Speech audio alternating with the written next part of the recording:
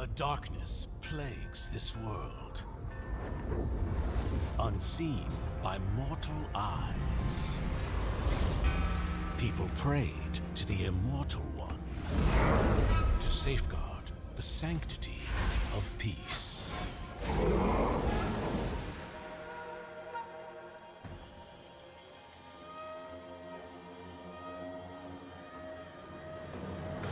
The ceremony's starting!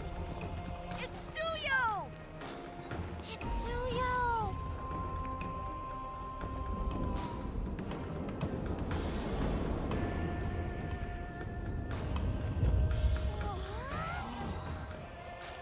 I bear this mask, for this duty is mine alone.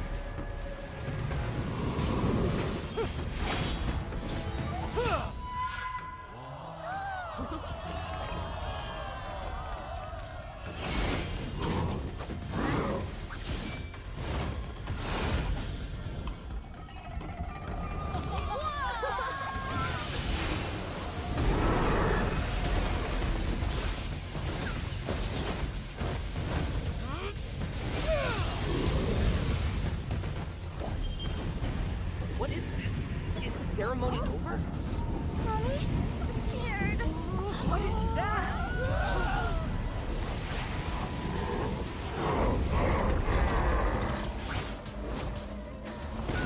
Let's get out of here! Let's get out of here! Let's get out of here! In their hearts, fear festers into darkness. But deep within, there is hope to crush that fear.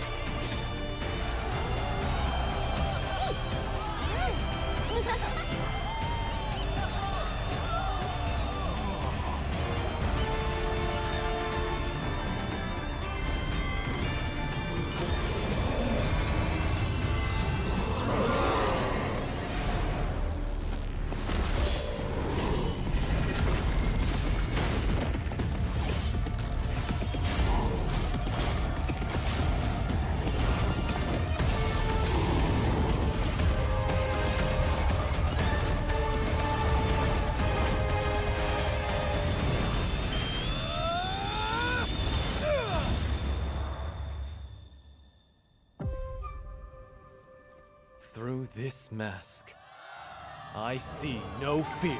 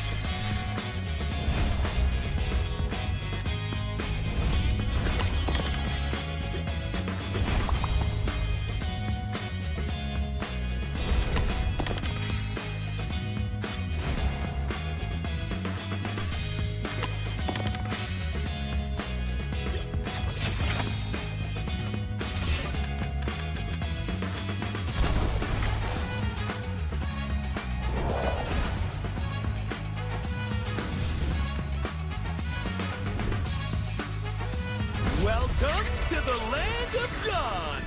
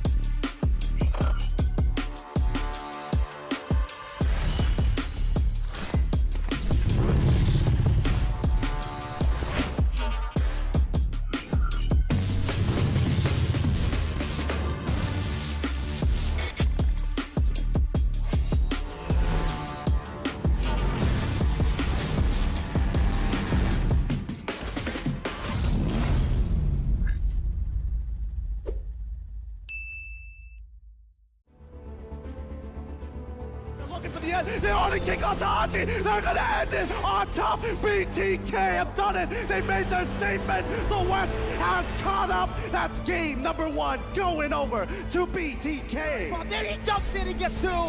That's it. Still trying to defend, but the Valley are here to upset the world stage.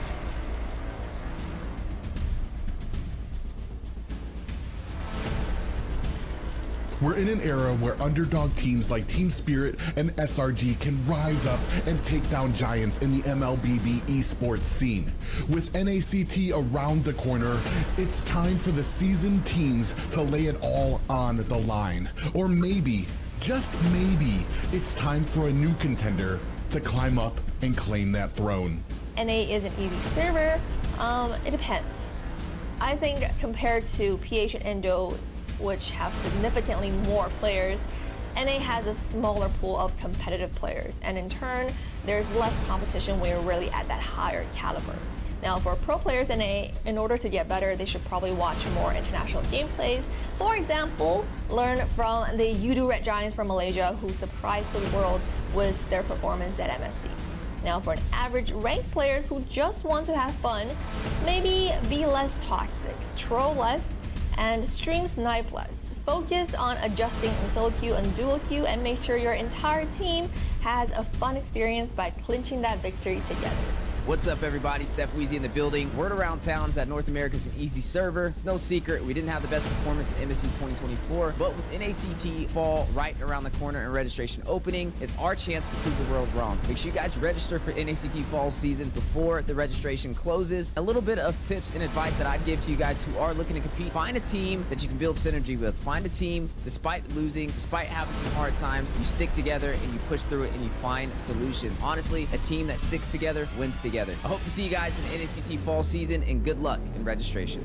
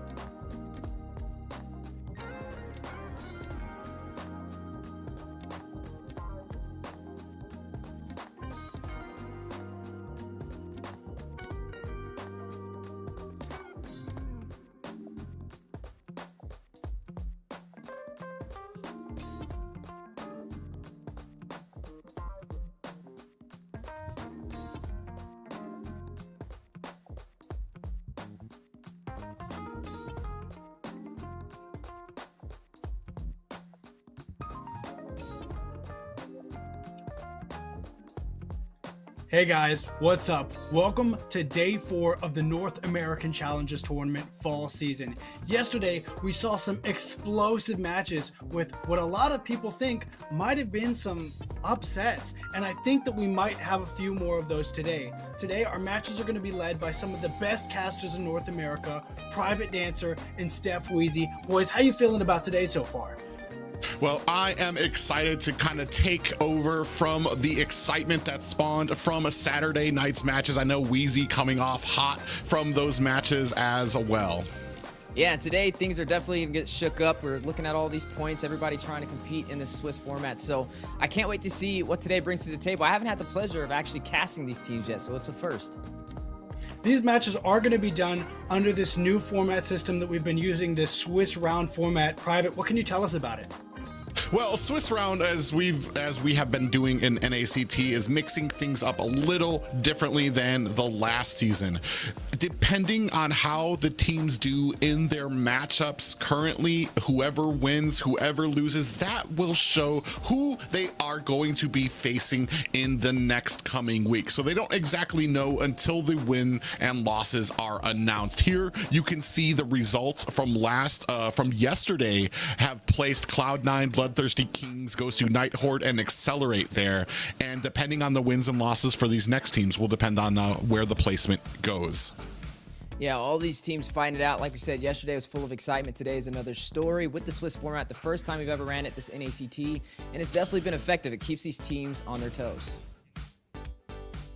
And with that being said, we're going to have the standings coming out with Cloud9 having won all 7 of their matches, leading the pack with Bloodthirsty Kings, BTK, your guys' favorites, in second place. Lord forbid. But at the bottom of the list, we are going to see Accelerate and Last Minute with a lot of room to change, especially as we're going to see some of those other teams like Overskilled, MPL, Godspeed playing through tonight, maybe taking some of these first and top spots. All of these rounds are still nice and open. Yeah, it's definitely a time to be alive, a time to be excited. We're going to have to take a look at the schedule for today as well to see who will actually be competing between these 4 powerhouse teams for today. As we take a look at the schedule, match 1 is going to be Last Minute up against Overskilled. Both of these teams fighting in 4 games total. Keep in mind, if both teams win 2 of these games and they tie it up, then we get to go to a bonus round for game number 5, which we have yet to see this NACT fall season. Match 2 to end the day will be Godspeed going up against MLC Maple Leaf. And I think it's super exciting because I think the 2 teams that have matched up against each other, Godspeed and that MPL, I think if either one of them goes undefeated, they might be taking that first or tied for that first spot seed in the tournament so far. Yeah, it's going to be really exciting here. Unfortunately for Maple Leafs, they did take a loss last week, so the best that they can hope for is to be able to tie Cloud9. Godspeed, on the other hand, has a real opportunity here to be able to get to the top of the mountain, even if possibly temporarily. Yeah, I mean, that's a major objective for them, right? That's why these matches are so important for today. Who can get those points? If you can remain undefeated, you have a potential to be in first place. And speaking of first place is going to get to take home a piece of the massive North American Challenger Tournament's prize pool. That $25,000, $600 that everybody knows and loves.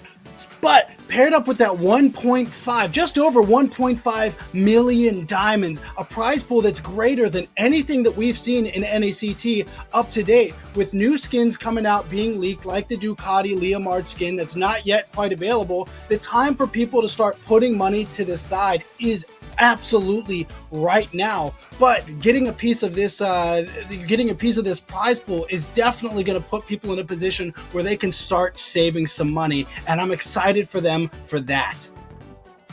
Yeah, it's an exciting time, and especially because it means that every single team that participated in NACT, including those teams that saw themselves possibly fall during the qualifiers, even they get a little bit of the prize pool there as well to take home with them. Yeah, and you know, the money's great, the diamonds are good as well. But what's even more important is a ticket to Malaysia for M6, which all these teams are wanting to hold that banner and represent North America and have a chance to be the best in the world. But that ticket to M6 isn't going to be a giveaway. But I'll tell you what is going to be a giveaway. The giveaway we've got going right now. Get your phones out, get them ready, scan the code that's right here in front of you while you can. There's only 31 spots available. If you can't scan the code, you've got this code listed right out. Type it in as fast as you can because these things are gonna go fast. Private? Yeah, you have an even chance to win one of these free skin Abyss Guard, School Idol, Hunting Pals, Nameless Stray, Green Flash, Reactor Core, Prince of Sand, and Deathblow. Like Zeke said, there's only 31 tournament chests available, so be quick with those scans. Man, I'm just reading the names. Nameless Stray, that's an interesting one. I gotta see what hero that one is for. But nonetheless, yes, definitely scan those codes. They're global, I believe, so everybody should be able to claim it. Hey, if they're not global and they're only limited to North America, just blame Zeke. Yeah, you guys can blame me, but you know who you can't blame? The people on these lineups. Private, who we got up first? Well, for the first match up here, we are going to have last minute. On the XP lane is going to be Blade. Jay-Z will be bringing up the jungle. In the mid is going to be Sky. And Rome is going to be taken up by KK. And bringing up the gold lane is going to be Mahiro. Yeah, we got to take a look at the other side of the Land of Dawn. Their opponents who they'll be fighting it out today in these 4 matches. That's right, it's going to be Overskilled. In the XP lane, we got Death. In the jungle, Myth himself, Kawa Patootie, the first Patootie we've ever seen in the NACT Fall season. Maybe a lineage on the way. Song in that roam position, followed by Superman rocking the gold lane. And I think it's cool. I really do want to take a second to say, you know, the Patootie, I think is an awesome name. You guys might see me around next season, Zeke Patootie. No spoilers, though. It could happen. It might not. Don't be surprised. I'm not surprised. Yeah, but these teams, both of these teams took some disappointing losses last week. So this week, they're looking to kind of turn things around for them. I think I want to say last minute is sitting at 0 points. Overskilled has 1 point for them. So they're definitely looking to kind of climb up the ranks a little with a victory here tonight. And the craziest part about this, right, with both of these teams, they have a potential to maybe sit in, well, not last minute, but Godspeed has the potential to be in first place. Last minute has the potential to get somewhere, at least get some points on the board. So speaking of that, man, we got to definitely jump into some of these predictions and see just who we're voting for. Me personally, I did have to put in the vote for Overskilled. We see that the rest of the guys did, but I want to know what fueled your choice. For me personally, I think it was the signs of life last week. Overskilled was able to get them a singular victory over Maple Leaves, so it does kind of say a little bit of something about, and it was the last game, I believe, too. So it shows something about their resilience, even though they're getting down and out, even though that demotivating of taking loss after loss after loss, there were still enough signs of life for them to bring it back and get a victory, and that's a fighting spirit that I cannot vote against. Yeah, I mean, we definitely saw some signs of life right there, but we didn't get to see that from last minute, not even a pulse on the last time we've seen them compete. So hopefully today we see a little bit of a heartbeat and we see some action and motion, some poetry at its finest, and that's what we're looking forward to watching. You know, roses are red, violets are blue, poetry is cool, but fun facts are too. Private, what can you tell us about Blade 1? Yeah, from last minute, role is going to be XP. Favorite hero is Granger in Yu Sun Shin, which is interesting since his favorite role, or since he's playing the XP lane. Favorite player is Jewel from Cloud9's the MWI team there, our female sister team to the Cloud9 team we have here. Hobby, he loves to eat. Man after my own heart. Hometown is, I am going to try my best, ladies and gentlemen. Please don't kill me. They're Filipinos. Pasig City, Philippines. Device is iPhone 14 Pro Max. Hey, man, he's definitely shouting out Jewel. For those who didn't watch MWI, an amazing player repping that North American flag. So you got to give homage where it's due. And this is the first player since I've been casting that's actually had a favorite player. So I can at least say that he's humble. So I do want to say that I think that it's cool that North Americans have so many other North Americans that we're idolizing, but Steph, what can you tell us about Death? Oh, well, the player Death.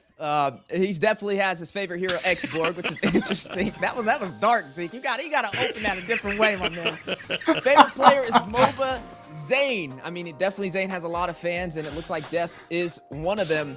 His favorite hobby is working out. Hey, I'm definitely a fan of that myself. Maybe we can hit the gym together, playing on that iPhone 14 Pro Max in his hometown, straight out of New York. Again, I think it's cool how many North Americans love the other North Americans. They've got players within their own community, especially other people that they get to go up against that they're idolizing. You know, we do see an older generations of players from NACT that have reigned supreme. And as we see some of these new players climbing the ladder, you know, and getting to step up against them, we see a lot of growth in these players. And we see a lot of these people, you know, really getting to test the waters against, again, their own idols for where they truly stand. Well, especially when it comes to the competition here in North America, there is such a thing as idling somebody, and then you're going to have to set that aside, get those butterflies out of your stomach to make sure that you are putting up the best you can against them. And we've seen, I want to say, some interesting matches when it comes to the top teams here in North America. And it seemed like a lot of teams are finding out the hard way just exactly how competitive it can be here in North America. Yeah, it's when your idols become your rivals, right? And I'm right there with you, right? There's definitely been a gap in every single NACT. I feel like it gets closer and closer, right? Between top 8 and top 4, and then from top 4 to top 1. And so hopefully we can see that gap get a little bit closer in skill level through today's matches. Speaking of the matches, I think we're ready to go. Two teams ready and primed up to fight. Who's going to win? Private, Steph, take it away.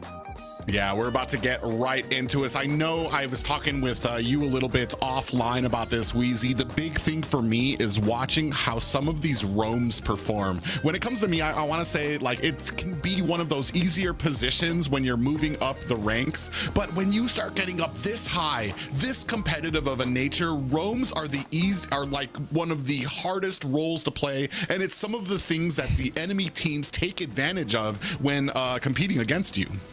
Yeah, we got to see a showcasing of that yesterday, and definitely roaming, you can see how impactful it is when you struggle, when you have a hard time. And these teams at the higher elo, they know how to spot out a roamer who's not on his P's and Q's. So definitely today we're expecting some great gameplay, some great drafting between both these teams, but they have two different stories to tell, right? We have Last Minute, who has yet to find a victory this far in the NACT fall season. And then on the other side of the table, you have Overskilled, who has claimed a victory. So we'll see what happens. I mean, I'm hoping it goes the distance. We have yet to see a Game 5 this entire NACT fall season. Yeah, that's going to be very interesting too to see if any of these teams can actually go back and forth with each other.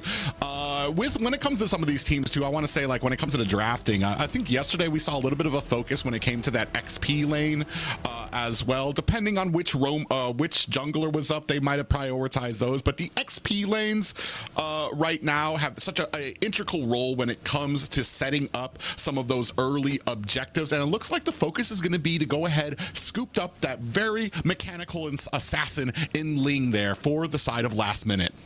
Yeah, gonna go ahead and take that nice and early. And hey, I like it, right? Ling has been prioed super heavily, not only in North America, but in the Philippines and Indonesia, and has proven to work. We're sitting in an assassin meta where he thrives, right? He's gonna bridge that way in the early game, look for those neutral objectives. But the problem is you're gonna have to make sure that you don't get invaded. If Overskilled tries to go for an invasive or evasion composition, it could deny that. Something like the Tig can definitely go in there and put some pressure, who is still available on the table. It's a roamer that we've been seeing slotted time and time again. But they're going to match an assassin for an assassin, right? They're going to pick up this Nolan, and I like that as well. We have some early game damage already locked in. Yeah, you pick up the Edith, which can mostly be I want to say a flexible pick. You can put that in the EXP lane. You can have that as the roamer. There's been a few times I've even seen it in the gold lane there, but then you're going to match that up with a Nolan, who I want to say does what Ling does, but earlier, and I want to say a lot heavier, where he can just right from the get-go, he can start spamming out those abilities, dish out a huge amount of damage out there. So it's going to be very interesting to see how the side of Last Minute is going to be able to kind of fill in that gap of the early game, because you need Ling to get fed. He's still going to need some items before he can actually do that incredible amount of damage. Yeah, and you know, when it comes to Myth, this is not the first time that we've seen him run on this Nolan, right? I mean, he didn't win the game that he pulled it out on, but we know he can execute this Nolan pretty well. On the other side of the table, though, it's a little bit of a gamble for us. We don't know which way this is going to go with JD running on this Ling, because this is the first time that he's actually pulled it out, right? We've seen the Nolan, we've seen the Julian, we've seen the Bane. This is the first appearance, a debut for his Ling performance. But speaking of performance, speaking of debuts too, we are going to be seeing this Alice step into the scene alongside the Valentina, which is going to guarantee this Alice to be in the gold lane. Double magic composition, I like it, but is the Valentina, do you feel like it's too early here, or do you like this being slotted in the draft? She's meta. She's a high priority pick up. Even if you don't have an ultimate on the opposite side that you can use, she wards away some of those ultimates. Maybe it makes you second guess picking up a Tig. Maybe it's second guessing picking up some of these other pickups, and maybe even like a Eternal Guardian out there that you'll have with the Vexana out there. So it's gonna be very interesting. I do like that they kind of went with the same pick. They matched up the mage out there. So now we're gonna be looking for potentially a gold laner for the side of Overskilled, and on the other side I think we're still looking for that XP lane. I mean, there's a lot of options still on the table in terms of the gold lane, right? We haven't yet to see a gold laner banned out. I mean, they have everything at their disposal to be able to pull out to go up against this Alice, right? You have the carry, you have the Moskov, you have the Harith. Definitely can be slotted here in this game. Now, looking at the side of Overskilled, I see a lot of damage. I see a little bit of crowd control. I'm liking, like you said, that Eternal Guardian from this Vexana definitely can be crucial in these engagements. I wouldn't say this is the heaviest, massive crowd control, though. I feel like it's going to be more like they have to have a lot of synergy to be able to pull off this composition. But it's aggressive, and it gets online early, and that's going to be their game plan. It could be a potential to stop JD on this Ling from paving that early game with this Ling.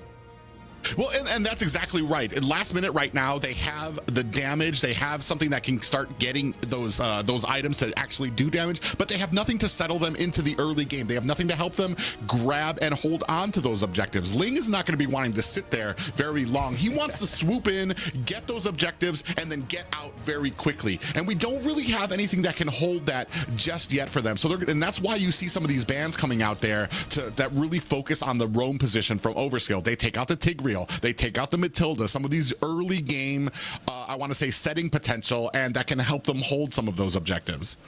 And you know who's not banned out right now? We haven't seen any XP laners picked up. At least maybe the Edith is an XP laner. Still can be flexed to the roam position. Arlott is still on the table. I wonder if that's something that either Overskilled or Last Minute, both of them can kind of profit with this hero, right? If you put the Arlott on Overskilled's composition, it's going to profit from all the crowd control that they have available, from the Vexana all the way to the Edith. But at the same note, if you give it over to Last Minute, it's the same thing. The Terrify from the Valentina can definitely help, but there's not as much crowd control, I guess. It depends. It depends on what ultimate that Sky uses from Overskilled. And right now, from all the ultimates, I'm thinking maybe the Primal Wrath comes out. We'll have to see, but I like the way the draft is going. It's definitely similar to MPL Philippines, MPL Indonesia. We're seeing a global pattern. I like this pickup. I like this pickup because it can overshadow the Ling. You have some invade potential.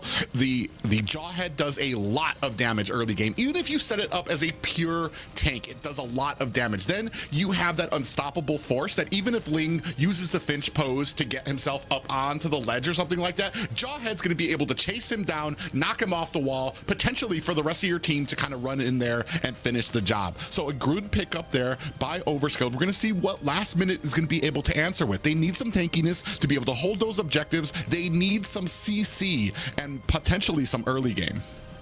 Well, I mean, I'm looking at Overskilled's composition, right? A lot of these heroes require getting up close and personal, so maybe going for a roamer that can kind of get a group set potential would be the answer. I mean, the Minotaur is still available. They're going to go in for the Grok instead, though. Now, this is the first appearance, though, for the Grok from KK. We have yet to see that. We've seen him run the Ruby. We've seen him run the Minotaur, the Kaja, and also the Mathilda. But another debut appearance over there from their side. So it's going to be a brand new Ling for them and a brand new Grok, and hopefully they can perform today. Like we said, Last Minute has yet to find a point on the board. The only team this NACT fall season to find a victory, or to not find a victory. Yeah, right now I do like the pickup here. You do have the CC potential. You've got a good tanky front line. My only problem is that Grok very early, where Overskilled is about to shine here, Grok is very weak and very susceptible to magic damage. He doesn't come stock with any of that anymore, and he doesn't even get it from his passive anymore. So you're going to need an item there. And speaking of magic damage, we pick up the Harith to go into the gold lane. So this is going to be all I want to say on the side of last minute. I'm very much paying attention to KK. Is he going to be able to get these sets? Is he going to be able to keep himself out of harm's way long enough for his team to get those power spikes they need? You know, I'm going to be keeping a close eye on the mid laner as well, Sky, on this Valentina. I got to see what ultimates he tries to prowl here. It's not the usual mix that you'd be used to, but there are definitely some answers. But like you said, there's a lot for a Grok to run into. There's a lot of frontline damage that can burst him down, especially in the magic department. But with both teams locked in and ready to go, one thing's for certain. After today's series between these two teams, somebody will be sitting in last place. Who will it be for this fall season? Last Minute up against Overskilled. Can Last Minute find their first victory in this fall season? That is the unfortunate truth of NACT. Somebody has to be 8th place. Both of these teams fighting to stay out of that contendership for that 8th place. It is going to be Last Minute taking on Overskilled here in the first match of this Sunday night. And here we go. Both teams starting on their orange buff. We know we are looking at Ling. He's going to try and pave the way in the early game. He definitely has way more mobility than a Super Myth over there from Overskilled. But he has to watch out for the early game composition, right? He has to be evasive. He has to make sure he's keeping his eye on the prize and find the off lanes for the ganks, and also use that Tempest of Blades and the Finch Poise to be able to take these neutral objectives. If he can find a way to pave the early game, then Last Minute has the beginning of this match in their hands. But Overskilled on the other side of the table, they got to be aggressive, and they got to hit him fast. That way they can deny that from happening. Yeah, and you can already see the rotations coming out from Overskilled already starting to take their way into enemy side jungle, taking a huge advantage of the clearing speed of the Nolan, who's has some of the fastest jungling you've ever seen, and a little bit of engagement here. Song gonna go ahead and put the damage on the KK. This is exactly what we were talking about. Watching out for his performance early game, and Overskilled find the first kill of the game. Yeah, aggression. That is going to be the key to victory today for Overskilled. Blade did not even see that coming. Song comes in with a flicker and an ejector, throws him to the wolves, and Overskilled have a quick little feast. Oh, that's a little rough, right? Not only KK, but also Blade taking an early death within the first 2 minutes of this match. 2 kills on the board for the side of Overskilled. 1 going to Super Myth and 1 going to Kyle Patootie, the mid laner and the jungle, which is going to help them both scale a little bit faster. We see this turtle spawn on the board. This is where we got to see where JD shines. Is he going to go in for the side lane play, or is he going to go in and try and take this objective? Yeah, we can see right now that JD looking for the objective here, surrounded by 4 members. He's going to have to let this go, unfortunate. Here comes KK taking a little bit of damage, almost down to half health. The damage coming out, and Super Myth able to scoop up the turtle. Tempest of Blades is out. JD looking for an exit. Blade's going to use that flicker to get out of harm's way. KK caught again, not able to find the safety of the tower. That is another kill going over to Overskilled, and now they have entered territory. Primal Wrath is out, and Super Myth finishes them quickly, taking down Sky. Blade might be next on the list, and that is 5 kills for Overskilled. That is a massive advantage for the early game in Overskilled's hands. Last minute to the objective, not able to take the turtle, and also losing the purple buff, which is going to deny JD onto the energy he needs to be able to rotate around this map and be as effective. We're looking at some of the items on the board right now. No core items have been built yet, but the gold difference is steady climbing, and they have to be careful, right? I mean, with 5 kills on the board, you're up by about 3,000 gold, and we're only 3 minutes in. Oh, Super Death might have caught JD. He's going to have to use that Tempest of Blade defensively. Finch Pose to finally be able to get away. Now Super Death surrounded by 3 members of Last Minute, looking for an escape. Not going to be able to find one, but is able to take down JD. Ooh. Bot side, though, a lot of pressure over there from Overskilled. Will make up for it with Super Death falling, as they are able to take this turret to open up the map on the bottom side, increasing the lead they already have. Sky And KK trying to do a little bit of chip damage on that gold plating in the mid, but it definitely does not match the turret they lost on the bot side. Yeah, we're talking about 3 minutes right now, 7 deaths, and a turret for the side of Overskilled. And you want to talk about early game pressure. We were seeing this from the draft. Right from the get-go, these guys were going to start putting the pedal to the metal onto last minute, and they have not let up since. Let up. A bit of a pop-up there on to Song. We're going to go on to the back line. Supermyth looking for the fracture, is able to find a little damage onto Sky and Blade. No worse for wear, but that's going to go ahead and make room for this next turtle. Mahiro looking for an opportunity, possibly an angle if he's going to be able to find one. Back on the turtle fight, does look like Supermyth was able to scoop that up. Yeah, so able to take yet another turtle in their hands. Last minute has not been able to find an objective so far. Only able to get 1 kill, and that went over to Sky, but it's definitely not matching the pace that Overskilled is performing on today. Ooh, big final slash comes out there. Zaman Force is down. Blade has to use his flicker. He might be in trouble here. 4 members and nobody to help. Blade goes down, and this looks to be another tower for the side of Overskilled. Minions coming in there. KK and Sky doing the best they can to defend against this, but it's going to be no use. That is another tier 1 tower for the side of Overskilled. Yeah, the 4-man rotation, we've seen that in the bot lane, and then they switched over to the top side to do the same thing, and now 2 turrets off the board in their hands to be able to extend even further on the map. They still got to chip down this mid lane turret, though. We always say in the beginning of this game, the mid turret is the strongest. It helps you invade with little to no pressure from the other team. Right now, though, with 7 kills on the board ahead of last minute, this is a major step in the right direction for Overskilled, looking to not sit in last place for this NACT fall season, trying to claim their 2nd victory. Last minute, we need to find some answers, and they need to have them fast, as you already seen them chip down the tier 2 on the bot side. Yeah, they are moving like clockwork. They're not able to get mid. A good amount of protection from last minute onto this mid tower so far, but they just go ahead and turn their attention. Speaking of the protection there, they are going to go ahead, zoom into the mid tower. He does throw death to safety. So a good job there by Song. That's going to open up this mid tower. Supermyth takes his enemy's purple buff, and that is all she wrote. We have completely opened up this map for the side of last minute, but on the top lane, it does look like some reprise from Mahiro. Ooh, and as he says, that might be paying for that, is going to be getting spotted there by Song. Ejector is up, some damage coming down, using his flicker to get out, and Mahiro is out to safety with a tower under his belt.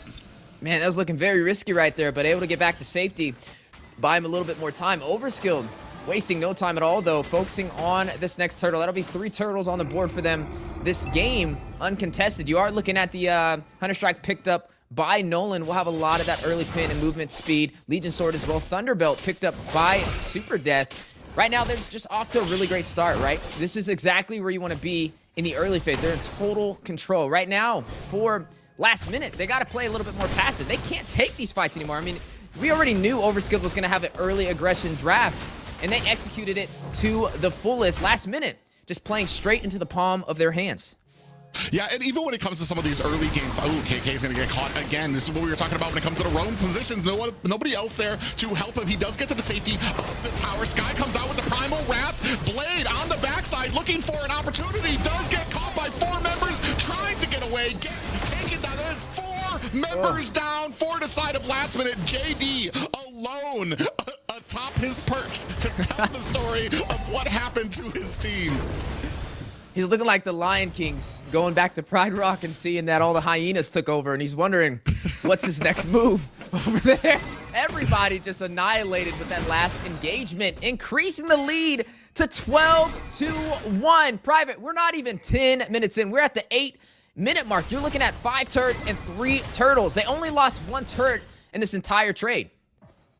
Yeah, and I want to say Overskilled really taking this shows just, I want to say, how they took that loss last week. They have covered up some holes, especially when it comes to the draft. Oh, KK again gets caught, hits a bush, and this is the problem that we've talked about. When it comes to the roams, you need to be very clear about how far of a loss that you guys are at right now. Almost an 8K gold lead for the side of Overskilled with this type of early game composition means that there's nary going to be any type of team fight that you are going to win. Flicker from Song comes in with an ejector, takes Blade down. They focus down this mid tower, looking to burst their way to the core here right now. Supermyth goes in. Mahiro might be last on the docket, trying to get some health, some revive there. They do turn it around. Very low right now on the side of Overskilled, but the side of Last Minute not able to take advantage of it.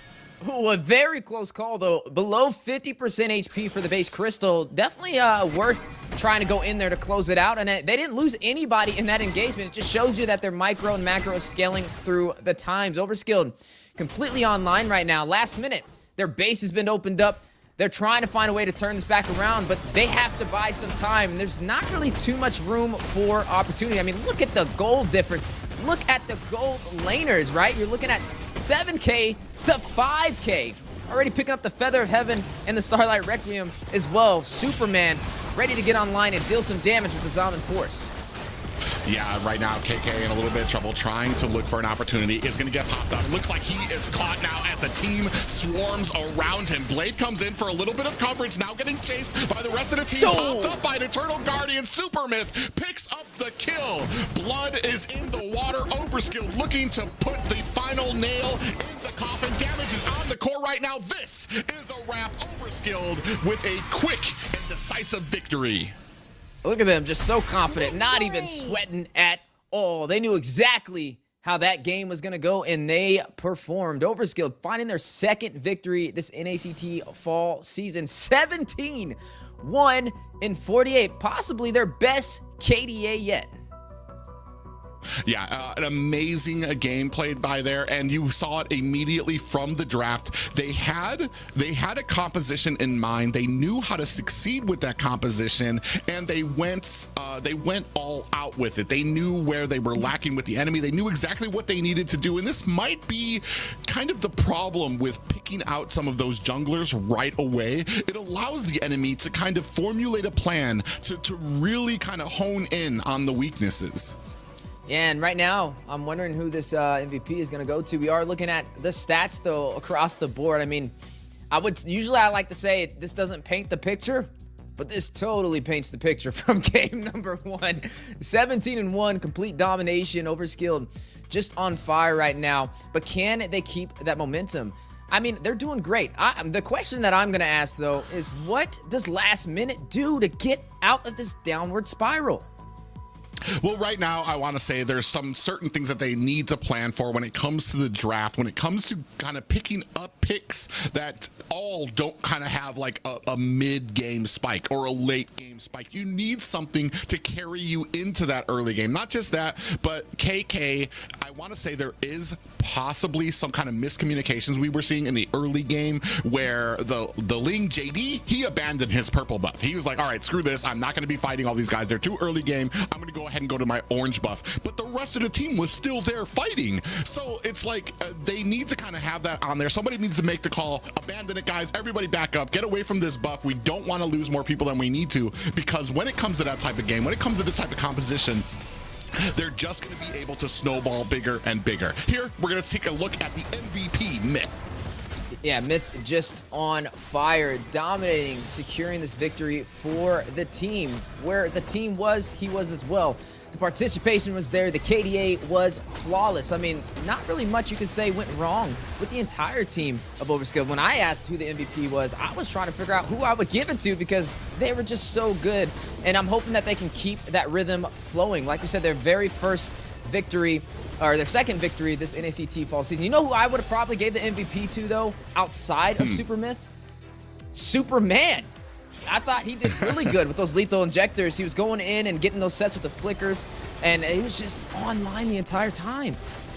Yeah, I was going to say that kind of is the mark of a great team, when it's really hard to figure out who's the MVP, who did more, because all of them actually did very well. The ejectors coming out there, even the Edith coming out there with a lot of those what was I going to say? No, Edith and Song, who was on the Jawhead. Song was on the Jawhead. The ejectors coming out from him really kind of played a huge role for Edith to come in, for Nolan to come in and put out that early game burst damage out there. But eventually, I mean, it did go to the Nolan. So, I mean, hats off to to them, who did an excellent job here in this first game.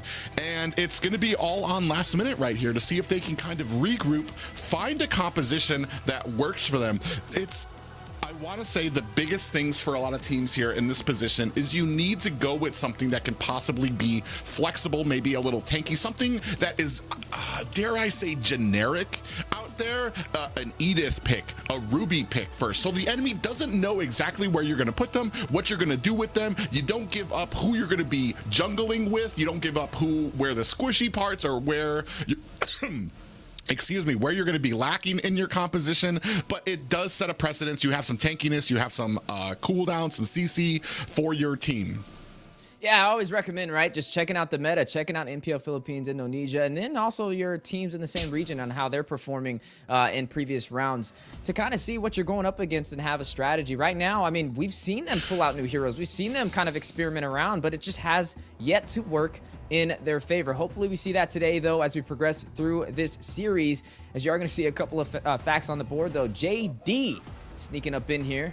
Favorite hero, Ling. Favorite hobby, to play basketball. And hey, it looks like we got another player who's humble. His favorite player, Yoreshi, the man, the myth, the legend. You gotta love to see it. He didn't even want to attempt that hometown. I see the device is going to be an iPhone 15 Pro I saved Max. that for you. Yeah, Muntinlupa City. I have no idea if I said that right. I hope I did. Respect out there to all of our players here. Overskilled. Myth, his role is going to be the jungle for Overskilled. Favorite hero is Fanny. Favorite player is Plexmo Death Bam. I leave that up to translation, hopefully. Hobby, Mobile Legends, Bang Bang, hometown, New York City. A lot of New Yorkers playing on the in this current NACT. His device is an iPhone 13 Pro Max. It's always nice to get a little bit of an inside look for a few of these players. Plexmo Death Bam. His favorite player got 4 names in one, man. You gotta love it. I gotta find out who this player is. I gotta definitely go back and possibly catch some gameplay. I wonder why he is his favorite player. And normally you see favorite players be more on the professional scene, at least from previous NACT players, but that must be somebody he's just ranking with every day. So today, like we said, Last Minute has yet to find a victory. That is their main goal. We're already in round 2. We're running out of rounds probably. We only got one more round after this, and this is the second half of round 2 as well. It's a little late in the game, right? They need these points. They need to get a top 4 placement if they want to make it into playoffs. Yeah, I want to say right now the big thing for me is for Last Minute we need to get our picks in, and we need to understand and respect the picks. The Grok came out and we've seen Grok be successful, especially yesterday when we saw Cold World on it. Just did a phenomenal job, especially utilizing a lot of those walls to keep people at bay. And then once he got his items, once he was able to be tanky, he went in through the mid and late game and was doing that. Here, KK, I want to say maybe overestimated how strong the Grok is in the early game. Got caught up, especially against the Nolan. Nolan can basically pierce through any hero on the roster in the early game, and you need to be very careful about when you're getting caught by him. As we go into the second game, looks like we're going to start things off with Overskilled having the first pick, and they're going to go ahead prioritize to take Phoveus off the map. Yeah, and I mean, if we take a look at what happened in round 1, right? They realized they picked out the Ling. They knew if they invaded early, they knew if they were aggressive and they got them uncomfortable, they could snowball, and that's exactly what happened. So I wonder for Last Minute if they're still going to go in more for the assassin playstyle, or if they're going to go more in for like an objective-focused jungler, something like the Bane to probably sneak up in there. We'll have to see, though, as we progress through round 2. Overskilled, though, is going to have first in the draft. With the Phoveus out, looks like they're trying to limit some of the XP laners. There goes the Fanny, though. I wonder if they're going to ban out the Ling. I mean, even Hayabusa is still on the table, right? A lot of these assassins can definitely deal a lot of damage. And this is what I love about this meta. It's not like one way or one shoe fits all. There's just so many different options available. You really can't out-ban everything with how much is on the table to deal some damage. But speaking of dealing damage, there's something that's been highly banned this NACT fall season, the Hylos, right? You see it flexed in the XP lane. You see it flexed in the roam position, and I'm all for it to take it off the table. But the R-Lot is still available, right? I wonder if Last Minute is going to allow them to pick that up. I almost wonder if we're gonna work around some of the issues that we have, or some of the holes that we have in our game plan. If we have a roam that possibly has some issues knowing when his power spike is, or finding himself getting caught, I want to say maybe prioritize certain things like a Matilda pickup, where he can get into that bush, he can get surprised, and he can still use that guiding winds to get himself out of harm's way. There's just certain things that we can do here right now. You talked about, you said it best. There's a lot of picks now that are very prioritized. We still have Zuxin out there. Zuxin and Zask have been pretty high meta picks right now, not picked up by either team from the last game as well. Provide a decent amount of CC for Zuxin for your team. Zask's just this big burly mage that can get into harm's way. He can poke you from a hugely safe distance as well. Yeah, Zask's definitely a monster. Speaking of monsters, Edith still available for the picking as well. There's just so much available for Overskilled to select. But I'm right there with you. You mentioned the roamer possibly going in for something that's not easily killable, right? Something that has a little bit more mobility to survive. But then it puts him in a hard situation, though, because if he goes for the Matilda, right, he's not going to be able to stop them from being aggressive. He's just going to have to wait and try and scale and be able to heal and get his team out of the way with the guiding wind. But if they're super aggressive and they get these sets, man, it's going to take even longer for that Matilda to get online. Speaking of Matilda, though, they heard you. They heard you, Private. Yeah. They went ahead and banned it out. Yeah, as they actually waited till the second banning phase to ban it out last time. This time they're going to go ahead and prioritize that, maybe seeing that they know last minute knows the Grok won't work against them. Oh, and as you were talking about with the Edith prioritized, looks like last minute's going to go ahead and take that off. We still have the Arlet out there. We still have a huge chunk of the assassins, but if I know Overskilled, they might go with something a little bit more flexible, just to kind of put a little bit of a feeler out there to see where last minute goes with their first two picks.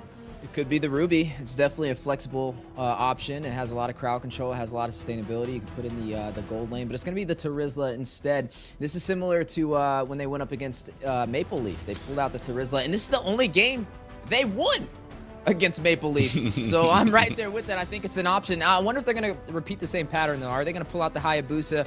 Are they going to go in for the Ling? Since it is still available for this draft. I don't expect last minute to go for that Ling again. If they do, they need some way to get him online, right? They got to play passive. They can't let them take the early game away from him. Well, and that's the thing, is it's not even just about the passivity, it's about protecting the Ling in that early game.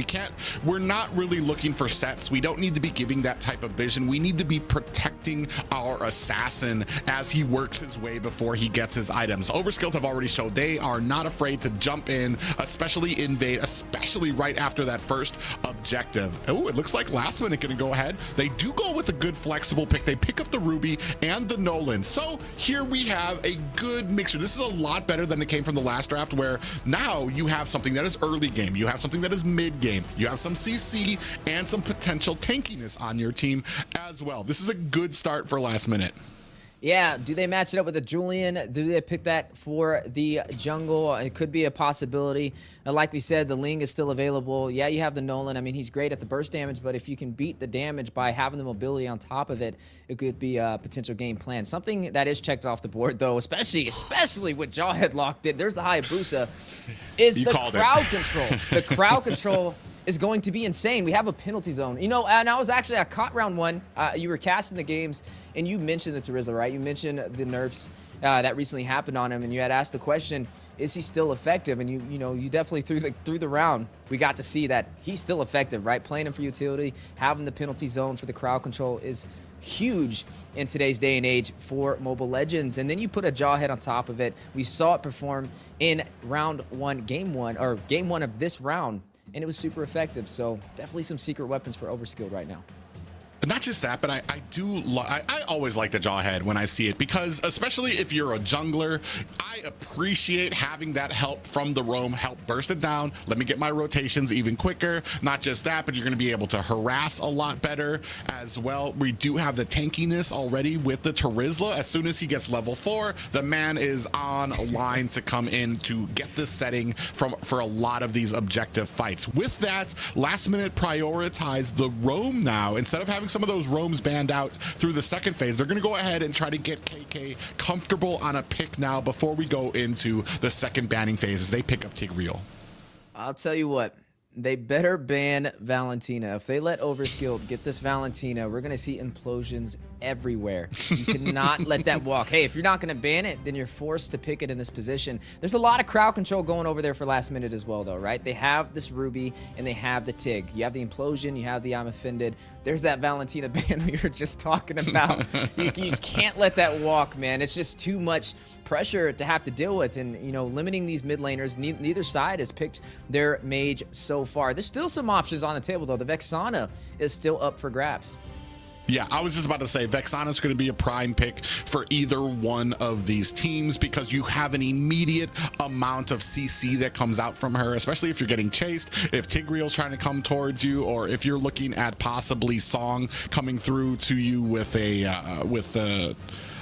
his ultimate to try to basically charges through the entire enemy line here. And a big focus. We still don't have any of our gold lanes yet, but we are firmly focused on that mid lane for both of these teams. Yeah, no gold laners have been banned as well, right? I mean, technically we might have a gold laner. The Ruby did get picked up by last minute. We've seen it flexed over there. And it's not going to be Roam. I mean, unless they're going to throw it into the XP lane, which is still a possibility. It's just crazy how far Ruby has came in the land of Dawn. But there we go, our first gold lane ban. They're going to go ahead and take out the Harith. Aurora over there matched up for the side of Overskilled. There's still some valuable options on the table, though. Like we said, the carry is still up for grabs. The Claude is still an excellent gold laner, especially when you have a CC-oriented composition. You need survivability. You need a marksman that can get back to safety at a moment's notice in case there's a dive. Yeah, I'm kind of wondering where we go in the marksman lane, especially when it comes to last minute. I'm kind of wanting... I feel like we have a problem when it comes to this early game, and if we want to succeed at this point as a team, we want to close the holes in our early game. Vexana picked up there. I want to say that there's no way that was not read by Overskilled, but I'm definitely curious to see where some of these marksman lanes come in. Yeah, we do have the Claude, but Claude's going to take some time. Claude, Carry, they all take a decent amount of time to come online. Carry, I want to say even worse because she needs to get a little closer to the battlefield to actually do some of that damage, and she doesn't have the same type of an escape that you get with the BMI from Claude, who can basically teleport all the way back away from harms from Overskilled. Yeah, and then you also got, if you're going for a marksman that has, if we go for mid to late game scaling, then that would be where the Claude would shine. If they want something early game, definitely need to be a little bit more careful. The Natan is available too, right? They could pick that up. They're gonna go for the Moskov though. I mean, hey, I like it, right? If you have a Tig, you have these heroes that want to rush up on you, you can kind of knock them back and give you a little bit of breathing room. And then you also have the Spear of Destruction to be able to traverse across the map at a moment's notice. It's definitely gonna require some execution and some map awareness though, and from game number 1, we've seen that from Overskilled. And here we're kind of in a corner right now. If we're going to try to take on Moskov, the only real threat that I've ever even seen too much is maybe, dare I say, Hanabi, who can outrange him a little bit, where she can keep a distance and a lot of her attacks can bounce off the minions and hit Moskov while he's trying to clear him out. But I mean, you have a Hanabi on your team basically. So, it's a double negative there. Melissa is another one that actually has a good range onto Moskov as well. So it is going to be a Ruby into the gold lane. So, and this I do like. I don't mind it, especially Ruby does have a little bit of a ranged attack that she can hit Moskov with, and a little bit more tankier in that gold lane. So going for a different mix here, a better early game for the side of last minute. We're going to see if it can hold up against Overskilled. Man, I'll tell you what, Blade, he's keeping it interesting. Pretty much every single game he switches his XP laner. In the first week, day 1, we got to see him run a lot of different heroes, right? The Arlott, the Phoveus, the Yuzong, the Terizla. Now we're getting to see him showcase the X-Borg. But they have yet to find a victory, and me and you keep talking about this, right? Going back to the drawing board, finding that recipe that works, and we're seeing them have a deep hero pool. They're pulling out everything and have yet to find an answer. Yeah, but ladies and gentlemen, we're going to see if perhaps this is the answer. Overskilled taking on Last Minute in Game 2. Last Minute looking for a little bit of revenge, seeing if they can even the odds with this game. And I'm curious too, especially because Overskilled was so successful with the Hayabusa and Terizla composition when it came to facing Maple Leafs. Yeah, and we just seen them get online super early. They were able to get 2 kills under the first 2 minutes. If I'm Last Minute, I'm gonna, kind of just expect the unexpected, right? Be a little bit more passive, but not to the point where it's reactionary. You don't want to just give them these objectives for free, but you have to be wary of the enemy's location at all times. I mean, look at the map right now. If you look at the top side, look where Song and Kawapatuni are, right? They're making plays. They're rotating around. But then when you look at the other mage composition, you look at KK and Sky, they're still sitting in the mid lane. Yeah, and that's the big thing. You're kind of sitting in the mid lane. Big push does go on to Song. He does try to get away. KK's going to take the full front of this quad shadow. Ejector lands onto him. He's going to flicker away and taken down for a first blood again. The second time in this series that he gets taken with a first blood. Speaking of which, Super Death is going to have to flicker himself back into the safety of his tower. We just talked about this, right?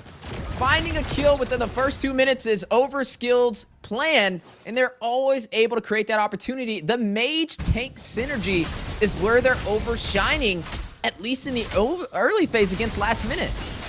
Oh, coming in with the quad shadows. Blade does lose that Faraga armor and now has nothing to protect him against another invade, but it does look like they're going to go ahead back off and potentially look for a good surrounding around this turtle. See, and I'm a little bit worried about this because if Overskilled provides pressure and they win these early objectives, you see in the turtle already spawned and you see they are already on it in no position to contest from Last Minute. Not even trying. You're seeing Kawapatuni 1v2 and winning the trade. When this is happening, they can't allow that. Yeah, they can't allow it, and it needs to be kind of, when it comes to an objective, there needs to be a decision made early, especially, I want to say 15 minutes before an objective spawns. Can we take this objective, yes or no? If no, we need to go to another lane. We need to put some pressure on there. We need to start getting, especially when it comes to a Nolan. Nolan needs kills. You can't just suffice with just farm right now. Oh, Song. Sky rotating to the wrong bush is going to have to expend out that flicker. I thought he was a goner. Yo, the reaction time to be able to get that flicker, that was like a millisecond from a lethal ejector. Ooh, KK does find a nice little push there onto Saw, who gets stunned behind the tower. JD comes in with the cleanup crew. Quad Shadow, Super Myth comes in looking for an opportunity, does not find one just yet. Tied up at 1-1 apiece. Yeah, 1-1 apiece. Last Minute trying to find the trades, and they found it. But they did lose a turtle, so they got to find a game plan. Like you kind of mentioned, they need to plan this before the objective pops up. Are they going to go for it, or are they going to go to the side lane and try and get a pickoff? I mean, you do have an assassin. You have the Nolan. He's great with the burst potential. My worry with their composition, though, if you continue to let these objectives go to Overskilled and you don't find the trades, they're not going to have enough damage to fight against Overskilled. Yeah, and you can already see here Supermyth looking for an opportunity. JD actually might be bad. KK gets caught, sandwiched in between Overskilled and taken out. That means JD is not going to be able to take his orange buff. Sky coming in, trying to put on some damage if they can. The rest of Last Minute looking to group around it, but Supermyth doing a great job trying to vary his stance, getting to the back. Oh, actually JD went in there and he snatched up his orange buff. Hey, man, he's standing on business, and we'd love to see it. Even though they went in for the invasion, he still got his buff. But that's not enough. They got to do a little bit more to get back in this game. Overskilled, even though it's only 2-1, you can see they're way more aggressive. They're already moving toward the purple buff, right? You look at Song. Look at his positioning. Yeah, and Sky in trouble, does get ejected back to the side. Here comes a penalty zone, lands onto 2, and that revenge strike is more than enough to take down Sky. Blade does find a kill onto Super Death, so they're immediately able to answer back. Blade starting the damage onto this turtle. JD very low, doesn't want to start on the turtle just yet. Superman finds him, Shadow Kill is on, and he wisely jumps to his minions to spread that ultimate through everyone. That's impressive, though. He got to the turtle. Yeah, and it does look like that turtle's going to be picked up by Supermyth. Now continuing on the fight. Blade in trouble here, gets taken down by Kawa Patootie. JD comes in, finds a side swipe on to Song, so they still are keeping the deaths within 1 kill. 4-3 in favor of Overskilled. Yeah, right now, a slight lead in kills, but major objectives working in their favor.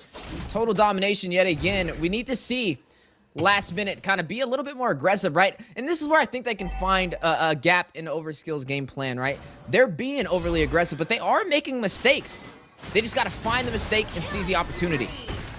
Yeah, and right now, my hero is trying to get away there. You do see that the unstoppable force from Stong. Oh, KK just misses his push there, putting some slow onto Superman and Song. JD looking for an opportunity. Song senses it in the bush, gets stopped, and a big amount of damage. Song taken down, and that is going to put the lead to last minute.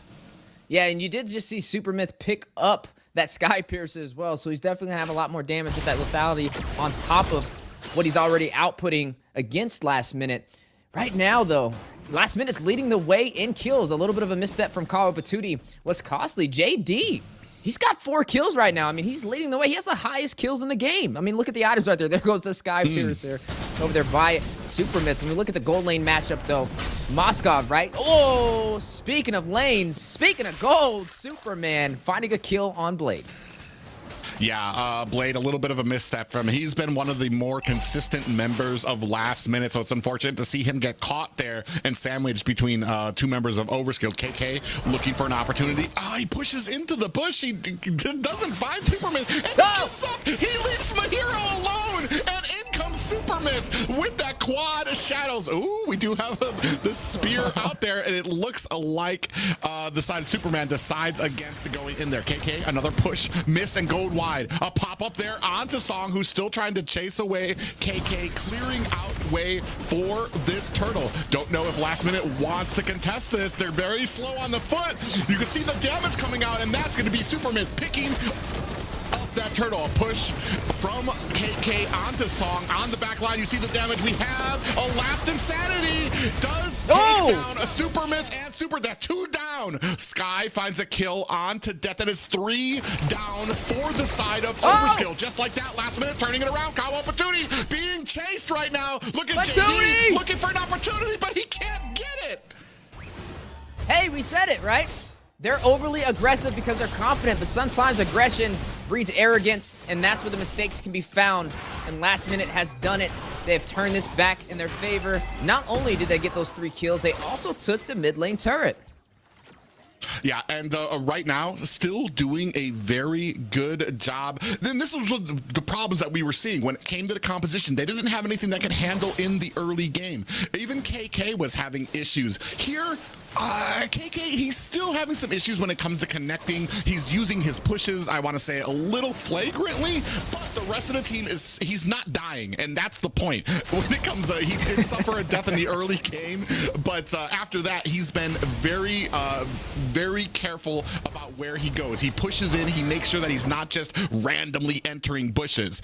I want to say I wouldn't quite use the pushes every single time I entered a bush, but if it works for you, it works. You see another push here onto Supermyth. He's not going to be able to find it, but he's just kind of setting himself up to not be getting caught. Blade's going to have to go back. He gets taken down very low. Ooh, and now both sides going to fight over this turret for the mid lane. Big I'm offended forces some of the members into the lane. You do see him stun. Kawa Patootie finds the kill onto KK with the tank down. The rest of Overskilled are going to go ahead and force their will onto last minute. They're going to take down that mid tower, open up the jungle of last minute. That was an implosion play over there by KK. Supermyth escaping by a matter of seconds back to the base. Yeah, that missed implosion play was costly. He didn't have the flicker to be able to extend the distance to get the setup he was looking for. There's a ticking time bomb, though, for Overskilled, right? I'm looking at Superman. He has a golden stab. He also has the DHS as well. He's going to start hitting like a truck. Not to mention he just got the corrosion sight. And he just took that Lord for the side of Overskilled, which means he's going to now traverse across the map and be able to join these team fights. And that's some damage that last minute is going to have to watch out for. You are seeing the anti-caress, a little bit of physical defense, but it's not enough to withstand his current build. Ooh, speaking of which, they do find a kill, a great, nice little team kill on there to start shutting down Superman, especially when he's doing such a great job of split pushing, which is the value you get out of a Moskov pick. Yeah, and that's what we were just talking about, right? He's starting to get all those core items, but if they can find the kills on him, they can delay that late game power spike that he is looking for, right? It's going to eventually turn from farming to fighting. But you are going to see the Lord on the bot side, making his way to the tier 2 turret for the bottom lane. Rose Gold Meteor was picked up by Superman as well. So he has 4 core items right now. Yeah, and this is the problem when you're missing your mid tower. Look at the positioning from Overskilled. They're able to hide in these bushes very comfortably without fear. Superman and Super Death on the sides there looking for an opportunity. They do not find it. Lord coming in from the bottom. The mid lane is synced up, but the top lane does look like it's struggling to kind of get pushed through there. A little bit of an oversight from Overskilled, but they are still going to be able to put pressure onto this mid lane while the team of Last Minute are dealing with the Lord at the bottom. Still crashing in there, minions coming from the bottom. And Last Minute make quick work of the Lord. Only one more tower left before we are down to only high grounds. Yeah, the map is bleeding blue right now. They're going to go ahead and try and go for this next tier 2 turret. The full 4-man team, though, for a possible denial. I wonder if they're going to take this fight, though. I mean, look, they still have 1 minion, so they are going to be able to claim it. Now stripped down to the inhibitors, a 3-legged table, but how long can that stand? Only 2 kills ahead, too. Last Minute is leading the way in kills, but they're down by 1,000 gold. But they don't have as much damage output right now as Overskilled, right? They have to be careful. JD, though, he hits like a truck. If he can catch somebody out of position, he's going to burst them down with the swiftness. Yeah, and right now, it's not completely out of the woods yet for Overskilled. I mean, they don't really have a point to be too comfortable. They're only 2K, maybe a little less up on the side of Last Minute. So they still have enough to be able to turn around these fights. They just need to be a little bit more organized. They need to be kind of, I want to say, I mean, they're going to have to break some eggs. You have to get KK out there, possibly maybe Blade. Oh, we do have a conceal play, but they don't really. They're looking through the bushes, looking for something. They can't find it. I mean, it's exactly what I was saying. They're trying to make a play happen here. You do have some vision on the Song. KK from the back might be able to find a push here if Song checks the wrong bush. Ooh, is he gonna be able to find it? KK's there. He does find himself an implosion. A push comes out there, but Song gonna use the flicker to get himself away, and just like that, the micro coming out from Overskilled, able to save the day. That was a 1v4. Not able to burst them down and wasting the implosion play to try and pull it off. That's a huge victory over there for Overskilled. Now they're able to take this Lord with no contest since that utility was baited, right? This is one of the things. Don't fall for the bait. Don't fall for Song. He went out there hoping that that situation would happen. He was scouting. He was reconning. He was looking for information, and they gave him exactly that. Yeah, well, if you're gonna take the bait, bring home the dinner, because unfortunately Song was still able to get away. Quad shadows up at the top. We do have a shadow kill that goes on to Mihiro and a JD, but more or less just to kind of flex on them right now. We do see all lanes beginning to crash at the same time. Last Insanity coming out from Blade. It's not gonna be enough. The Lord is coming from, look at the damage coming onto Blade. He does have that immortality, but is gonna run back for the safety of the base. More minions coming around through mid, while the side of Last Minute have to deal with this Lord. They focus now on the minions, and it does look like they are still gonna be able to survive with 2 high grounds left on the map. Yeah, but I'm watching Superman, right? We have yet to be able to see him thoroughly engage against Last Minute, and once he's actually able to be a part of the team fight, it's gonna smell some trouble, right? And then right now, he doesn't really have anywhere else he can split push. I mean, they're only sitting on 2 inhibitor turrets, so he's gonna be in these team fights unless he's gonna go in for the side lane play on a possible Lord. But the deficit is just so massive. Even though the gold has been so almost even between these 2 teams, it's where the gold is going and how these teams are performing that's making the difference. And right now, again, you see in Last Minute grouped together, full 5-man, trying to find that opportunity. This is what you have to do. They have to make a play, but they got to be careful. They cannot fall for the bait again. Yeah, I mean, right now they do know that there is somebody in their bush. JD's going to come up there, try to get that fracture out there, is able to find himself an orange buff. I feel like the only play that you really have is to start using JD to split push. Meanwhile, hide your team in the bushes alongside there. So you can catch an enemy trying to possibly gank JD while he is split pushing, but you have to make use of these assassins even when you're behind. We saw it yesterday when Best Player was able to use the Nolan, even though his team was so far behind, able to use the Nolan to split push to his heart's content, to the point that eventually BTK had to answer. And that's what Last Minute possibly needs to start focusing on with some of their assassins, kind of use their entire kit. Yeah, it's going to be a little bit rougher, though, because they have that Lily. They have all these heroes who can contest the split push if he does go for the side lanes. But I agree with you. They have to find an answer, and they need to find it fast, right? 2 inhibitors on their side at the 15-minute mark. Massive gold lead over there for Overskilled. There goes an opportunity, though, for a setup. Yeah, and I wonder what happened there. What stopped him from actually going in with an implosion? He had his sights on Superman. They caught him. They caught the push out there and did not finish the job there. Unfortunate for the side of Last Minute. Another opportunity that kind of just went down. Lord now, everybody's kind of starting on the fight right now. The rest of Last Minute looking for an angle to kind of get in here, but they're being held off. Kawa Patootie doing a great job with all of these glooms, all of the damage that you can muster out from a Lilia being taken out there, while Superman at the bottom looking for the split push. They might not see it coming. They're completely focused on this Lord. You can see Superman looking for the angle right now. He's coming in. Oh, it looks like my hero spotted him out, so he's not going to be able to get away. The rest of the Overskilled attacking from so many different angles. Yeah, they're finding every vulnerability that Last Minute has on the surface, and they're exploiting it. Overskilled, living true to the name, Overskilled in game 2 up against Last Minute, not able to find a way to turn this back in their favor, right? But this game still is looking a little bit better for Last Minute than game 1. There was a position where they were ahead. Now they're going to have to contest this Luminous Lord on the bot side in the full 5-man push from Overskilled.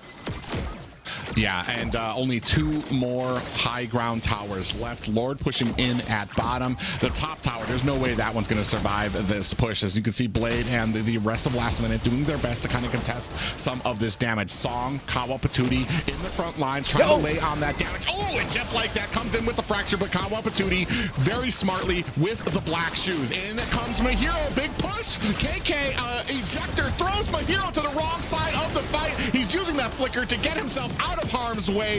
Is it going to be enough? The rest of Last Minute recharging back up at the base. You can see the core slowly going down. Lost Insanity is out. Put some damage on. Superman is down for the count. And now the rest of Overskilled may have overstayed their welcome, but look how low KK and Blade are. Trying to put the damage onto Song. Superman's going to have to use his flicker to get out. JD chasing them down, looking for the kill. Not able to find it. Oh, if they would have committed just a little bit more, they could have got a wipeout. They could have won that game off of that play. That was a little bit of a mistake from Overskilled, and if that happens again, we may see Last Minute steal this from under their feet. That was a great last Insanity by Blade. He rushed in not for the players, right?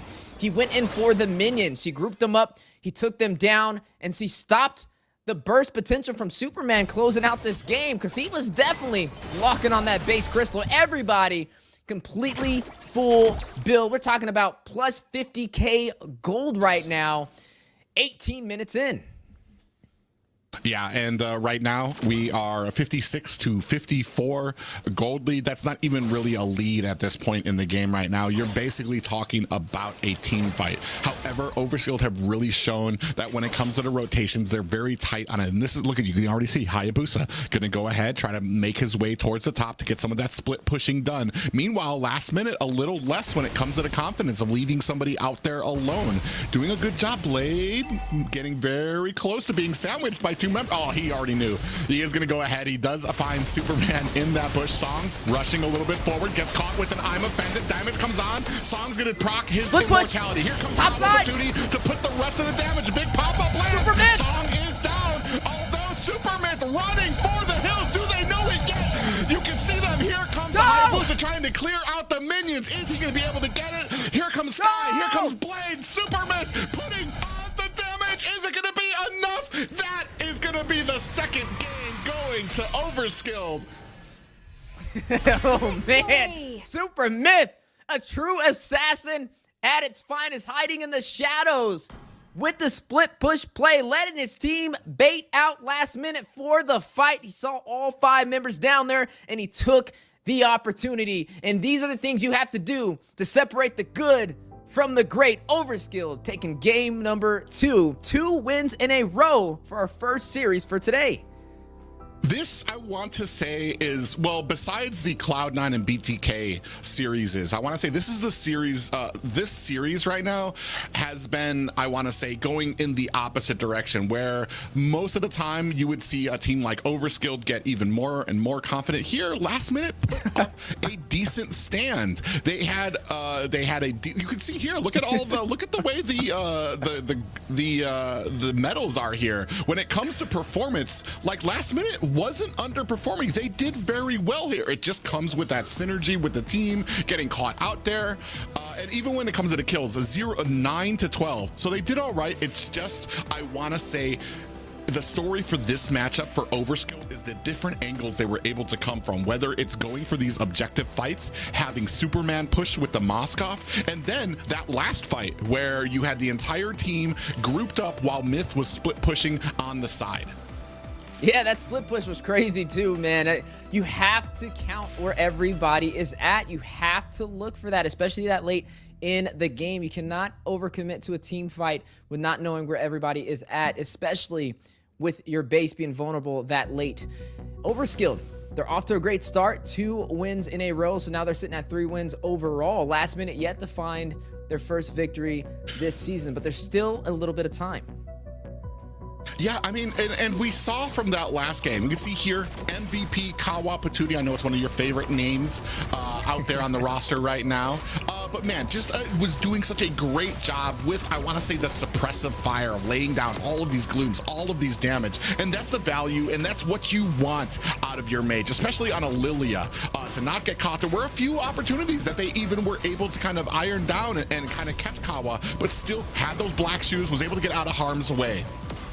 They gotta find an answer for this Jawhead too, because Song, he's just been on fire, rotating and creating that pressure in the early game. He finds the setups, and that's what's kind of helping them get these early power spikes, right? I mean, I don't know if it's necessarily worth the ban, but just something to deny him from kind of rotating so easily and creating that opportunity.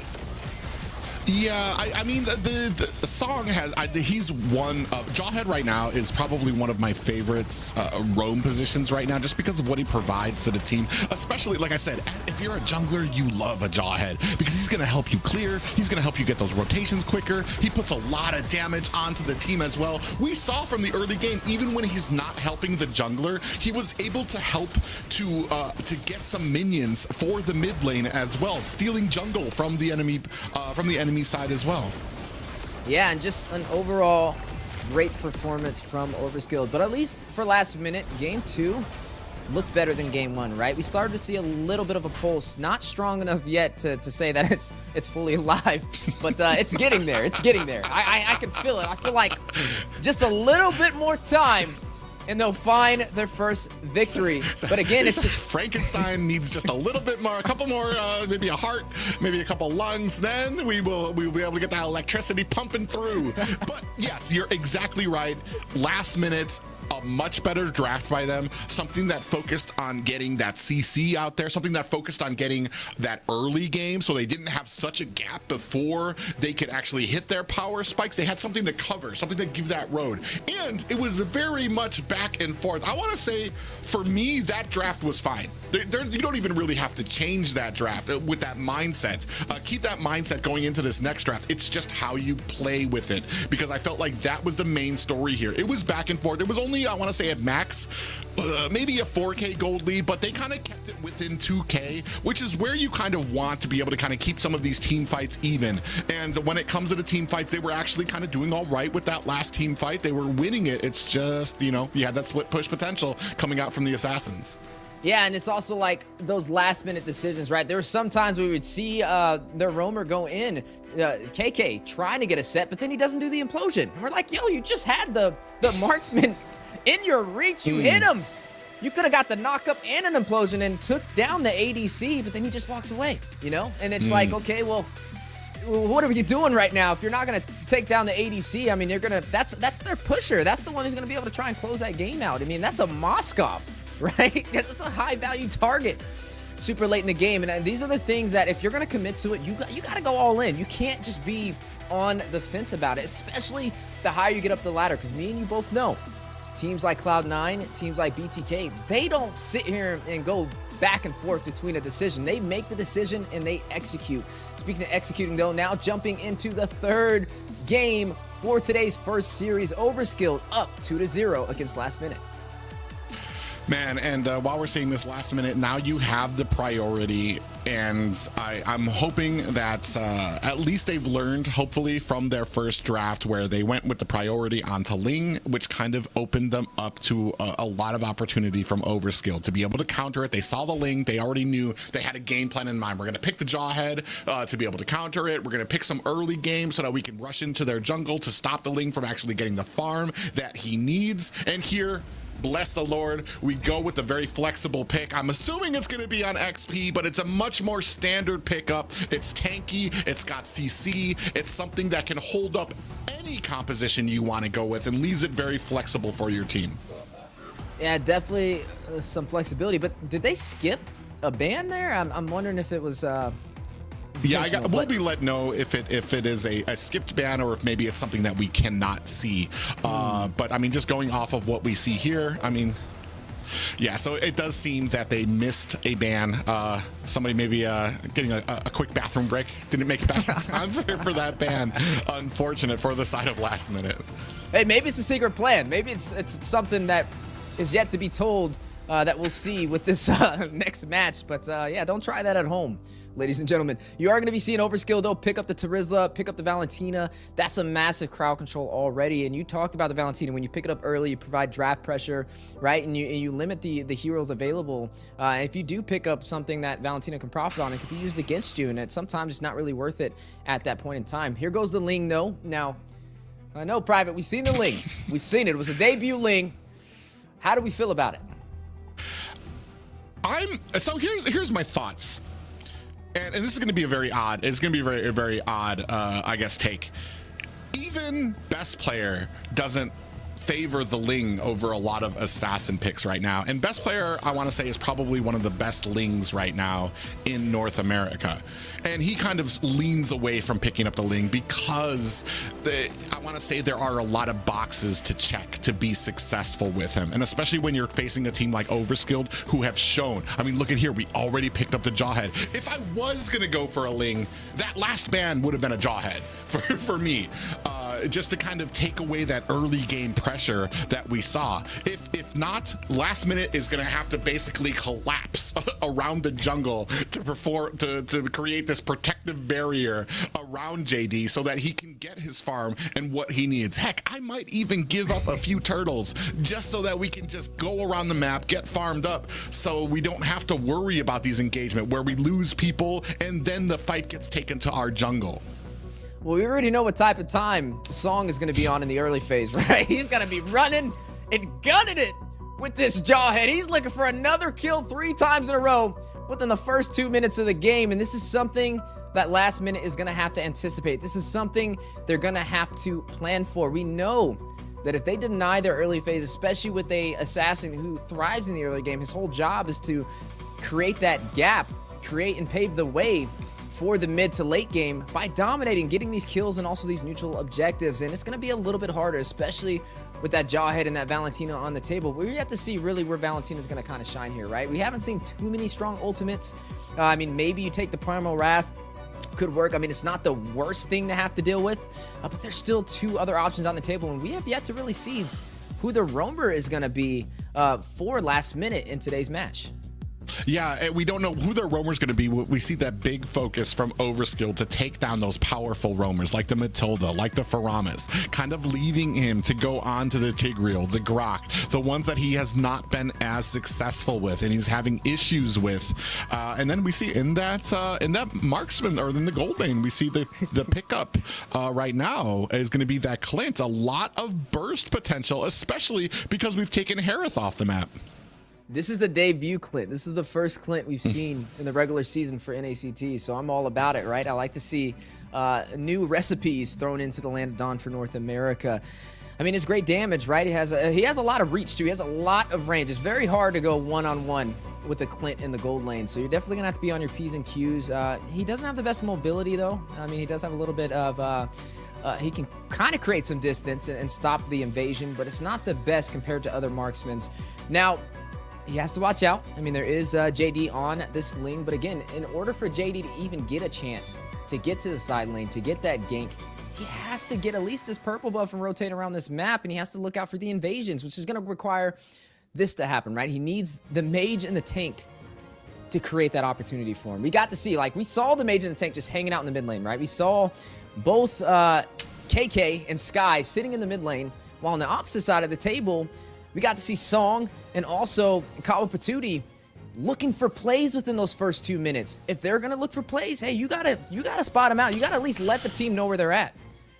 Very interesting pickups here. Two picks that we haven't seen a lot of. Clint, we haven't seen it in North America. It's not even been played in PH right now. So it's going to be a brand new pick for two regions. Let's see how strong it is. I want to say, if I'm last minute right now, the big thing is purple buff needs to be on countdown. My entire team needs to know when my purple buff is coming up and to help me with it. Number two, we need to be able to take the Clint down early. We need to be able to shut him down, because by mid to late game, when he is just raining damage down onto our team, we're gonna have problems. I mean, they do have a lot of crowd control, though, you know, so we'll see how last minute kind of pulls this through. Overskilled, they're pulling out that Lancelot as well. We don't get to see that too often. If I'm not mistaken, this may be the first Lancelot debut for the regular season as well. So two new pickups in Overskilled to kind of lead that way. As we are going to be jumping into game number 3, though, something has to change for last minute. They need to find a way to put a point on the board. Yeah, this is the last opportunity for last minute to potentially have us seeing a game 5 to start their comeback, to start getting this to a 50% win rate when it comes to Overskilled right now. Both of these teams are looking to kind of be a standout after their losses, and right now, I mean, Overskilled really showing a new birth. Yeah, we're going to see both sides getting ready to go. Look at Song. Look at Call Opportunity. We talked about this, right? They're opportunity creators. They're looking to catch somebody out of position. But look on the bottom side of the map. You are seeing last minute do the same thing, right? Sky and KK. They're getting online. They're being more aggressive, and they're doing the same thing. You got to match that tempo if you want to have a chance to get your jungler online, if you want to have a chance for JD to be effective on the Sling. Yeah, and I like it, and they're trying to create those opportunities. But here, KK is gonna get caught. It takes a little bit of damage, goes ahead and backs off, but he's going deeper into enemy territory. Are they gonna go ahead and, or not deeper into enemy territory, but they do take a little bit of damage and trying to escort Sky around a little bit here. Song just doing such a great job, especially in this early game. Jawhead is just such a monster to kind of deal with. Yeah, but at least KK has the Kaja, and then it's Matt. Even though it's single target CC with Divine Judgment, you have Sky, right? He's on this Kadita. Breath of the Ocean for the knockup. The Rough Waves is definitely, I like it. I like the combination of crowd control, but it's going to take some well-placed execution, and we haven't really seen KK have the best set so far.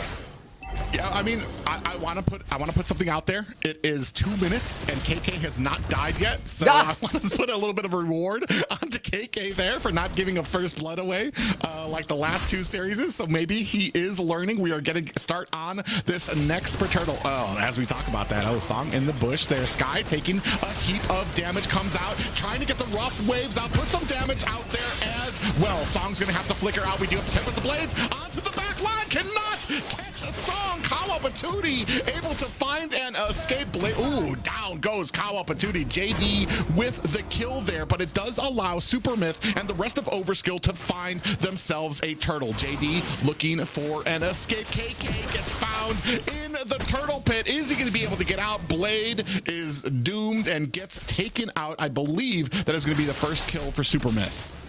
Yeah, so 1-1 on the board. Song, though. KK. he has the Divine Judgment. Sky is right there. They might have overbid their hand, but they do get away. Sky uses that rough waves to get away from the Lancelot. Supermyth not able to make them or punish them. I say it was worth it, right? I mean, it could have went really south if he would have got Sky killed right there on the aggressive play. But he didn't. He was able to get the kill, and he didn't take the kill. He gave it to Sky on top of that. Yeah, they weren't able to take that turtle, but they were able to initiate, and this is what they need to do to have a fighting chance. A little bit of a misplay there by Song. He uses the unstoppable force onto Song, who very wisely positions that pop-up right underneath the tower, and Song just sits under there taking tower shots and gets taken down. Now a very sizable 3-1 lead for last minute at the 4-minute mark. Yeah, definitely a super sizable lead. Last minute always, you know, they're starting to lead in the kills in these games, but it's the objectives that Overskilled continues to beat them at, and that's going to help them scale through these times. Right now, though, I will say KK and Sky's Mage Tank synergy is a lot better than the previous 2 rounds. Oh, yeah, absolutely. You're seeing the early rotations there. Ooh, it does get a little bit caught there. KK, no worse for wear. Takes a little bit below 50% damage. Is going to be able to walk away from that fight. Here comes Song looking for Sky. Unstoppable force lands on the KK, who gets eaten up by Supermyth. That is their roam down, and now the rest of last minute are going to have to back up. You see Blade bailing out to his tower as the rest of Overskilled going to go ahead and start on the turtle. But looking for another angle here. JD goes ahead, puts some damage onto Superman, and that is going to be a gold laner down for Overskilled. It looked like they turned him back to Clark Kent right there with that assist. Yeah, and Song actually goes up there a little bit too late. I want to say Overskilled may be getting a little too cocky, a little bit too confident, starting to feed in to the martial arts karate thing where they go in one by one. We do have a penalty zone out there. Tempest the Blades lands onto Kawa Patootie. Super Death might be in trouble using that flicker to get himself back to his tower. You know what's funny? If last minute, theoretically, if last minute wins this game and they win the next game, we go to a bonus round and they win the bonus round, they're tied with Overskilled on the leaderboard. So Overskilled definitely does not want to let this happen. They need to put a little bit more pressure on Conceal Play. Yeah, Conceal Blade comes in there. I'm not even sure who got it. It does look like Supermyth was able to walk away, and that is going to be to the detriment of JD. We already know Lings really need that purple buff to be able to get their cooldowns, to be able to connect with that Tempest of Blades and connect all the swords. So it's going to be a little bit of a problem when it comes to mana or to energy management for JD. Yeah, but JD does have 2 kills on the board, though, so at least it's looking a lot more promising than game 1 on his Ling debut. But we got to see, where does he go from here? Look at the mid lane pressure. Look at JD. Overwhelmed. And that is going to be a Ling down for the count. And that's kind of the value you get from Song on this Jawhead. He's want to say, the roam that you're going to want to have on your head. He's looking for a Divine Judgment. He does find it. Big pop-up with the rough waves. And it's still not enough to take down Song, who walks away with a hair of health left on him, and he's gonna go ahead, teleport right in front of everybody. Mahiro trying the best he can do, does take down Supermyth. Kawa Patootie on the back end, getting taken down by JD. 7-5 lead right now for last minute, but the gold lead 2K for Overskilled right now. Ooh, Super Death gets caught. Might be the last time, and does look like the damage comes out. Mahiro finding the kill there. Tempest of Blades is out as well. Man, a lot of trades back and forth, but I gotta, man, how did Song survive that? That was insane that he was able to get away. Last minute is throwing some punches, though. Overskilled definitely fighting back. But last minute, these are the signs of life we've been looking for this entire series. And now it's our opportunity to potentially try and contest this. They don't have Retri, though, in distance, so that will go over to Overskilled. Another objective in their favor. They've been able to claim a turret, too, so they have map pressure to work on their side. I mean, Superman, he's found a death so far. He needs to be a little bit careful, especially not having the mobility, running this Clint, the first Clint we've seen this entire NACT. So we have to see how he kind of fits into the current meta. Is it a make or is it a break? I don't know. I want to say for right now, the team last minute is doing. Oh, we do have a little bit of a unstoppable force ejector onto Blade. He's going to use that flicker to get back. Oh, in comes Mahiro onto Superman, and from the side, JD coming in looking for the kill onto Superman. Mahiro with the kill. Song's going to use the flicker to get himself away. Now they turn their focus onto the mid lane, and that is going to break open the map for the side of Overskilled. Now 3 tier 1s make that 4 towers for the side of Overskilled. Sky and KK looking to maybe make Super Myth pay for it, but the mobility that you get from a Lance, look at him dodging back and forth, is going to use that Pierce to get himself away.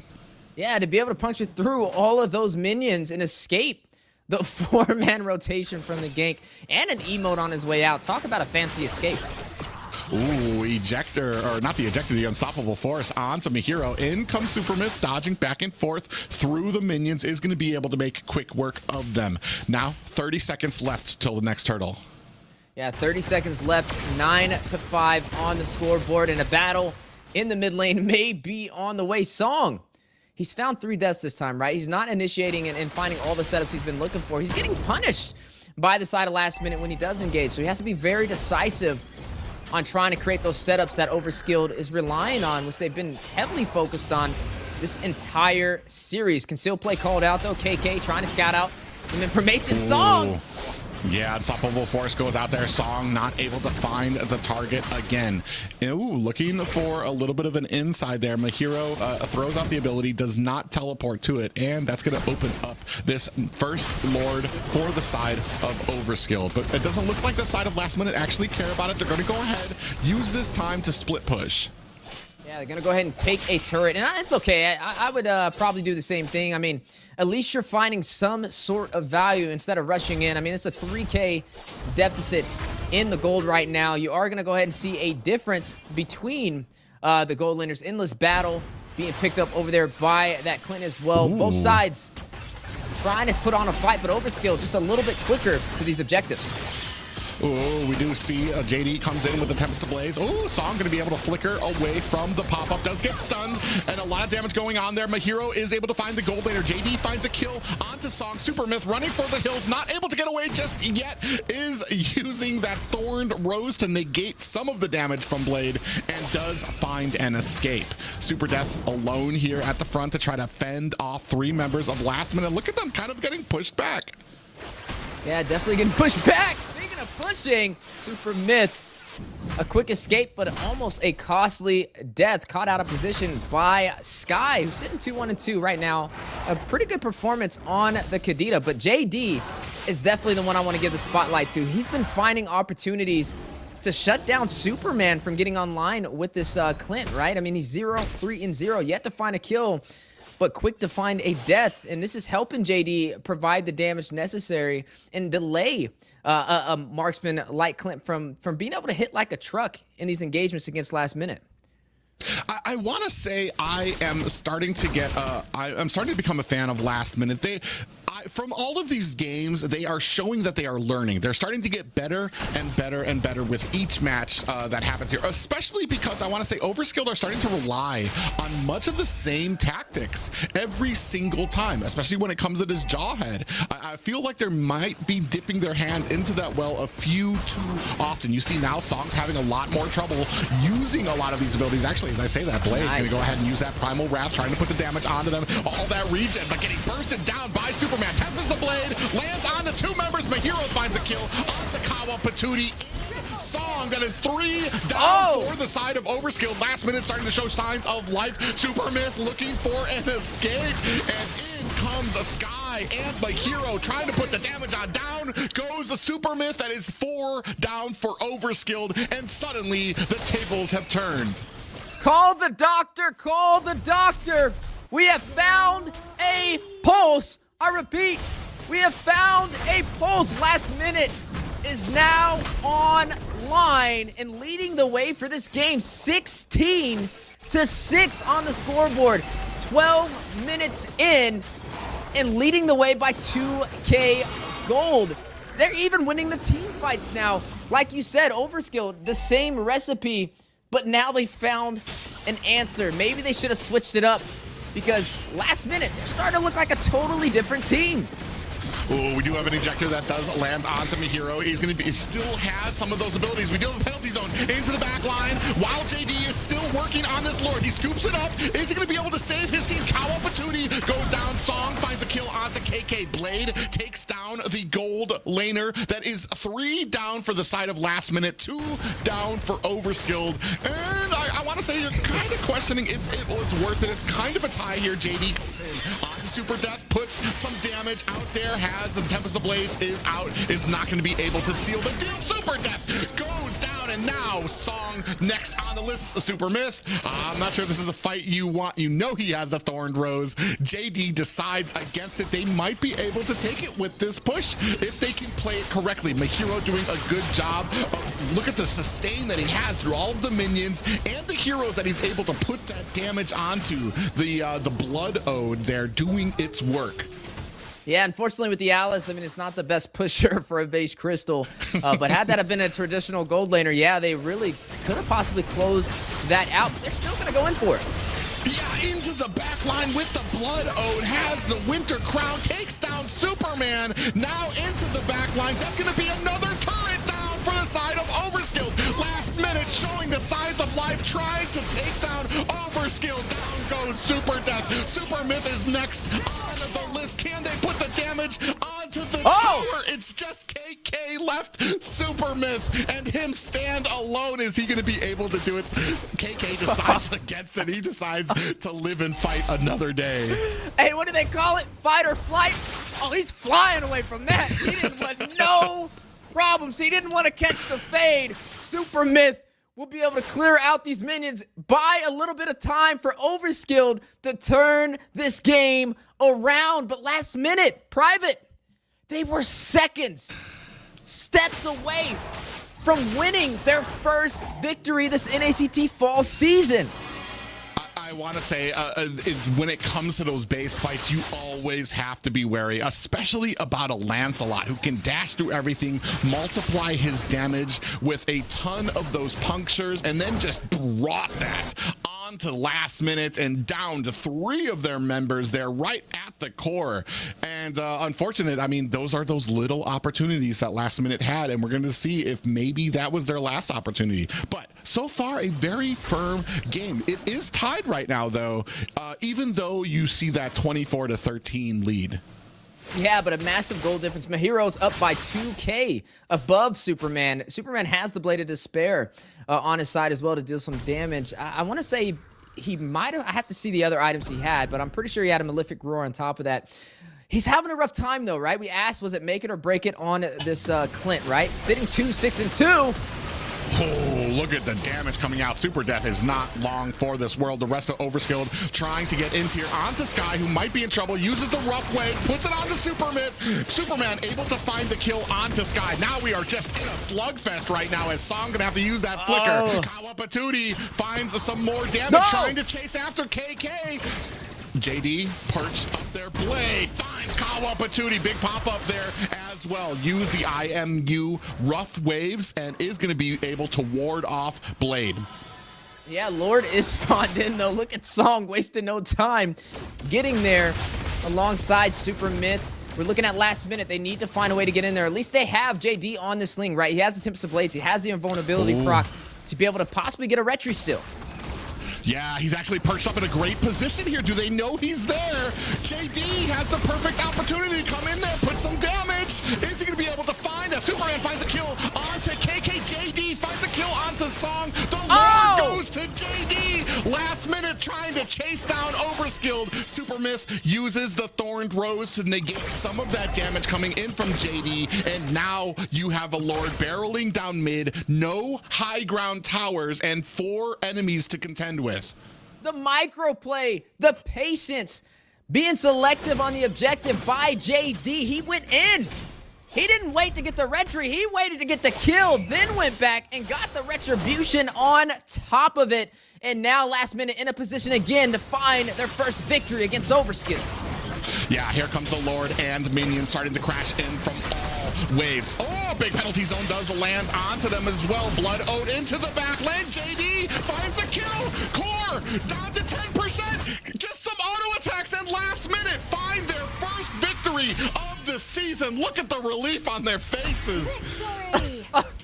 Okay, I'm looking for the relief, Private, because it looks a lot like stress. Where's the smiles? It's their first victory this NACT fall season. Last minute has done it. The Ling on the debut was not able to rise to the occasion, but game number 3 is a totally different story. Yeah, I want to say hats off to them for adjusting. Overskilled leaned a little too often into that jawhead well, and this time last minute had some great plans for it. A lot of those unstoppable forces from jawhead actually put him into harm's way, and the rest of last minute was able to capitalize on that, jump on him. But the story of this match is Mahiro in the gold lane, 13, 2, and 6. Just an immense amount of damage he was able to output out there, and more than enough to kind of sustain through the damage that Superman was able to put through on that Clint. Yeah, and then even KK and Sky, right? The mage tank synergy has just been getting better and better every single round. It's almost as if, look, they found the playbook from Overskilled and they copied it, right? They started matching the rotations from Kawa Patootie, from Song, and doing it better. Yeah, exactly. Especially when it came to that early game, you saw KK and Sky rotating. They weren't as successful. I want to say they maybe might have rotated to the wrong lane. They went to Terizla lane. You're not going to be able to find too many early ganks on a Terizla. He's a pretty tanky boy there. But they were. It was the plan at heart. Is that you're not standing around mid doing nothing and waiting for minions to come back to you. You clear out the minions and then you quickly rotate through the lanes to find yourself an opening to maybe even be able to join JD in some of these ganks. Not just that, but like we said, the counter to a lot of the ejectors that we saw out there, and then eventually you were just way too fed on the Alice to be stopped. Yeah, and I mean, overall, I'd like to see a team progress through the regular season, and they're progressing just through this series alone. So definitely last minute we found that heartbeat. Looks like they are alive, but can they keep that momentum? Private, if they get this next victory, it's a chance to take this to a game 5. There goes the MVP, Mahiro, dominating for game number 3. Yeah, the Blood Ode used very well, able to get into the back line, feeding him, keeping him replenished. Look at it, 3 members here he has this on. He catches a stun onto 3 of them and is still putting on so much damage that JD is able to swoop in, find the kills as well. It's just a great game played by them. And Song, like I said, you dipped a little too much into that jawhead well. They were prepared for it this time. They were able to counter it. And even here, Blade gets taken down by Superman, but coming in with the Tempest of Blades and then another Blood Ode from the hero into the back lines, finding so much damage onto the enemy gold laners. Yeah, Song, you can definitely tell you're starting to overcommit. You can only pull that off so many times before a team finds a way to adjust. Honestly, for a game number 3, I think I would have just switched it up. I would have just did something entirely different. But this gives them a chance last minute to be able to get another victory. Keep in mind, if they win this game, if we go to a game number 5 and they win game number 5, then they are tied with Overskilled, who had an opportunity to kind of climb heavily or higher up that ladder. So they're going to have to really bring their A game for these next matches. Yeah, I want to say right now, with where it is, we're now looking at the side of Overskilled to maybe adjust. You're going to need to change something out here because we've already shown that kind of leaning into that jawhead is not going to work anymore. Last minute has found themselves, especially when it comes to the draft right now, they found themselves an answer. They're able to get that early game out there as well. So, it's no longer able to just kind of steamroll and get that snowball right from the beginning. And KK was not the first blood this time, didn't die within those first 2 minutes, so hats off to him for starting to learn to be maybe possibly a little bit more careful when it comes to some of those rotations and checking the bushes.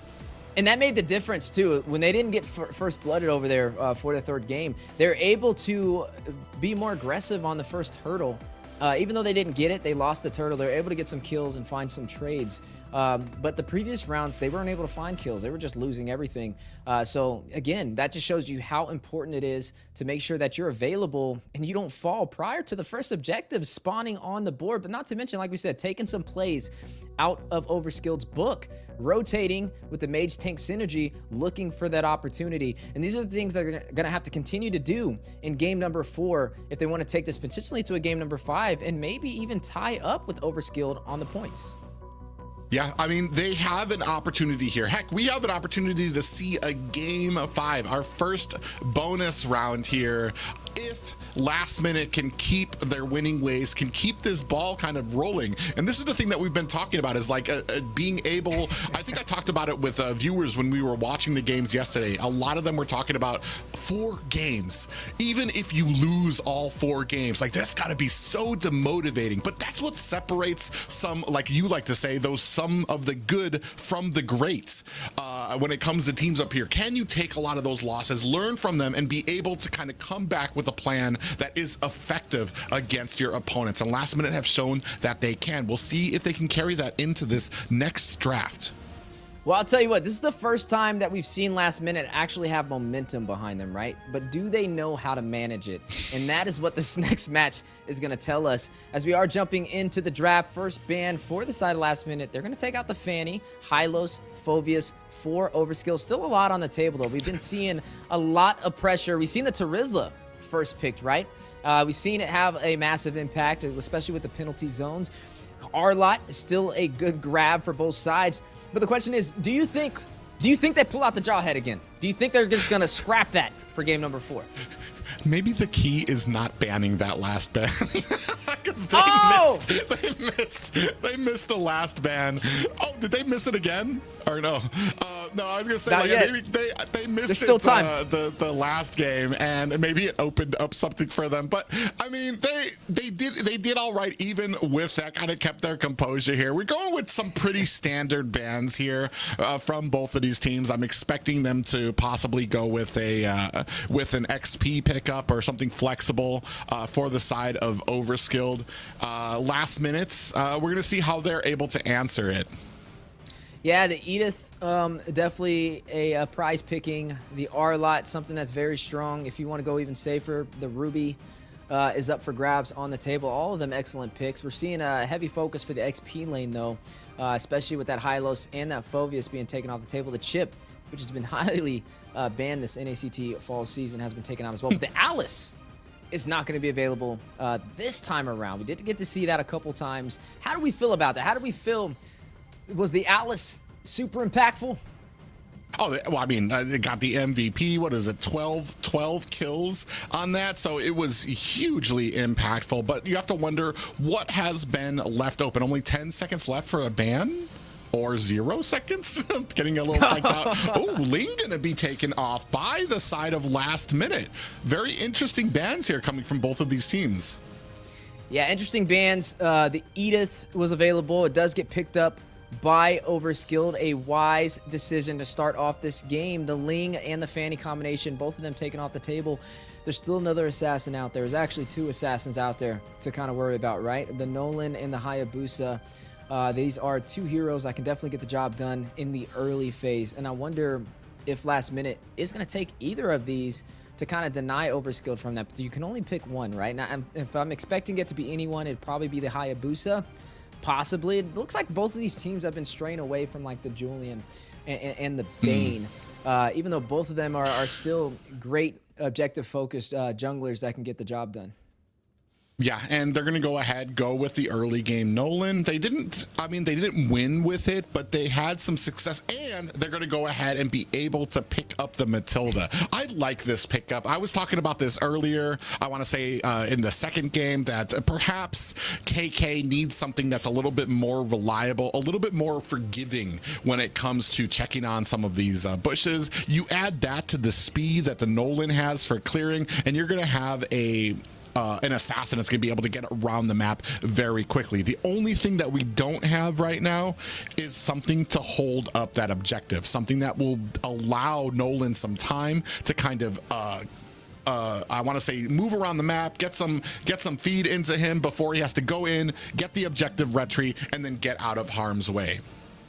Now, Valentina's still up for grabs. I wonder which side is going to take it. Okay, so there goes the Hayabusa we were talking about. So Nolan and Hayabusa both being picked up, still going for the assassin side of the jungle.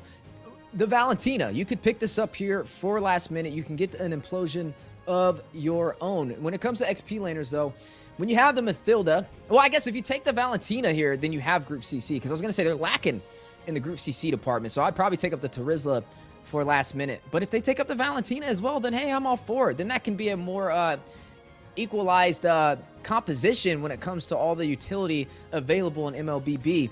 For the side of Overskilled, we're looking at a very objective focused composition, right? You have the Tig, he can be aggressive, he can definitely try and stop Nolan. And that would be my game plan, because Nolan, right, he's going to need to get his buffs, he's going to try and pave the way in the early game. There's the Valentina, so that's an excellent read. They're going to be able to take that implosion away from them, but there's the only problem is the Tig. But I guess with the Terrify from the Valentina, it is a little bit of anti-invade to stop him from really being that bully, because we know Song loves to put on that pressure for the early phase. Well, I mean, I want to say something to match up with the Tig would potentially be a Ruby. I want to say the amount of CC that you can put onto a Ruby stops the implosion. Like, he can keep on trying, but Ruby's going to be able to CC. So it's going to be like a kind of combos there. But it's interesting because I'm not a big fan of the Ruby matchup into Death's Edith here. We'll see how that kind of lines up here. I just want to say, like, Overskilled is pretty dangerous when it comes to this Hayabusa pickup. We've seen it before. Terizla's already taken off the map, so I'm assuming this Edith is going to be in that XP lane. Right now, the big contention is what is going to go into this gold lane, what is going to be at the mage position for both of these teams, as both of those positions have had some huge impacts for these teams, whether it's the early rotating with the roam and the mage getting through the jungles, getting to some of these pickoffs, or as we move into the mid and late game, that gold lane who has just been able to output such damage and be so detrimental to both of these teams. I definitely agree with you. We're yet to see a gold laner picked up. Speaking of gold lanes, Moskov has been taken off the table. Terizla has been taken off the table as well. Like I said, a little bit more crowd control could definitely help them, but they do have the Valentina, which makes up for it. The Ruby, like you mentioned, still can be picked up, and even if it doesn't go in the XP lane, I mean, it's been thriving in the gold lane. Still could be the gold laner that we're looking to see. But the only problem if they pull out that Ruby in the gold lane is we need to know who's going to be able to push, right? Who's going to push and close the game out if you don't go for more of a traditional gold laner. So maybe something like the Claude could definitely work out here, especially with the Hayabusa. You want somebody who can create that distance, who can get away from that the quad shadow and the Ouija shadow kill. I think that would be the answer. Maybe. I mean, Harith is still on the table. They can definitely deal some additional damage. One of the more highly prioritized gold laners. It still would be effective. It's a lot of magic, though, that put on last minute's hands. Yeah, a lot of magic, and then you've kind of taken away. That puts all of your pushing ability onto JD here for last minute. To try to take down some of these towers. Well, actually, Harith does a sizable amount of damage to the towers. So, I mean, it's not... yep. Read our minds, so they know where they were going with that. So, yeah, he's all right when it comes to the tower pushing. So, a decent amount. You have some mobility. The only thing is you need to make sure he's not getting caught by these implosions. He's not getting caught by the Tigreal. Even Death on the Edith has a sizable amount of CC. But Harith can dodge it, especially if he has the Zaman Force down. He's going to be able to kind of dash back and forth, and Superman going to go ahead and pick up Beatrix. We've seen a growth in the Beatrix pickups here in NA. Yeah, it was forced out by Basic to be able to use that in yesterday's matches, and it was effective. But will it be the same story for Superman? Now, the way this is looking, I mean, there's a lot of damage from both sides, a lot of crowd control from both sides. If they can find a way, if last minute can find a way to not allow Overskilled to be to be a bully, but oh man, you pull out that Lu Yi. They got to now expect the unexpected with the diversion plays on top of the crowd control that she provides. It's going to be a little bit rougher, but at least they have the Valentina. This is where the Valentina becomes even more impactful. Yeah, This is going to be very interesting for the side of Overskilled.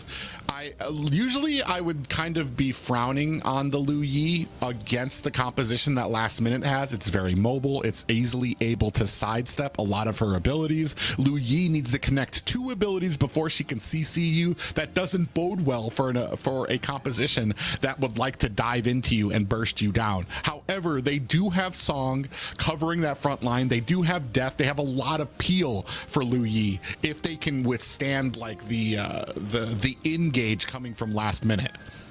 They put Last Minute in a very weird situation though. Blade pulls out the Gatakachka.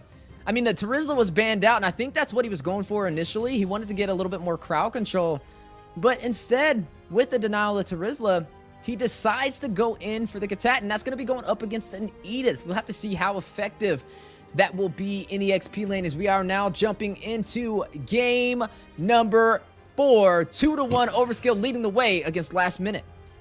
Yeah, Last Minute. This is their last opportunity to tie things up and take us to a first ever bonus game 5. We'll see if they have what it takes to overcome Overskilled. Yeah, with these assassins, right? The Hayabusa, the Nolan, both of them able to deal a lot of early game damage. Hayabusa definitely way better when it comes to mobility. Not to mention mobility is going to be key for Overskilled, especially with Kawa Patootie running on this Lu Yi. We always ask the question, is he going to use the diversions early and be aggressive, or is he going to kind of save them? I like when Lu Yi uses them as soon as she gets them to create that opportunity, but I wonder if that's the game plan for Kawa.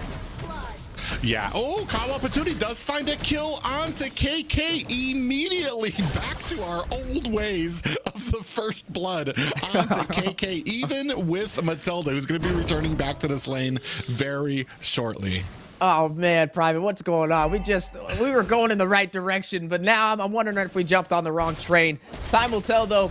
With KK on this Mathilda dying so early, remember, Mathilda needs to scale. Mathilda needs to get these heals. She needs to be more sustainable. She needs to be able to help the team, and the more you're able to burst her down, the longer it's going to take for that. So they have to be wary of the aggressive playstyle, and that wasn't even really too aggressive, right? I mean, that was just a free kill. In my opinion, you just got to be a little bit more safe before the first objective. Yeah, especially before you get your dashing ability, which I think that's what the big problem that kind of did in KK there. He didn't even have the shield he gets from the guiding winds to be able to save him. Now he has it, so he's going to be able to kind of get himself in and out of harm's way. But, I mean, the damage has already been done. We see 3 members slowly kind of making their way to top lane, but Blade senses it, is kind of getting a good angle, staying back through his lane, but this might be a free turtle going over to Overskilled. Well, they definitely want to contest this, but not able to find a window of opportunity. And now the Shadow Kill.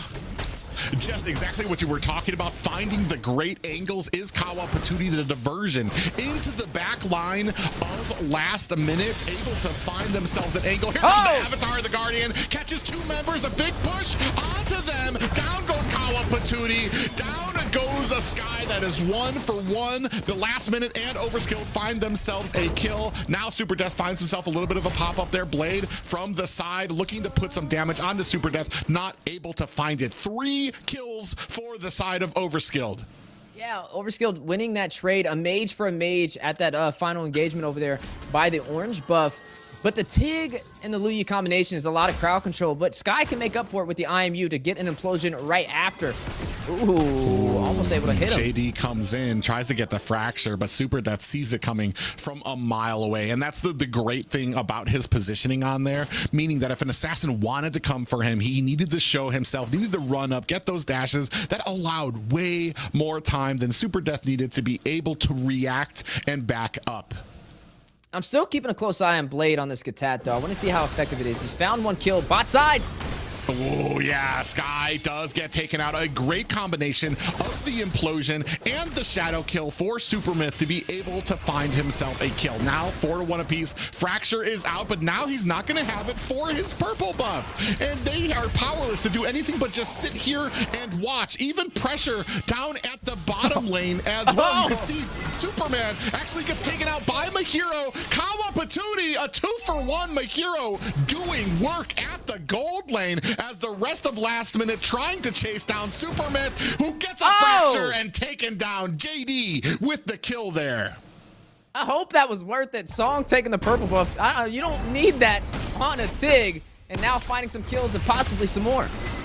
Yeah, and they're going to go ahead. They have great positioning on this next turtle for the side of last minute. JD putting on the damage. Here comes Kawa Patootie from the side looking for an angle, but KK standing there in the front, able to kind of fend off and create that distance from Overskilled. Hey, we're 4-4 right now, Private. This is a lot better than the previous rounds on how they were starting, at least for last minute. Even though KK fell within the first 2 minutes of this game, they're still finding a way to find some sort of trade. Game 1, everything was going in Overskilled's hands, but the later the series goes, the more even it is looking to be. Yeah, and I want to say right now, this is exactly kind of what I was talking about. The Song and Kawa Patootie, the Tigreal and the Lu Yi combination, fending well, even though last minute is a highly mobile composition. Just the CC that you get from the Tigreal is more than enough to kind of set up Kawa Patootie and the damage that he's able to output right now. Sitting at 222, he has, JD. I wonder if they know. Here comes the implosion with the flicker. Shadow kill is out as well. We do have a circling eagle out as well. The team is topped up with the shield that you get from that guiding wind. It doesn't look like Overskilled is done just yet. Avatar the Guardian just wide, does not find its mark as Kawa Patootie flickers out of the way. No worse for wear. Both teams leave without a scratch.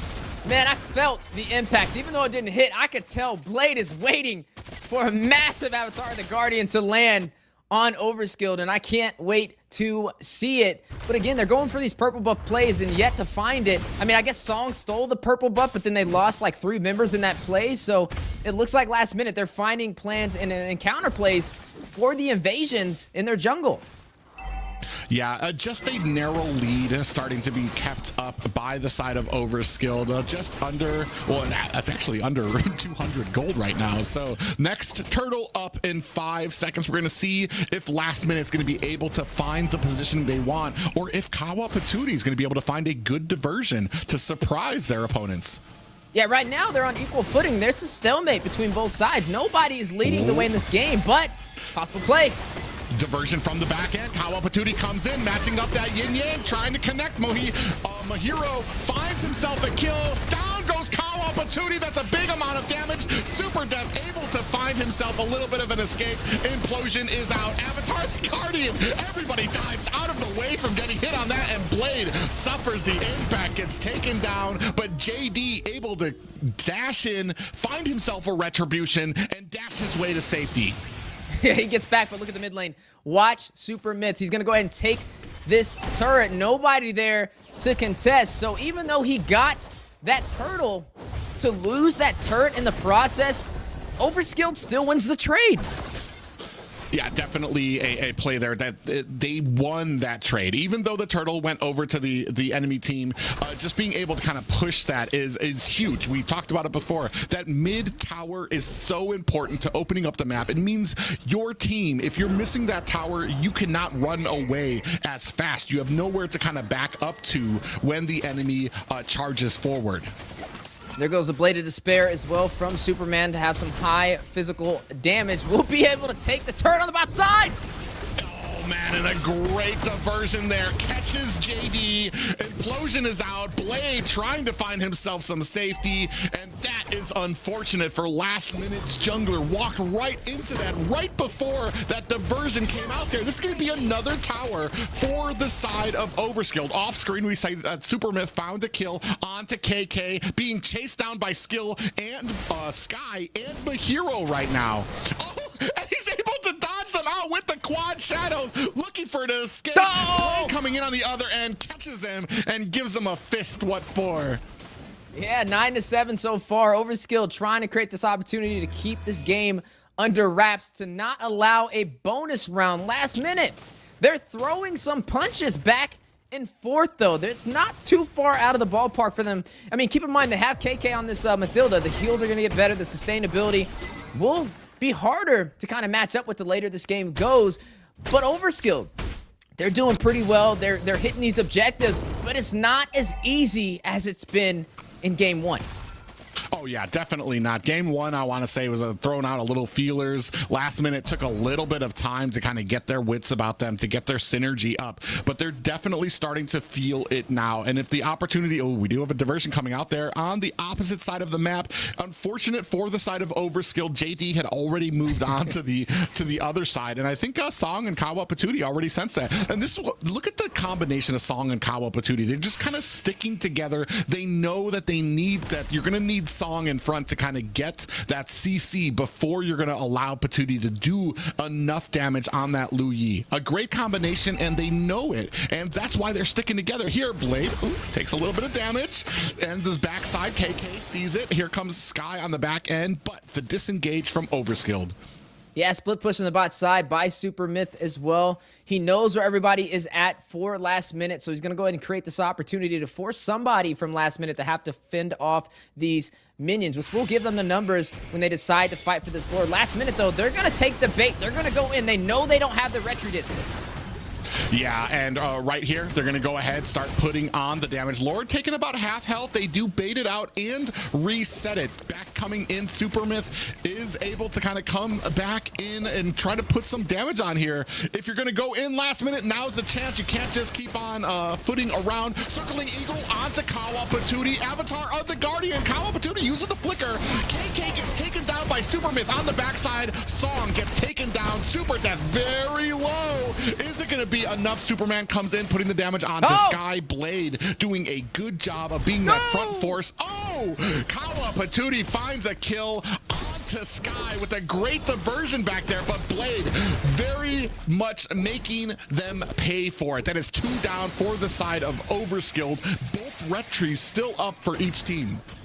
Yeah, but with the marksman, with Superman alongside Super Myth, they should be able to take this with little to no problem. And a Lord will go to Overskill, which means they have won that engagement. But it was a great fight from last minute, a good chance to possibly put this match in their hands. With this Lord, though, it'll provide the push potential for Overskill to increase their presence on this map. Look at the gold difference right now. You're looking at 8,600 gold over there from Superman. Hunter Strike, Blade of Despair, and the Malefic Roar. A lot of damage, a lot of penetration, and some additional attack and movement speed. Just off to a good start. Both sides putting on a great fight. This is not a one-sided story. Ooh, you saw KK went ahead, dove into that bush with a guiding wind, had himself some shield, is able to kind of bait out some abilities right now, but Lord is coming through bottom. The rest of Overskill trying to sync up the rest of these lanes. They have both side lanes, but the mid lane still kind of sitting there at the mid, so they haven't synced up everything just yet. Superman makes quick work of this tier 2 tower. Lord coming in at the high ground here right now, and it might be over for this high ground. You see the rest of the team doing they're doing a great job of juggling all of these towers, moving on to the next right as soon as they find the takedown of the tower. Yeah, they're about to set them up for a possible checkmate. Yeah, and right now, I'm not even sure what you do here. You have minions coming in at the bottom. You have to clear these out quickly. It's only about to be 2 high grounds left. A little bit of damage comes out there, and that is a high ground down for the side of last minute. You see the shadow kill is out. A big amount of CC goes on to Supermyth, makes him pay for that shadow kill. Now they're chasing down Kawa Patootie. Big pop-up Avatar of the Guardian goes wide, and Super Death is out with that primal rage. Is it going to be enough? Gets taken down by JD. That is 3 down. They can use this momentum to push on the rest of these towers. You see them chasing down Song. Do they have the minions? They don't, as you can see them collecting up at the base. Unfortunately, without the wave management, even though they're able to push them out of their base, they're not able to take any turrets in the process, which gives Overskilled a little bit of insurance to maintain the lead in this game. But it's showing some promising things to come for last minute. If they can hold off yet another fight, they can tip the scales on their side. I mean, right now, 13 minutes in, and possible play on the way. Song spotted out. Yeah, that was really interesting. Use that push, even though he didn't really have a team member there to help him out. So the push was kind of, didn't really help out too much for him. You see Blade and KK kind of waiting around for an opportunity. Blade put some damage on the Song, who is checking that bush. Super Death's coming on from the side here, looking to sandwich Blade. They missed the push. KK, I like the positioning of KK. He's doing all right. You see how he's kind of staying in range of Blade so that if he needs help, if he needs that guiding win, he'll be right there to get him away. 4 seconds left on this Lord.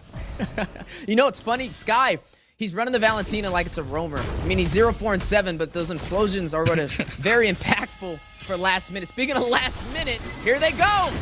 Yeah, they're going in. A big pop-up misses. You do have the circling eagle onto Song. That's not the target you actually want right now, and a little bit of a wait right now. Both teams trying to bait out this Lord. I think both of these teams want to fight. They just need to be able to find the angles. Overskilled have a much more clear objective. Oh, on the back end, a shadow kill takes down JD. That means you're not going to have the retribution. What do you do here? Do you try to get the fight? The entire team of Last Minute has to back up. They don't have their jungler. It's pretty useless to be at this Lord without him, and that is going to be a free kill for Overskilled. And that's unfortunate for Last Minute because they knew they had to watch out for the split push, and unfortunate when it came to the micro. Supermyth just faster at the dial. And it's hard, right? And when you know there's a Hayabusa, he's going to eat somebody alive with that Ouija Shadow kill when it's a 1v1 situation. And for it to be the jungler, that's a high value target, especially this late in the game over a Luminous Lord now making its way on the bot side. Overskilled looking to deny Last Minute from taking this to a bonus round. Yeah, we have a concealed play. Implosion does land onto one member, pushing out Blade. Is it going to be enough? Guiding wins is able to get them back to safety, able to protect the tower. Oh! Implosion of their own catches Supermyth. That is a jungler down for the side of Overskilled. From the side, Kaba Patootie using that flicker. Blade has come to play, but he's surrounded by 3 members. Here comes the Avatar, the Guardian. Ooh, did he cancel it or did he get stunned? I think he got stunned out of it, so he wasn't able to complete it. But a mildly successful defense for Last Minute as they have no more high ground towers. Hey, we said it. If they were able to do this again, delay and stop Overskilled from the push to close out this game, they can turn it around. And that's exactly what may happen now. I mean, look at the goal. We're 16 minutes in. We're climbing on these items, but the goal difference is not that big. I mean, they've been so even in the economy. Even with the gold laner, you see the Winter Crown picked up over there by Mahiro, so possibly a play on the way. Have to watch out for the Silent Requiem, the Divine Glaive, as well as the Holy Crystal. He has the full Trinity build, and he is ready to go. But matched up on the other side, Superman. He's got a lot of damage. He also has the Demon Hunter sword to soak into the high HP pool from Last Minute. Right now, what we need to do in this off time is get some wave control, some wave management while we got 50 seconds on the board right now, because what we're allowing the team to do, you see them kind of holding, they're freezing the lanes and they're letting the lanes that are pushed forward kind of sit. So as soon as we get to this Lord fight again, you're going to allow Supermyth to be able to kind of clear these lanes, and then he has the decision. Can he go? He can either go ahead and try to push onto the base, or he can get back for this Lord fight. And it's something that Last Minute cannot afford to let be options for Overskilled. And this is the biggest game for both of these teams, because whoever loses here essentially will be in last place for the NACT fall season, possibly, because if it goes to a game 5 and Last Minute rides in that momentum, they can tie this up. They can have a chance to not be the number 8. Right now, 8 seconds left on this Lord. You see the top lane has been frozen. Mid lane, kind of about the same. A little bit of damage going to come before they go ahead and start on this next Lord. But Last Minute kind of grouping a little together. They allow Overskilled to kind of take over this map. And that's the unfortunate thing. Now they're going to have to back off. It doesn't look like they want to contest this. As you see, they already see 2 members of the side of Last Minute all the way up at the top. They know this is going to be a free Lord. Here comes Blade. Is he looking for an Avatar, the Guardian? He's not going to be able to find it. Supermyth easily gets himself another Lord. Yeah, and I don't really agree with that, right? I mean, 2 members on the top side, Was it really necessary? You saw all 5 members of Overskilled pushing for that objective. You could have just let Mahiro sit down there, right? You could have at least had JD to try and get a counterplay on the Lord, but without the contest, another Luminous Lord now making its way down the mid lane. They survived it twice, but it's the 3rd time the charm that Overskilled is looking for. Ooh, they do put some damage onto Super Death Lord coming through the mid at 19 minutes, so it does have a little bit of a buff for itself. Now taken down to about 50%. Zaman Force is out. And you can see the taunt coming out there. Oh, big push up. Kyle Opportunity finds a kill onto Blade. Another immortality has been procced. Down goes Mahiro and KK Sky. 4 down. This is going to be the 3rd victory for Overskilled. Able to find their momentum yet again to lead the way 3-2-1, and that is going to close out this series. Overskilled able to delay and stop last minute from tying them up and taking them to a bonus round. Yeah, Overskilled, a much cleaner game played this time, especially being able to kind of keep it together, especially when it came to wave management, when it came to these objective fights. Once it get to like, I want to say 10 to 15 seconds before the objective came out, they were starting to make their move towards the objective, starting to clear out bushes. And I want to say last minute, when it came to these objectives, I felt like they didn't know what to do. They didn't know where they wanted to be. You called it out there up at the top lane. You sent 2 members to clear out a lane. So that pretty much told last minute, hey, we've got a free Lord here. We don't even need to worry about it because we've got a Retri up at the top along with Mahiro. Yeah, along with the marksman. So, I mean, you don't have to worry about anything at that point. It's just free for the taking, and that's exactly how they closed out that game. But I got to say something, right? Last minute, signs of life. The heart is now beating. Even though they only found 1 victory, it's still a dub in their book, and it's something that they can grow on for the regular season. Overskilled will be the champs for this series, but I feel like both sides found a victory. Yeah, you're absolutely right. Last minute, the growth that they faced in these matches alone speaks well for last minute to be able to kind of start learning from things, how well they're able to start adjusting. They have to cover up they learn to cover up those holes they had in the early game to make sure that they can pave a road so that they can get to that mid game, get to that late game. It's just some of the calls as you start getting into that mid and late game, you need to be just as precise during that mid and late game as you are in the early game. And for the love of God, KK, don't be a first blood. Yeah, that's hashtag save KK is going to be the new motto when I watch these teams compete. MVP is going to be Death, though, dominating in the XP lane, having a great performance on this Edith. But overall, I feel like both sides had a lot of valuable players who could have earned that title just as easily. The macro, the micro from both of these teams was scaling through the times. And I honestly feel like last minute's macro was scaling a little bit faster. Give them another week, and this may have been a totally different story. But today, it's all about Overskilled's victory, and congratulations to the MVP, Death, from the XP lane. Yeah, and even able to, like I said, they kind of dipped a little bit too often into that Jawhead. I mean, it's a good plan, having the Jawhead out there, the amount of quickness that you can get through the jungle with, and then helping out your mage to get some farm very early in the game. But eventually the team is going to learn from it. They're going to be able to adjust to it, and you need to have another plan. And that's exactly what the side of Overskilled showed us. They had another plan. They didn't need the Jawhead here, and even a much more dominating victory. And then what we were talking about it when it comes to being able to find these different angles, whether it's just fighting on the objectives, and now you put the fear into the enemy's head for that split push of Hayabusa, and they tried to answer it. JD tried to go up there and actually got taken down by Hayabusa. Man, if that series was not exciting enough, we gotta ask how our host feels about it as we swing on over. Zeke, how you feeling? Oh man, some of it was spicy. While you guys were up there doing your thing, I had to take a seat back. I put it on the big screen so I could take in everything that was happening. In that third game, we saw the Lancelot pickup. We saw an awesome defend. And man, I was absolutely shooketh. The gaming that was coming from the sides of Overskilled was fantastic.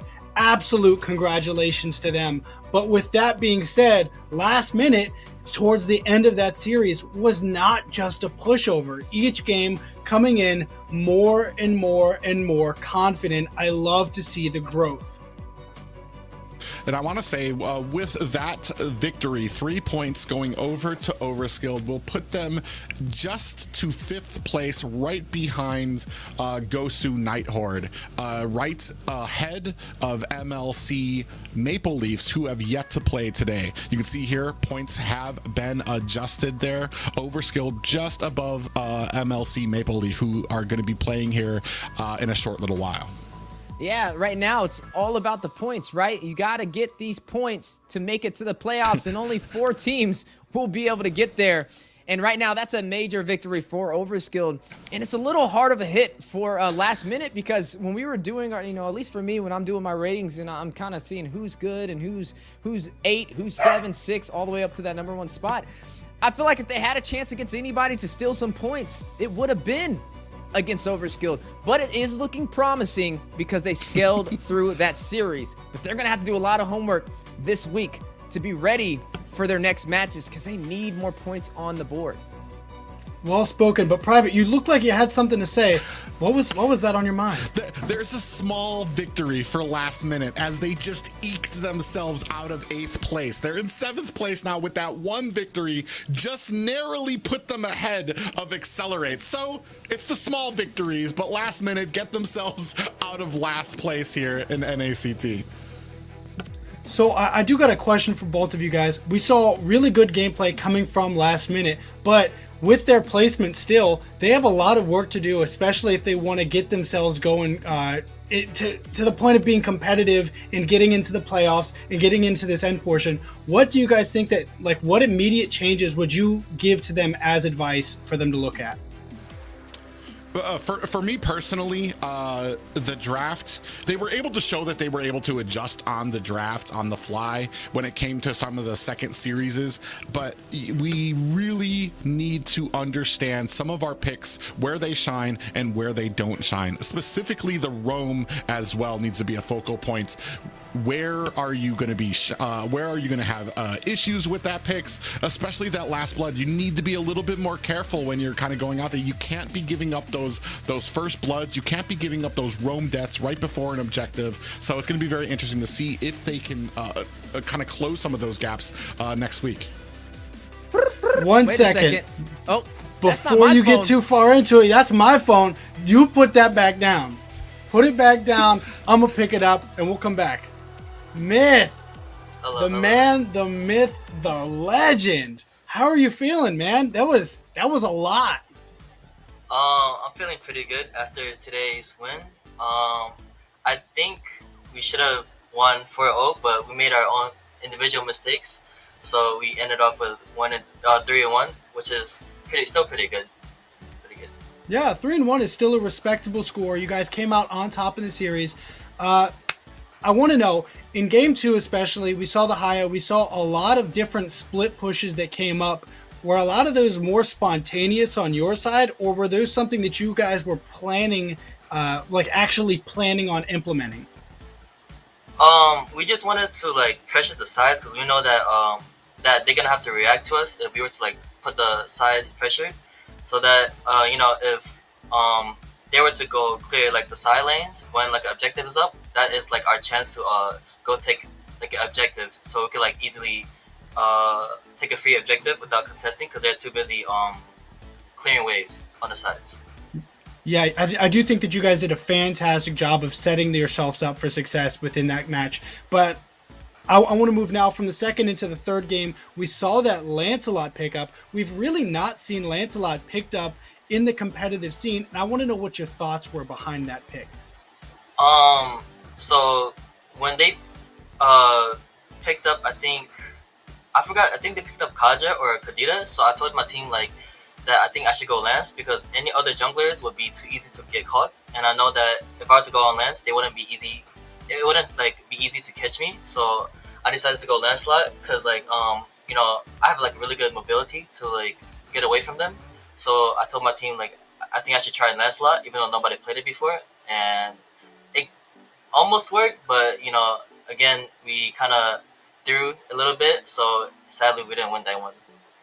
Well, I don't think a throw is the right word for that. You guys played very well, and although you guys did take that loss, I thought the Lancelot gameplay was absolutely fantastic.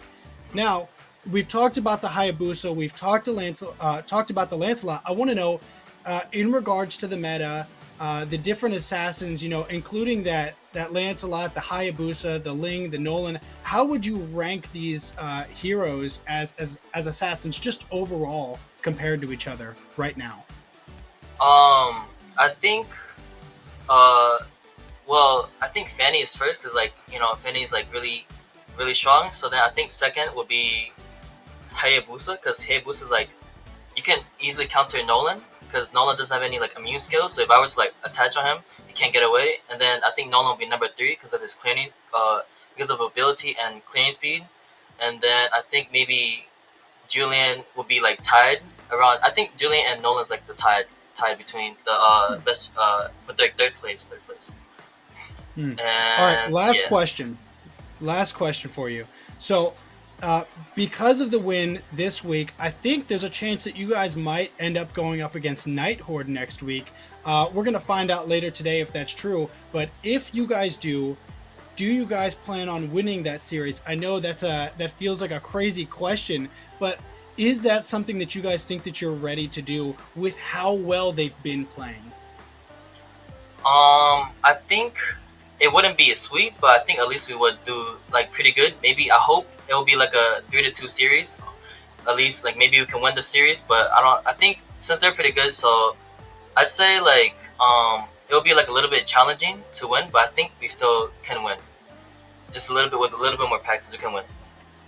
Well, I hope to see more of you guys. Again, you guys played absolutely fantastic today. Congratulations, and thank you so much for coming by. I'm going to let you go.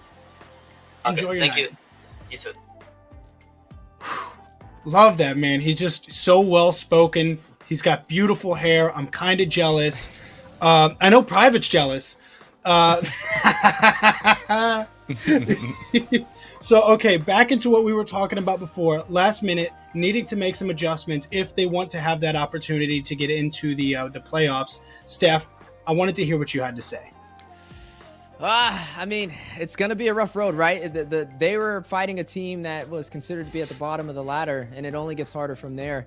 And that team was able to find a victory off of them. So you cannot take that lightly, right? Even though it's 3-1, there's definitely room for growth, and they got to find out what that room is and fill it quickly, because the other teams, they're already prepared. They're ready to, destroy them when they step into the land of dawn, and they got to have that same mentality, right? You have to be aggressive. You have to hit these objectives, and you cannot allow a mistake. You have teams of calibers like Cloud9 and BTK. They don't make mistakes. They rarely give you a window of opportunity. So in order to be great like the top teams, you can't make the first mistake. And I do think that with that being said, I think the best time to really get that practice in is all the top teams know when nobody else is looking. So let's take a moment and, get everybody to stop looking at us, and we'll go on break. Let's give these guys a break.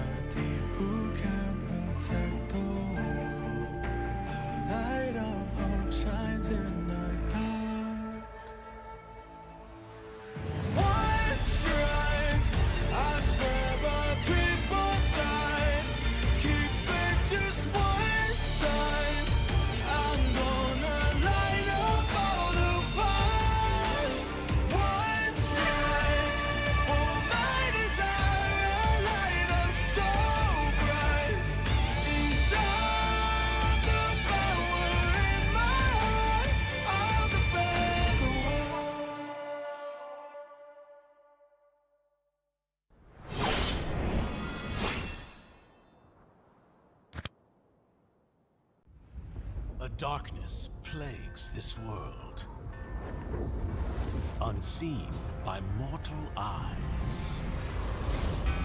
People prayed to the Immortal One to safeguard the sanctity of peace.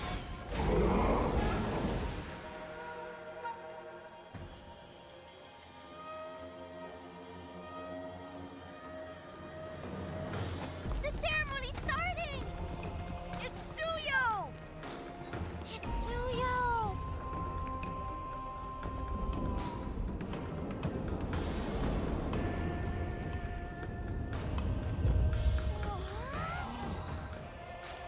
I bear this mask, for this duty is mine alone.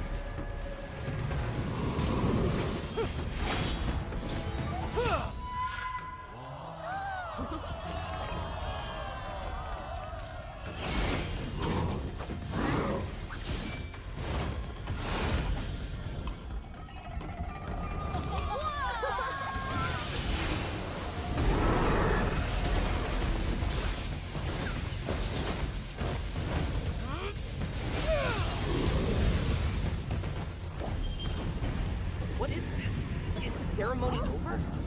Mommy, I'm scared. What is that?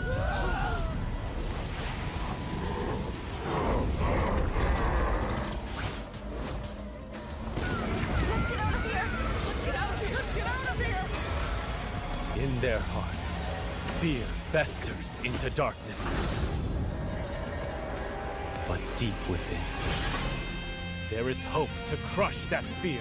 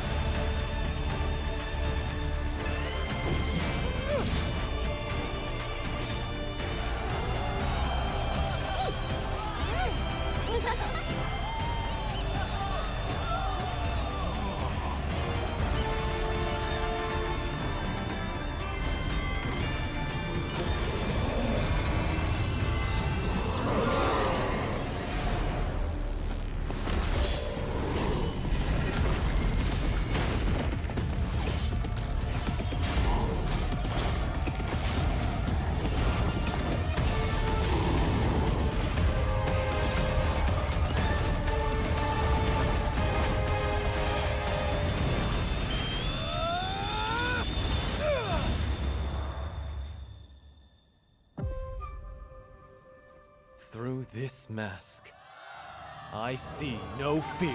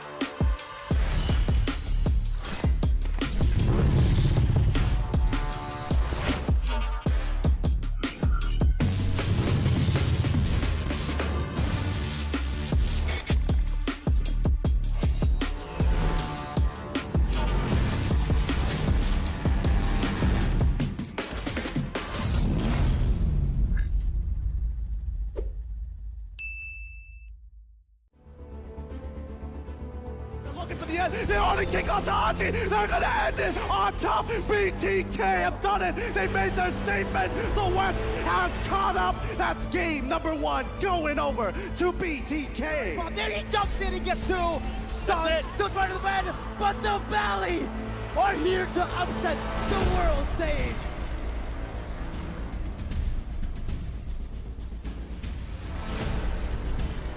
We're in an era where underdog teams like Team Spirit and SRG can rise up and take down giants in the MLBB esports scene. With NACT around the corner, it's time for the seasoned teams to lay it all on the line. Or maybe, just maybe, it's time for a new contender to climb up and claim that throne. NA is an easy server. It depends. I think compared to PH and Endo, which have significantly more players, NA has a smaller pool of competitive players, and in turn, there's less competition when you're really at that higher caliber. Now, for pro players in NA, in order to get better, they should probably watch more international gameplays. For example, learn from the Yudu Red Giants from Malaysia, who surprised the world with their performance at MSC. Now, for an average ranked players who just want to have fun, maybe be less toxic, troll less, and stream snipe less. Focus on adjusting in solo queue and duo queue, and make sure your entire team has a fun experience by clinching that victory together. What's up, everybody? Steph Weezy in the building. Word around town is that North America's an easy server. It's no secret we didn't have the best performance in MSC 2024, but with NACT fall right around the corner and registration opening, it's our chance to prove the world wrong. Make sure you guys register for NACT fall season before the registration closes. A little bit of tips and advice that I'd give to you guys who are looking to compete. Find a team that you can build synergy with. Find a team, despite losing, despite having some hard times, you stick together and you push through it and you find solutions. Honestly, a team that sticks together wins together. I hope to see you guys in the NACT fall season, and good luck in registration.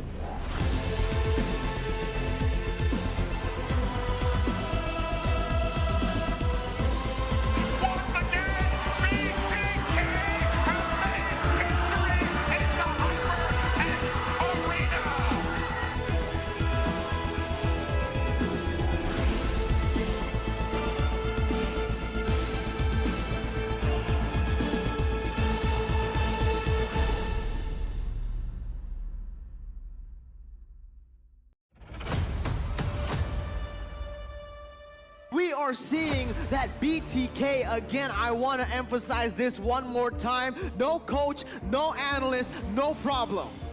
They have won it! The biggest upset here so far!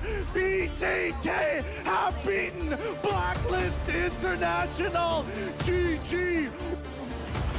Touch up right, BJ. Touch up right, BJ. Right? I love you guys. I love you. 2% win.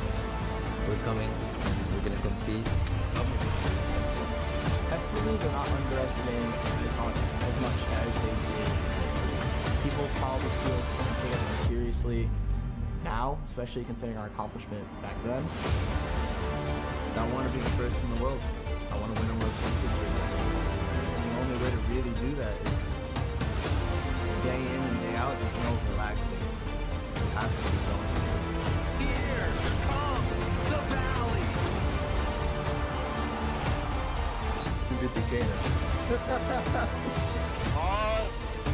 Boone is giving a coach his entire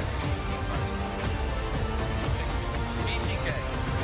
Me, Shark, Boone, Chicken, and Zia are all in BTK now.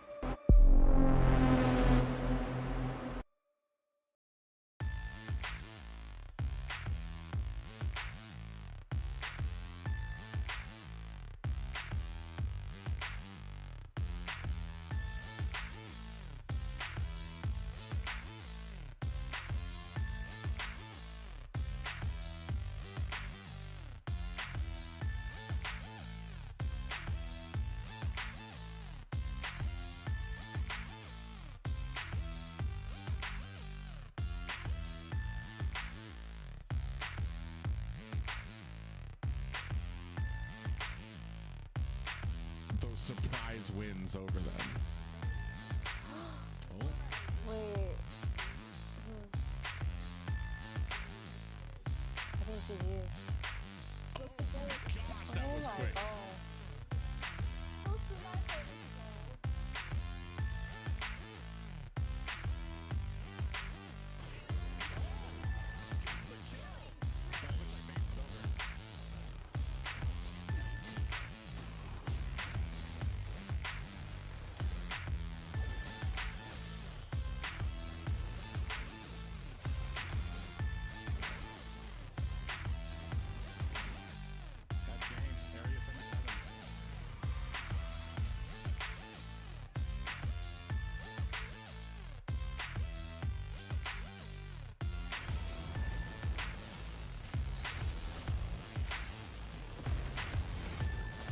right, base has been opened up. Oh, they're about to close. Best game. That's all she wrote.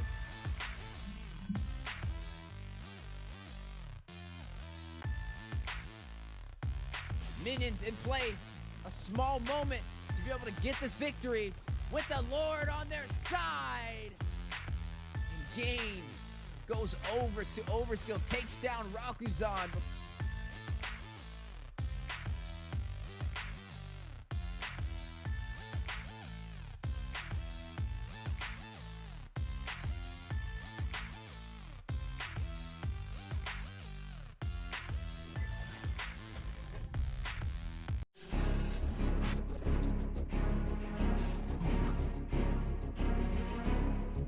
We can make it. We can probably 5-man. We can 5-man, I think. Yeah, don't be scared. Don't be scared. Wait, I'm on the backside. I'm on the backside. I'm backside. I'm backside. Hun. Get him. Hun. Nice. Turtle. From the Here. bank. Hey, poke him. He's dead. Bang. Push top. Nice. Okay, get mid. Shark is here. Mid. Tower. I got shot. GG. Nice. Go back. Push back. Yeah, G-ball. Watch for the all-out swipe. Try to fight, careful. I can boost you. Oh, Ellis is I got top. Wanna try, Lord? I'm gonna try bot. Yeah, I don't want to give it. As someone goes top, we could try melting it. They're doing now. That's Lunox, by the way. That's Lunox. Oh, No, Lunox stop, there. stop. Wanna fight? Do not snipe. GG. Amir. Nice. Alpha. Oh, get Alpha. Alpha. The Alpha. Holy. Kill them. My glowing one's He's on. gonna have ult soon. Careful. Nice, yeah. We're fine.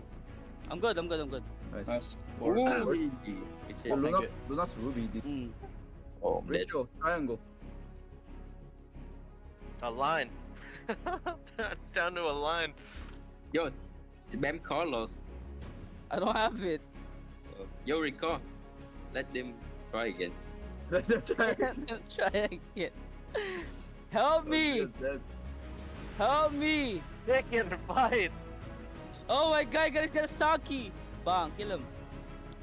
Oh, there's a blue here. Yep. Hey! No! Oh! Ako dun, boy! Nangyari ako dun, boss! Savage! Okay!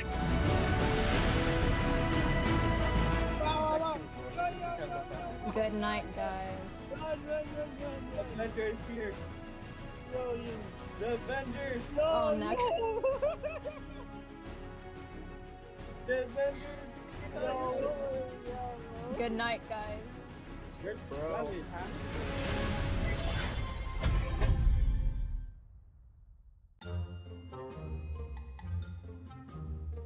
Damn, so what y'all gonna do here? Is he gonna get Gacha? Kidnapo? Gacha. So, Gacha dead. I think the enemy lost turtle, yeah. So I guess that's how you win the turtle fight. Just kill the roam early. And now they cannot contact the turtle. They have to give it. So right here after turtle, I think Choi Boy go to blue, give vision to the team. He almost died. Lucky he got his team. Is Nolan dead? Yeah, Nolan dead after. Choi Boy low though. And he tried to get the ruby. He TikTok. Damn. I think Choi Boy should go back after this. That's like lucky for him. I think if he die, it doesn't matter much because you can see the goal gonna be too much. If he do it and he die, it still doesn't matter. But if it's me, I will go back after that. No risky play. Wait, what Rico? Oh, right now. Oh, they're doing the fireman Rico. I think they have done a good Rico. Is that from on it? Yeah. I think they want to try the new recall. That it's gonna look better than them on 5-man recall. So right here, I'm trying to recall because the game pretty over. And you know when you recall, it's make enemy like tilting. They cannot focus anymore. So if you could recall in game, try to recall more in front of enemy. It's make the team better. So right here we try to pop Lolita. I call the team like pop Lolita. But we did not expect all of here. And Hyundai. That way we lost the turtle. And they did a mistake from us, but Chicken did not call the all of coming, so I guess it's our fault. I think we should give right here, right? I think we give right here. Yep, we have to give it because Hun dead. And I think I'm dead right here too. But the cameraman doesn't show. You can see on the bottom, I'm dead. Yep. And Mistland, I think Chicken should go back either. I don't know why he defend us. Cause he had mobile behind him, so he was alive, but he did not. They have Alpha, he can one shot the Edith easily. And after we lost the Mistland, we just tell in the VC like keep farming, we win late game, don't we? Cause you can see we have Jeep and Alice with his snowball, really good late game, so we should try to farm if we lost early. So yeah. Yo everyone, make sure to come to this weekend to support PTK against C9. It's gonna be the fun series, the only one.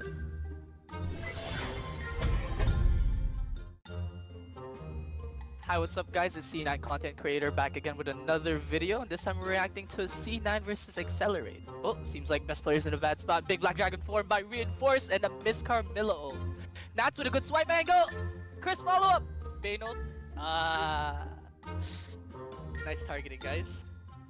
That was a total of 5 targets. First off, it started with best player getting chunked, probably just because of overconfidence.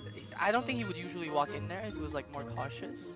And then second, just the targeting, like maybe Knots didn't call like the 3-man engage, because I'm pretty sure Chris could have followed up pretty easily with the basics Cloud ult.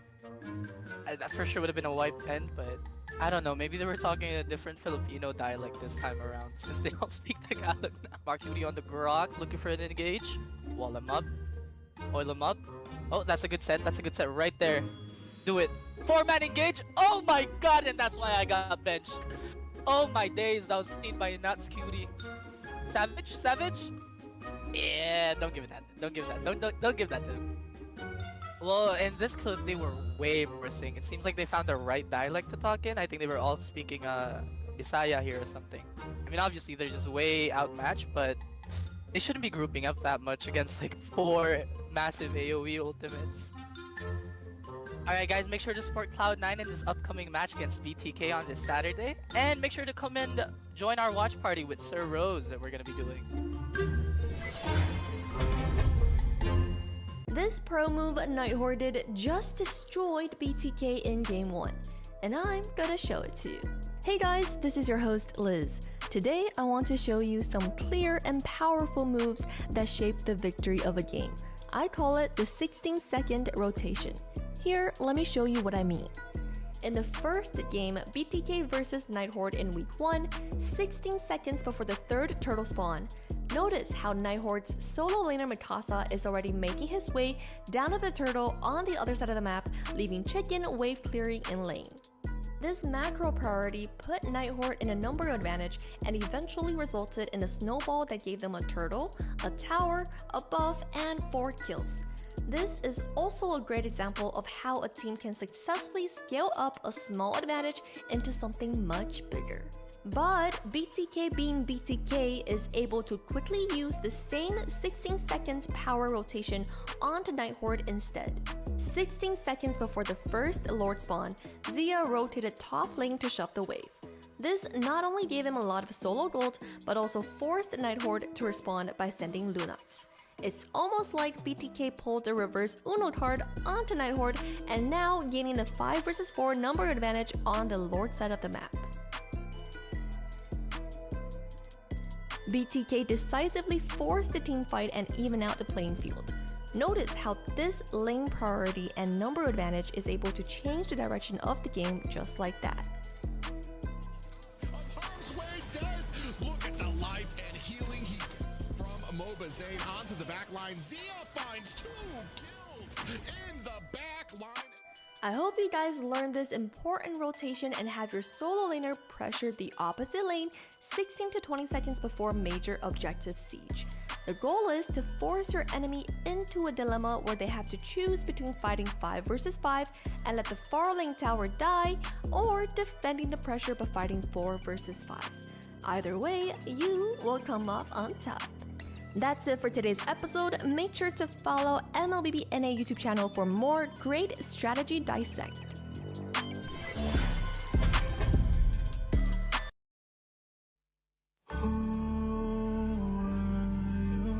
Fighting for, no one would ever know your name. Who were you waiting for? No one would be there to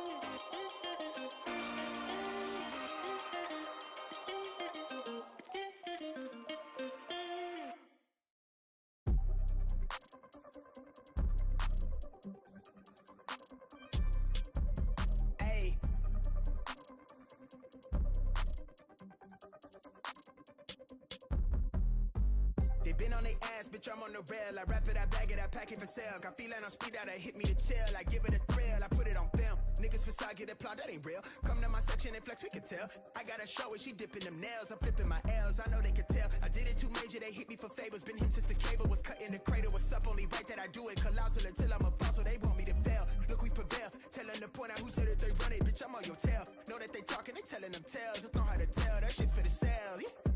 Hey, they talk like they got it, but they need to stop it. I'm leading with logic, my heartbeat is frosted. I seen it, got optics I needed from Shawty. She mean with the top, and it's obvious. They need him a target, I'm dodging they darts, make them reach for the stars. I'm dumping, I'm forcing the pun off the runs. I'm moving with caution, I'm saucing my nigga is nothing. From nothing to something they'll never be. Tycoon and I'm Dre with the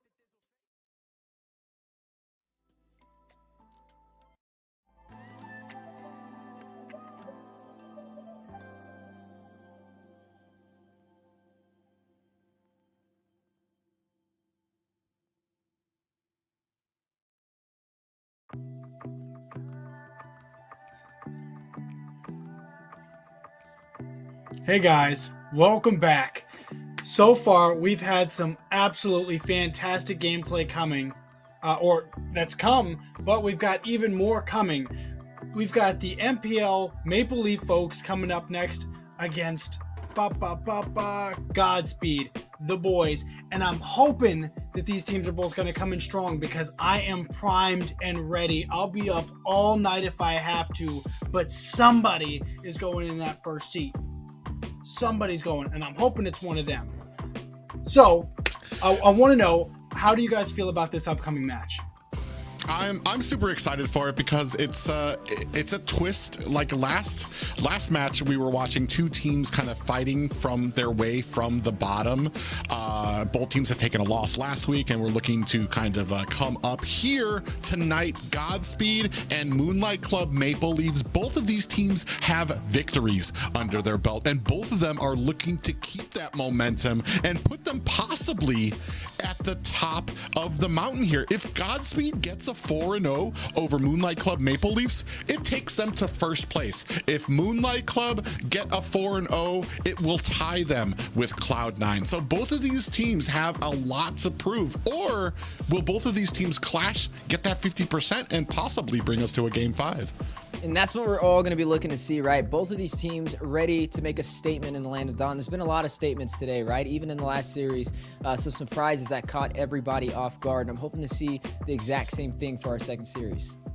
And I think that we can all agree that we would love to see a 5-game series, but I know for me specifically, I see some of the Godspeed folks and I start fangirling.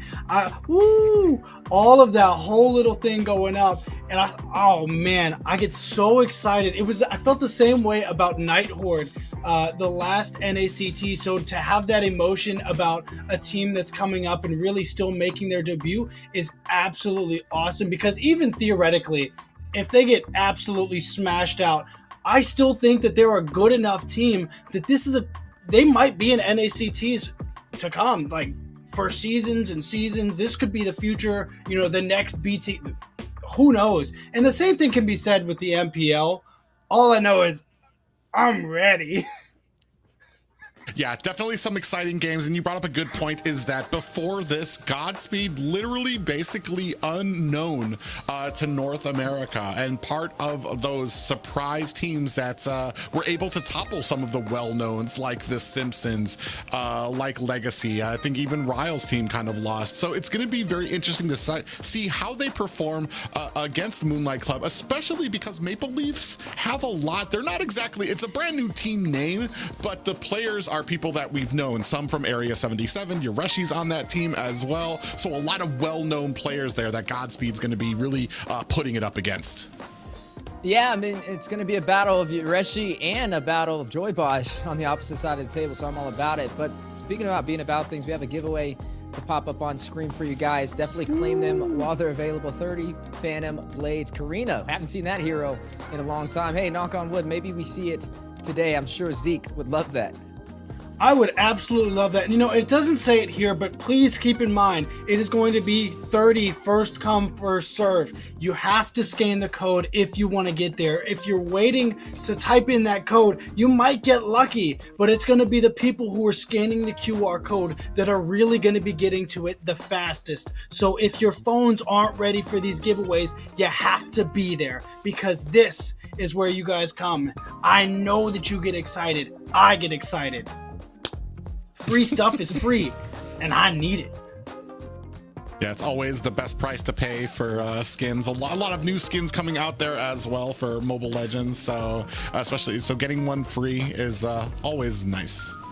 Hey, you know what? They need to come out with that Blue Spectre Layla skin that everybody's just been waiting to pop up on the screen. When they do that, man, I'm not gonna lie, the caster might take a code or two away. So I'm looking forward to it. Claim the skins while they're available. Not me, I'm just waiting for the Zeke Fredrin skin. But, jokes aside, let's take a look at these lineups. Private? This is going to be Godspeed's lineup. In the XP lane is going to be Divine. Shiro going to be bringing up the jungle. Restart at the mid lane. And from BTK fame, it's going to be Joybaj bringing up the roam position. In the gold lane will be Sairi. Yeah, but we gotta ask, who's at the other side of the table? Who will they be competing against? No other than Moonlight Club Maple Leaf, Yureshi, a crowd favorite. We know he has the international experience. We know he's ready to step back into North America and claim victory for the XP lane. Nasty Wayne inside of the jungle. J Law as the mid laner. Pavel as the roamer. And Toru to lead the way in the gold lane.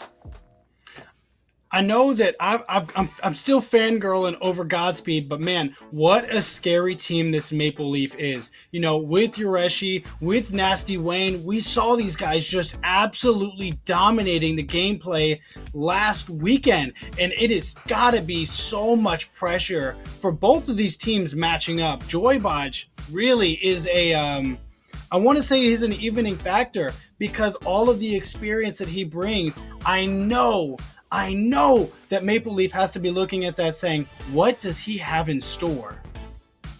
The really interesting thing about this team is where they both excel. You brought it up, Joybaj being the veteran player on the side of Godspeed there is going to be bringing up the roam position. So to pair that with the mage, you're going to be looking at some great rotations coming to those side lanes. But then you also have to talk about Yureshi.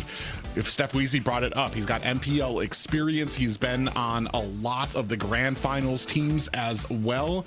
You're going to be talking about him bringing it into a lot of these objective fights, looking to get some of those sets to set up his team for some successful defenses at the Turtles and the Lords.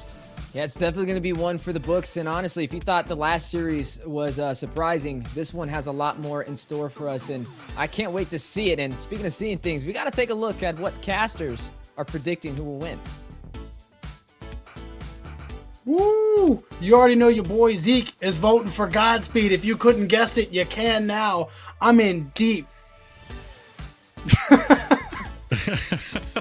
Well, for myself, like I said, I have Maple Leafs. I've been a fan of them since I seen what they could do during some of the qualifier matches, and then they were able to kind of secure themselves a little bit of sponsorship. It's hard to kind of vote against a lot of the members from Area 77 plus Yureshi, because as we know, your Area 77 was really kind of next in line to kind of be climbing the ranks in North America. I want to say sitting at about 3rd or 4th place. So I'm really excited to see what they can show us here tonight.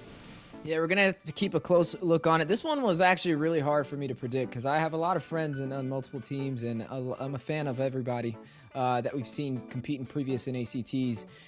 It's going to be hard, right? I mean, Joybaj, he mentioned even in an interview with Liz that he saw himself as the number 3 roamer for North America. He was a little humble about it. He put Cold World and Shark above him. So, I mean, potentially they may have the stronger roamer on their side. But again, when it comes to the XP lane, when it comes to Yureshi, that is where it can definitely be very impactful. We've seen a player like Nats on Cloud9 have such an impact from that lane, and it may be the same story today.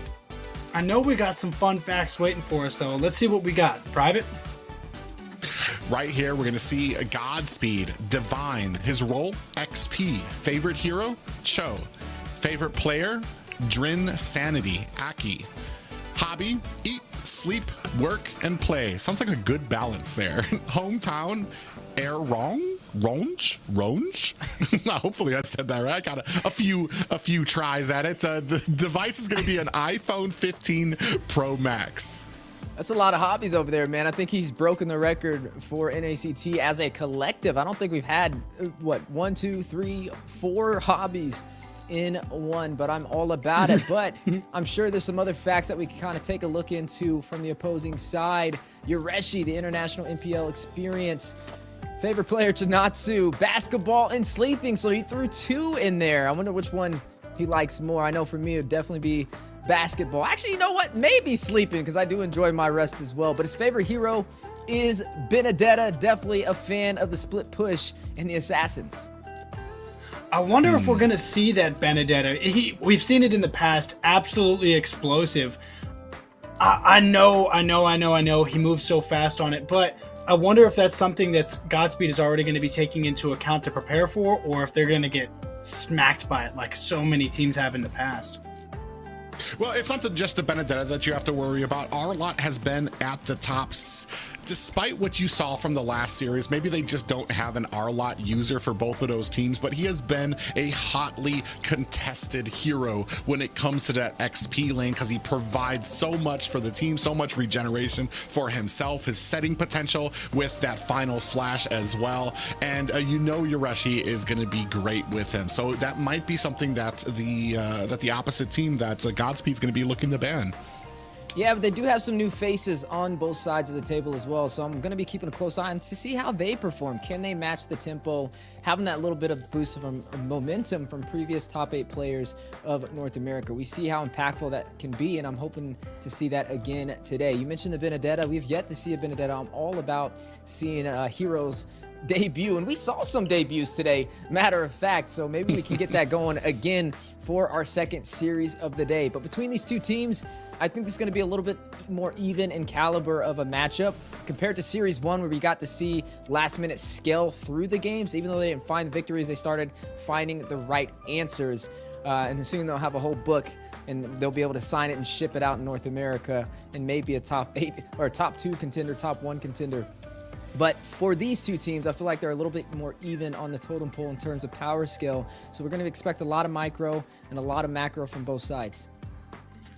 So we've got the whole breakdown of the standings in front of us. We still see Cloud9 leading. We still see BTK in second, Godspeed in third, with Maple Leaf all the way down in, is that 6th place? Huge difference in teams that are so even in caliber. And again, that's what we were saying, this matchup is so important, because this really does dictate the future of where some of these teams are going to end up and start setting that stage for who is going to get into the playoffs. This is where we're going to see the tide start turning.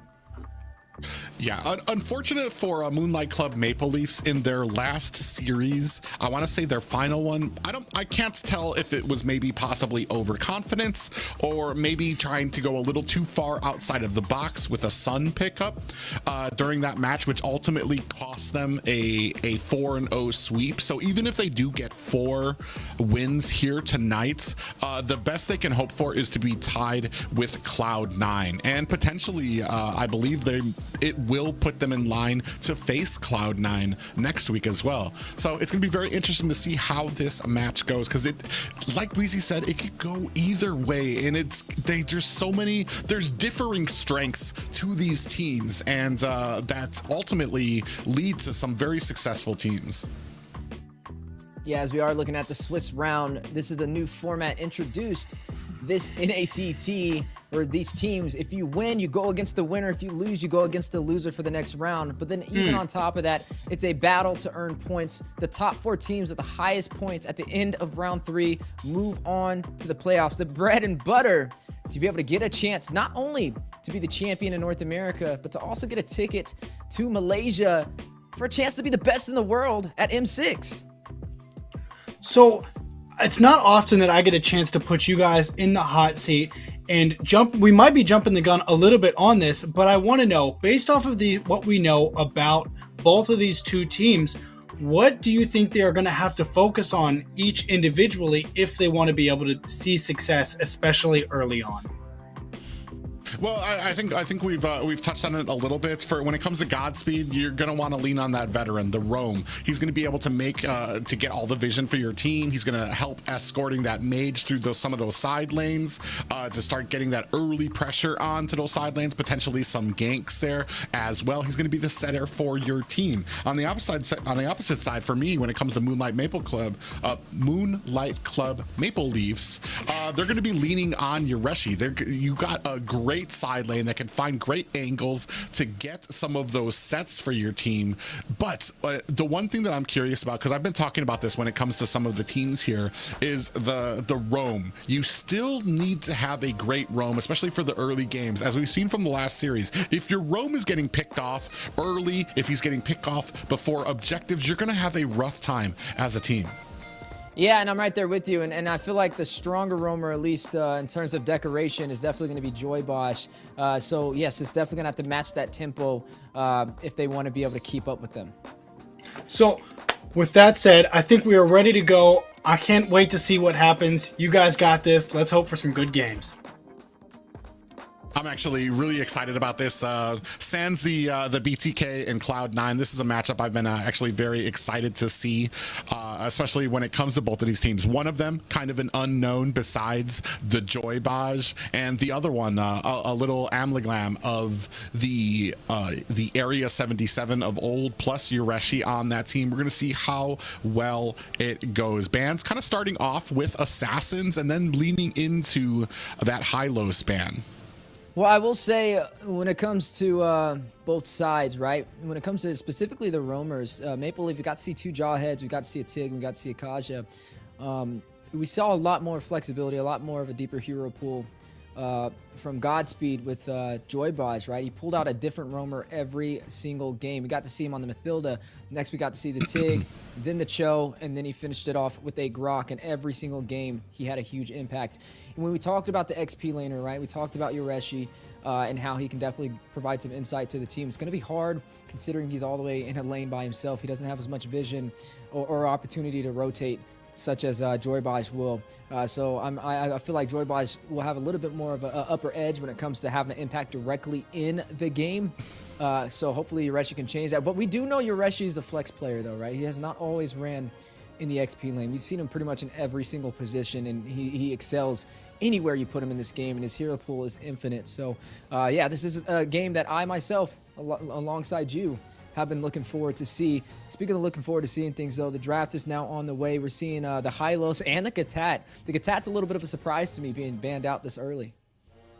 Yeah, that is interesting. Maybe kind of seeing something coming from the side of Maple Leafs. Maybe we're trying to take some picks away from Yureshi. And I do want to bring up, too, when it comes to, like, while the XP laner can be kind of isolated in that XP lane for a lot of these fights, when it comes, first of all, the first turtle is going to be in the XP lane. So that's going to be the big start for an XP laner. But when the Lord or the turtle is on the opposite side of the map, it's going to be really relying on how fast can Yureshi clear out his lane. We saw this, I want to say we saw this from the Night Horde, where the XP laner was able to clear out the lane, join the fight all the way on the opposite side of the map, and actually surprised BTK. They got a kill on Dahoon and really set off a 5-0 lead against BTK. So I want to say while it can be kind of isolating for XP laners, those very magical XP laners can make a lot of work out of it. Yeah, they definitely can. I'm an XP lane myself, main, and I definitely agree with that. It's just unfortunate that the roam, they're going to be able to rotate a lot more in these engagements. They are going to see the Ling pulled out. Shiro, speaking of Shiro, I got to catch his games.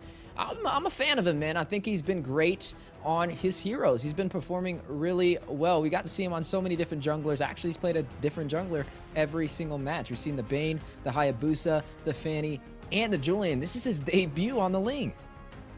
Yeah, a really interesting thing here is that they quickly pick up the Ling, and in answer, we saw this from the last game, from the last series as well. The answer to the Ling, obviously the Jawhead pickup too. You can use that unstoppable force. Doesn't matter if the Ling is able to climb up onto ledges and try to fly away. He's going to be getting caught with the unstoppable force, and then you mix that in with a Ruby. The amount of CC that they have is going to be able to kind of pull him off of a wall. But in answer to that, we have Vexana and Terizla being picked up by the side of Godspeed.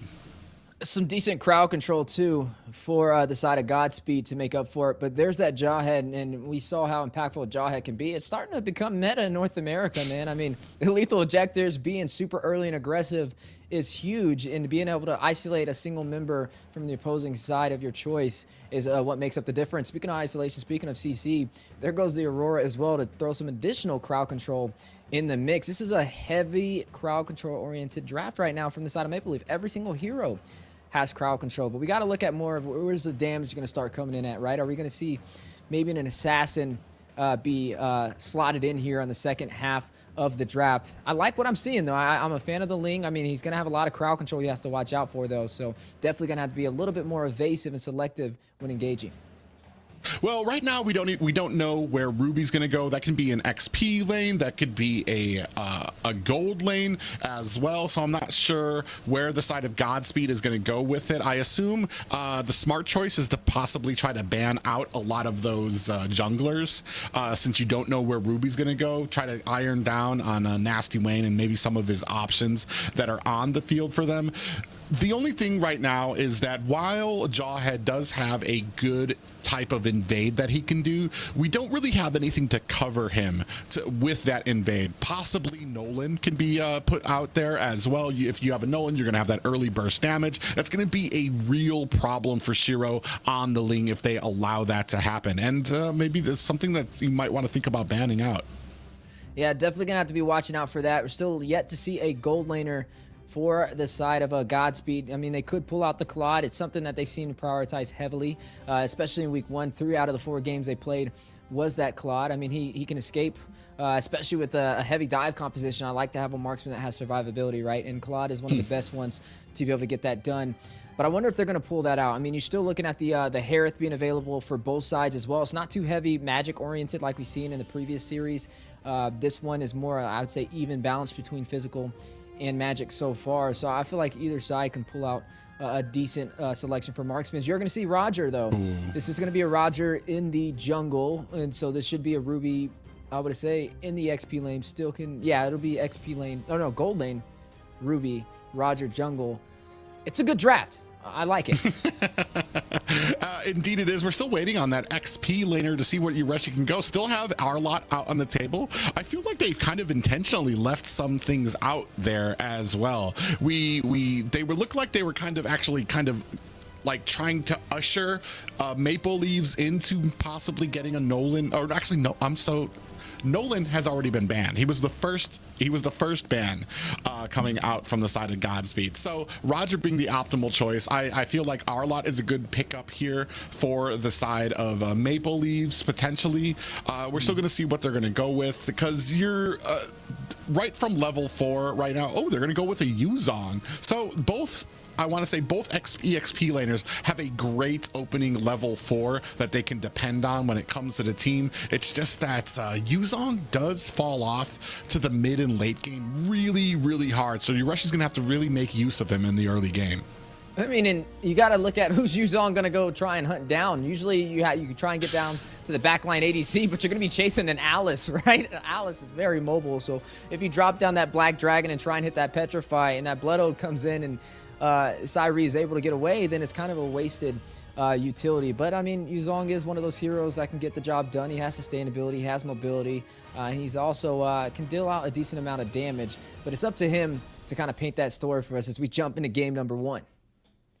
Yeah, ladies and gentlemen, Godspeed and Moonlight Club Maple Leafs, both of these teams looking to continue their series winning ways. Can they amount to that in this last series of the night? Oh, and hey, we said it, right? We said this series could be full of surprises. Already going to get a surprise the first second in the game, the fastest pause we have seen in NACT history, but this gives us some time to kind of talk about some things, right? The Roger inside of the jungle. I've been a fan of it. I think it works really well. I love when it's paired up with the Ruby who's in the gold lane too, because you still have technically a marksman, even though it's put in the jungle position. Roger, who can rush in with the like and pounce and get some early kills, especially for these neutral objectives. So he's possibly going to be the one trying to pave the way for the early game to create that opportunity, but he has to watch out for Joybaj and the team, right? Joybaj, he's running more of a passive, I would say, roamer. I mean, it's Mathilda, right? So it's not like you have some crazy sets, but it's the mobility you provide to the team, and you're able to keep them alive with sustainability that could be a dire problem if not checked early in the game by Maple Leaf. Yeah, and the one thing here that I'm kind of curious about is having that guiding winds. Having that kiting ability on the side of Godspeed could really throw a wrench into the side of Maple Leafs, whether you have the unstoppable force, whether you try to use the like and pounce from Roger. Both of these abilities are going to try to lock onto a hero. If you get guiding winds at the perfect time, you could put one of your heroes well back into enemy territory where the rest of your team is not going to be able to follow. So it's going to be it's going to need to be a very carefully a careful use of some of these abilities coming from the side of Maple Leafs, especially with Joybaj on a hero that can make a team, an already mobile team, even more so. Yeah, and I'm thinking about this first engagement for the Turtle, right? Who will be able to kind of claim that? Because you're looking at Ling versus a Roger. The Ling who can use the Finch Poise. He can kind of hide away and wait for the moment of vulnerability to go with the Tips of Blades for a possible steal. But then there's a lot of aggressive heroes on the table too, right? You have a Terizla who can rush in there to possibly get that set up and look for that penalty zone to create that opportunity for the neutral objective. Something that they're definitely going to have to watch out for. Nasty Wayne, though. I mean, I feel like with the Roger, he's a lot more aggressive than a Link can be in the early phase for a team fight. Yeah, the only thing right now, you brought up a good point. When it comes to these first objectives, who is holding this Turtle for the side of Maple Leafs? Because Pavel on the Jawhead isn't going to be tanky enough just yet to really be tanking the damage, watching out for enemy heroes, allowing a Nasty Wayne time to be able to come in, get the retribution, and then get out. So it's going to have to be a team effort, and it's really going to come down to some of these rotations. And I'm going to be watching Ureshi, right? I mean, he picked up the Yuzong 3v1. Yeah, he might be in trouble here. He's getting a little bit of health back there. Really leaning on that passive. Gets a little bit more. Dodges the damage coming out from the Vexana. And that is the value. Look at it. Here comes an ejector. Restart in trouble. Taking a heap of damage. Goes down. And just like that, Maple Leaf's able to turn it around from the backside. Nasty Wayne. Oh, he looked like he was trying to get that last kill. Gets himself a 1 for the side of Maple Leafs, adding it to a 2-1 lead. Hey, I mean, Maple Leaf still wins that trade. I mean, he was able to get a kill, 2 kills for the entire team. And that's very impressive on Ureshi. That's the power of Yuzong, having the Shaw Essence and Residue to be able to keep yourself alive, especially when the numbers are not in your favor. And he executed that perfectly.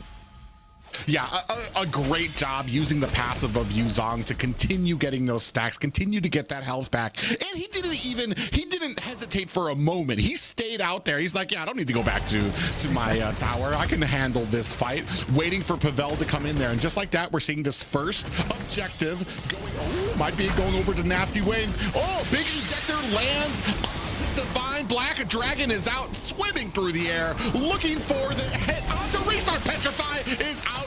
Restart has to use that flicker to get out of harm's way.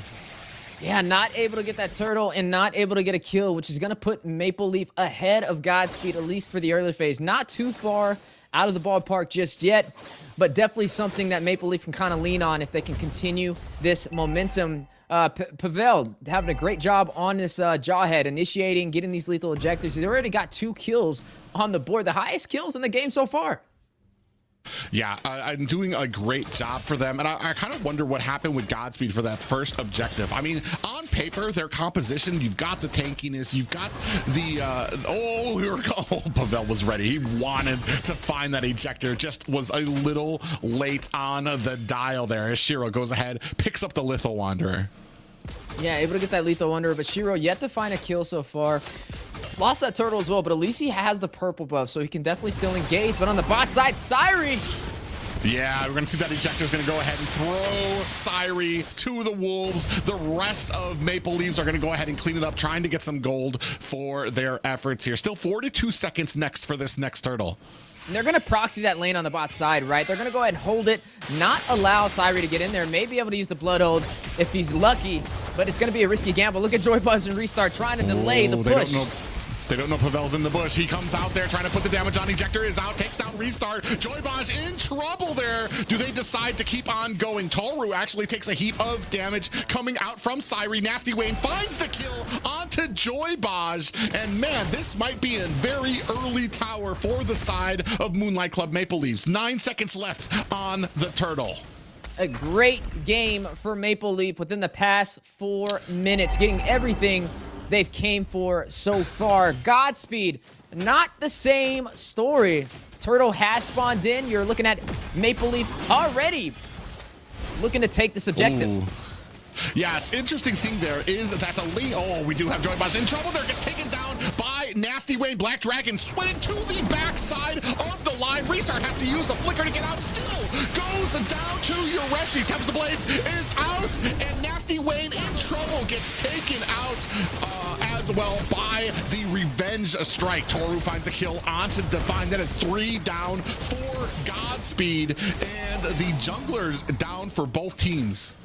Yeah, 3-for-1 trade. I'd take that any day if I was Maple Leaf. Even with Nasty Wayne falling, they're gonna get more! Yeah, Syrie goes down. I have the question, though, why not just go for the turtle? Because Shiro used his retribution to kind of steal a minion away from Maple Leafs who were invading. You could have gotten yourself a free turtle, then maybe turned your attention to the team fight. But, I mean, you're kind of still doing all right. You're at 2-11 right now for Maple Leafs, so just continue on the pressure and keep this snowball going. Yeah, the snowball is definitely starting to roll, and they need to find a way to pump the brakes fast. Nasty Wayne will take the turtle. The I'm offended.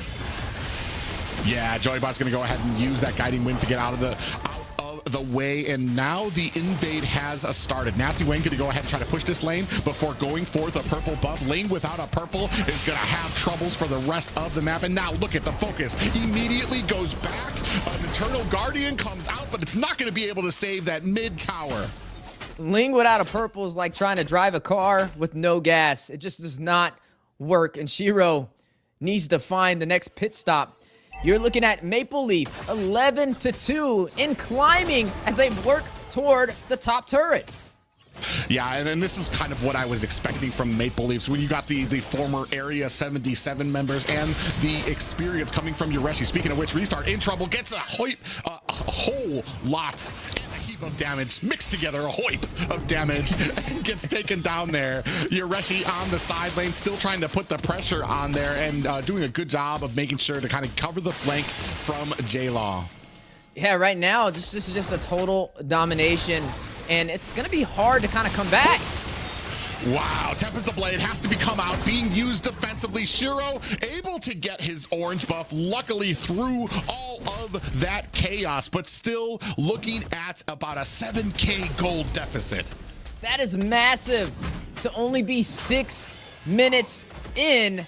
Maple Leaf, they're not playing around. They're letting the world know, hey, we're not on the same level as Godspeed. Godspeed not able to find an objective this entire game. It started with Yoreshi on the top side on the 1v3, and the snowball began to roll, but maybe they find a trade here. Yeah, Yoreshi's going to go ahead and try to cover this. I don't think he's going to be able to protect this tower. Might put himself in a little bit of harm's way.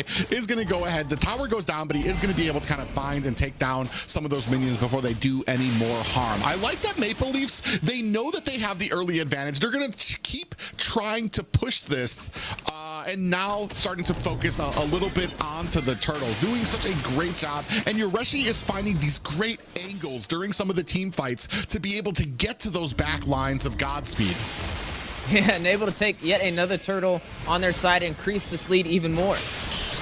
Yeah, J-Law gets cornered by all of them. He's going to proc his passive. Tempest the Blade is out. The push, trying to chase down J-Law. Syrie finally able to find the kill there. Nasty Wayne is able to cover the end, takes down Restart, and now you can see the damage starting to come through from Syrie on that Alice. Actually goes in on Divine, under the tower. Nasty Wayne, not again. Oh, look at that. Look at the juggle there on the Roger plays, but eventually 3 members of Godspeed is just a little too much for him to take, as Taru, look at the regen he's getting on that Ruby, eventually taken down by 3 members of Godspeed as well. Now that was just plain greedy from Maple Leaf. Definitely not worth it at all. And this is what I kind of talk about when teams get a little arrogant, right? They get a little overconfident. And just as easily as you gain that lead, you can lose it. A few more times of that happening, and we may be able to see Godspeed dig their way out of this hole. Yeah, and that's definitely not what you want to happen. And Shiro doing a great job. He's behind on the lane, so all he's going to do is start split pushing from the team, try to use his movement, use that Finch pose to get around the map as quickly as he can to find some of these towers on the outside of the map. Yeah, Shiro, I said I was a fan of him, right? He definitely is objective focused. He's really great on these assassins as well. I mean, even though Godspeed is playing from behind right now, he's still off to a good start. 2-1-2 on this Ling. Joy Bosch, he's running on this Mathilda, who did have a little bit of a rough start. 0-3-0. We talked about Mathilda.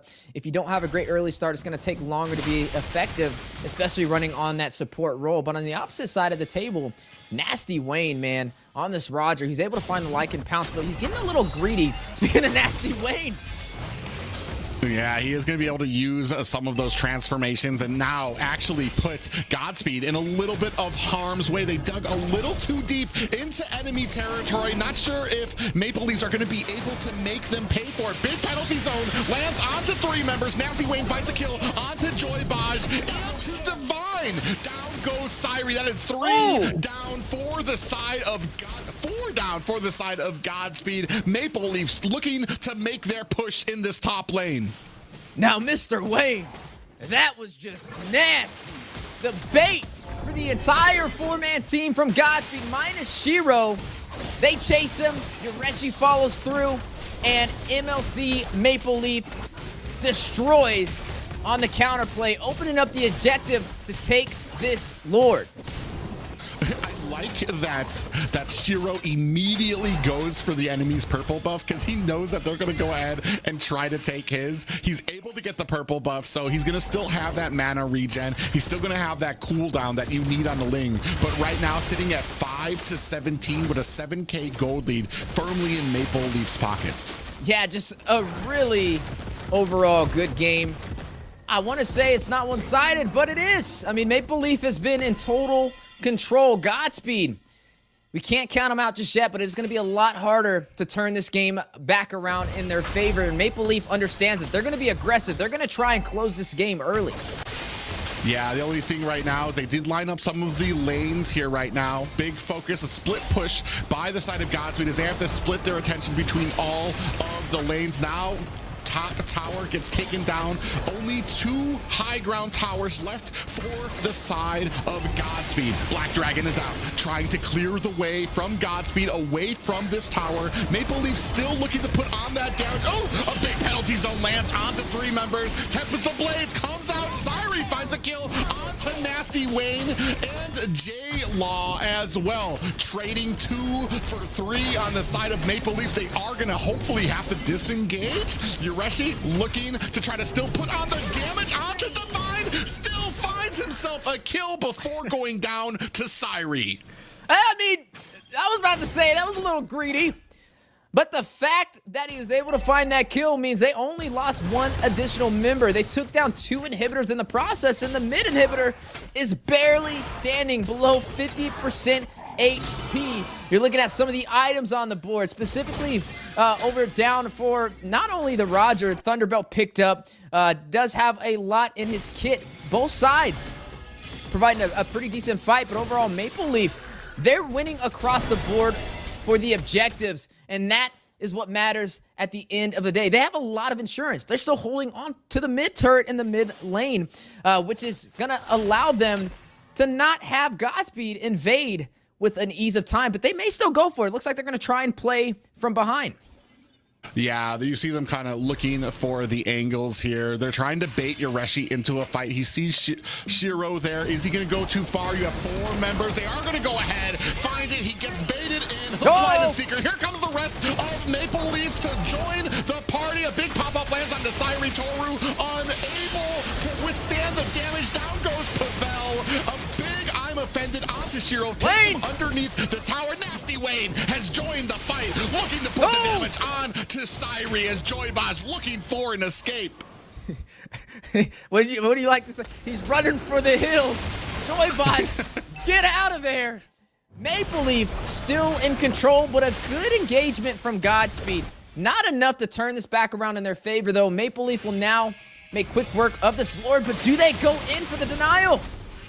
Yeah, you can see coming in there, Joybaj looking to kind of like put the fear into Maple Leafs that they could go ahead, put on that circling eagle at any time. Also, with the penalty zone, comes in the penalty zone, and Nasty Wayne still able to find the retribution. Divine is in trouble right now, trying to find an escape, gets taken down by J-Law, and just like that, another Lord go to Maple Leafs.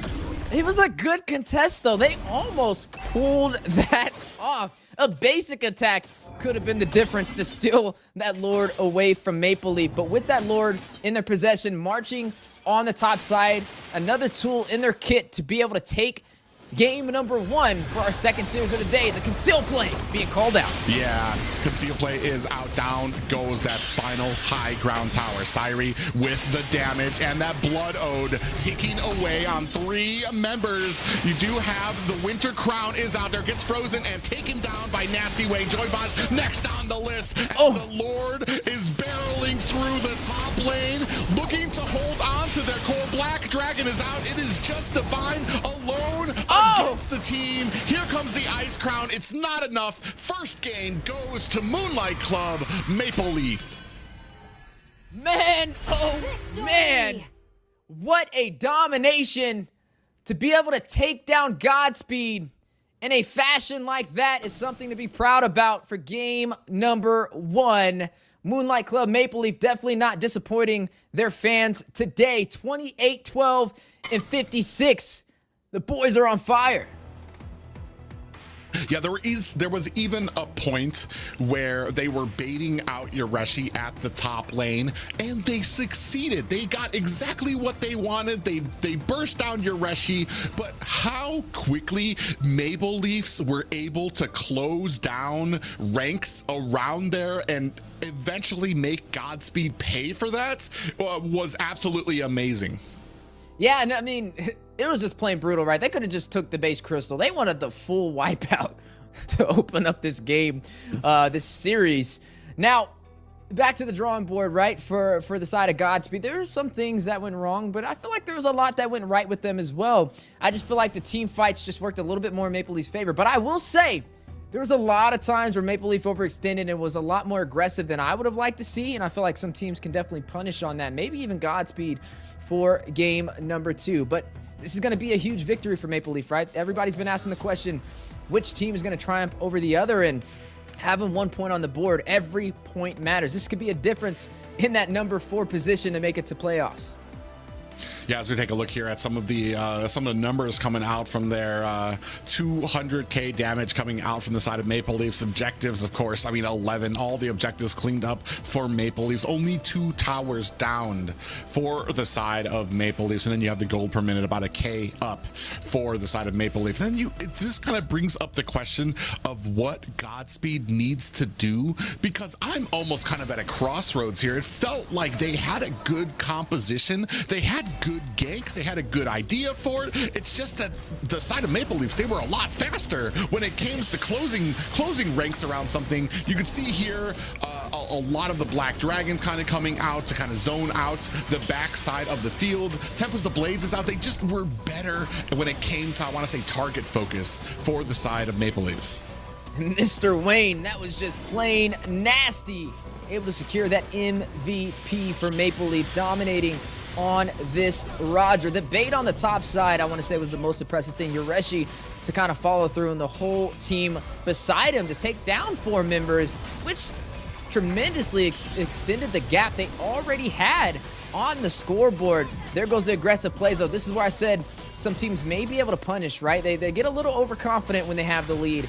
And as you see right there, they thought they were going to be able to take that last inhibitor turret, and it was pretty much a team wipe in the mid lane. So something that Godspeed should lean in on for game number 2.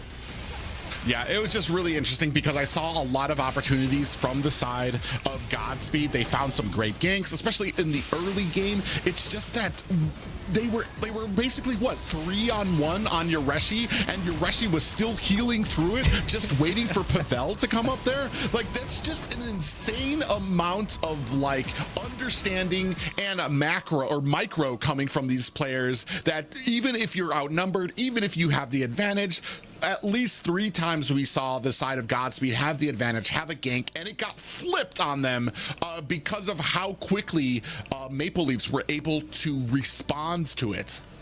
And this is one of the things where Yuzong shines, right? He shines when he's fighting massive amounts of enemies, right? I mean, if he can hit multiple targets, that's more essence he can get, the residue, to be able to regen and sustain himself in those fights. So you can't just keep rushing in as a group. You gotta kind of take him down piece by piece. The man's like Thanos with all the Infinity Stones, right? You can't just keep throwing them to him. You need to just do one at a time to be able to burst him down, and that just shows you the experience that he has and the impact he has for this team for game number 1. Now, you asked the question, Private, Godspeed.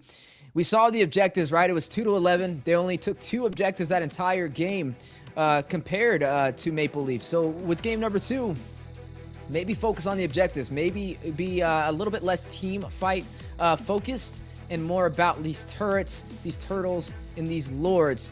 But it's not going to be easy, man. I feel like Maple Leaf, they were just slightly ahead of them for each objective. Yeah, and that's what's kind of amazing to me, is because a lot of these fights led to the objectives.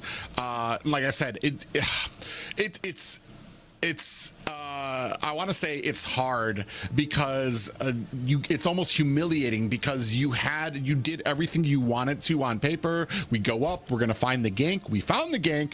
He still survived. Another team player comes in. Now we're getting ganked from behind the tower and underneath tower. Multiple times they found some great penalty zones, but somehow the entirety of Maple Leafs was able to survive and start finding some of the pickoffs. It's just, it's very interesting problem to have, where on paper you're doing things correctly, but you need to it's that little macro that you need to pay attention to kind of cut off maybe some of the escapes from enemies, to make sure that they don't have a place that they can go, and be wary of where everybody else is on the map. You know, it's funny because you mentioned earlier in the previous series the bait, right? If you take the bait, at least get the food. And that was a bait from the XP lane, right? A 3-man rotation, and they didn't kill him. He got out. And this is how we kind of talked about when this series started. We talked about Joybosh maybe having an advantage because he's the roamer, so he can be in more places than Yoreshi can. But hey, it don't matter. The party's at Yoreshi's house. Everybody's coming to the XP lane. But he's definitely in control of it, and it showcases his mastery not only over the hero, but his overall understanding of the game. And it's something that Godspeed is going to have to pay a little bit of a closer eye on, right? Don't fall for the setup that Yoreshi offers you. Yeah, really interesting here. Big focus going on to the Bane on the side of Maple Leafs. Definitely not wanting to see Shiro on that. Bane, I want to say, has a little bit. He's one of my favorite heroes to play because it's different when it comes to the jungler. You're not looking for kills. You're not really looking for like some of those great team fights. You're looking for objectives, and he pushes towers like no other. And it really kind of forces the enemy team to kind of readjust to your game plan, because if they blink, he's going to be able to take down a tower in absolutely no time. Still a mirror of some of the same bans we're seeing from the side of Godspeed here. Fovius taken off the wheel there. Gatakacha taken off there, as well as the Hylos. We still got a lot of XP laners available, though. The Arlot, the Edith, both of them prime targets at least in yesterday's series. Maybe not as targeted today, but I do think can have a major impact in these matches. The Bane, surprisingly enough, it wasn't banned really in the first series that we had today, and it wasn't picked either. It was just more Nolan's, Hayabusas, the Ling, maybe a Fanny. But the Bane, I'm right there with you. It's such an objective-focused, a turret pusher, a shredder, if it must. And I like what Maple Leaf is doing here, right? They're going to try and deny that. I think they want to force the assassin from Godspeed. Maybe they force it and then they try and go in for the Jawhead. There goes the Jawhead, because they're going to be aggressive. They're going to try and delay that early game assassin from getting online. Yeah, and I want to say this is a great. I want to say, especially for North America, this is kind of the trying to counter the early assassin type of hero you get out there. He's able to kind of stand his ground in the early game. He does a huge amount of damage, and also he's able. Doesn't matter how fast assassins are. If they get within range, he's going to be able to use the unstoppable force to lock onto them. So this might ward away from those Ling pickups again, especially the early Ling pickups. I've talked about it before, especially in this meta right now. If you pick those assassins very early, you're kind of asking for some of the counters to come out as well. And with that, Shiro is going to go ahead, pick up the Nolan. Yeah, going to go ahead and pick up that assassin, playing into the playbook from Maple Leaf, right? They're okay with that. That's what they wanted. You're going to pick one of these assassins, but we have a plan to be aggressive and push hard in the beginning of the match. Now, we got to look at the R-Lot, right? The R-Lot was not banned out. Are they going to pull it out here? It is going to be going up possibly against the Edith. I mean, unless the Edith is flexed into the roam position, but I guess technically you can't really flex the R-Lot anymore because you have the Jawhead in here. So I still think it's a strong option.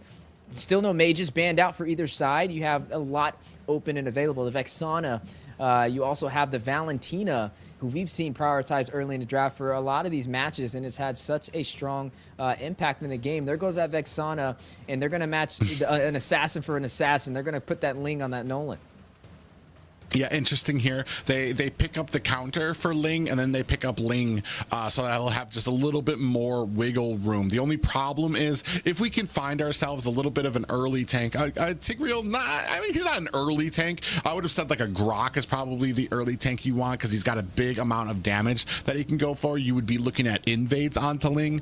Here, I want to say we're just going to be looking at possibly escorting Shiro, helping him get his gold, and we've got a good, stable amount of tankiness to help us with those objectives, to give Shiro time to get there, get the retribution, and find an escape route. Now, I'm wondering, right? I wonder if they still go in for... we have yet to see the gold laner. Oh, I guess they took down Ruby, so I was like, you could put the Ruby against the Tig to counter out that implosion, but you still can do something like a Terizla. The anti-CC definitely can work in his kit, or even the R-Lot with the final slash could be very effective in this game, and that actually would be effective for either side. If you put the R-Lot on the side of Godspeed's not even going to pick it up. They're going to actually ban it out, and they had prio on that. They could have took that R-Lot, and it would have definitely profited with the crowd control that they have on their side. But then that opens the question, what do you put in the XP lane, right? Are you going to go in for this Terizla? Both sides definitely know how to play. It could be very effective. Yeah, Terizla's not a bad option here. It just depends. Now that we have Claude out there, you're going to have that mid to late game amount of damage. You're going to have that Blazing Duet that can get into your back line. So potentially Vexana's going to have a few issues there. It really depends where we go here, especially on that XP lane. Yoreshi, he's got a huge hero pool, so he can pull out basically anything. Heck, we haven't seen a Benedetta yet. We haven't seen... well, there's a lot of picks. We have early game. He's going to be going with the Khalid.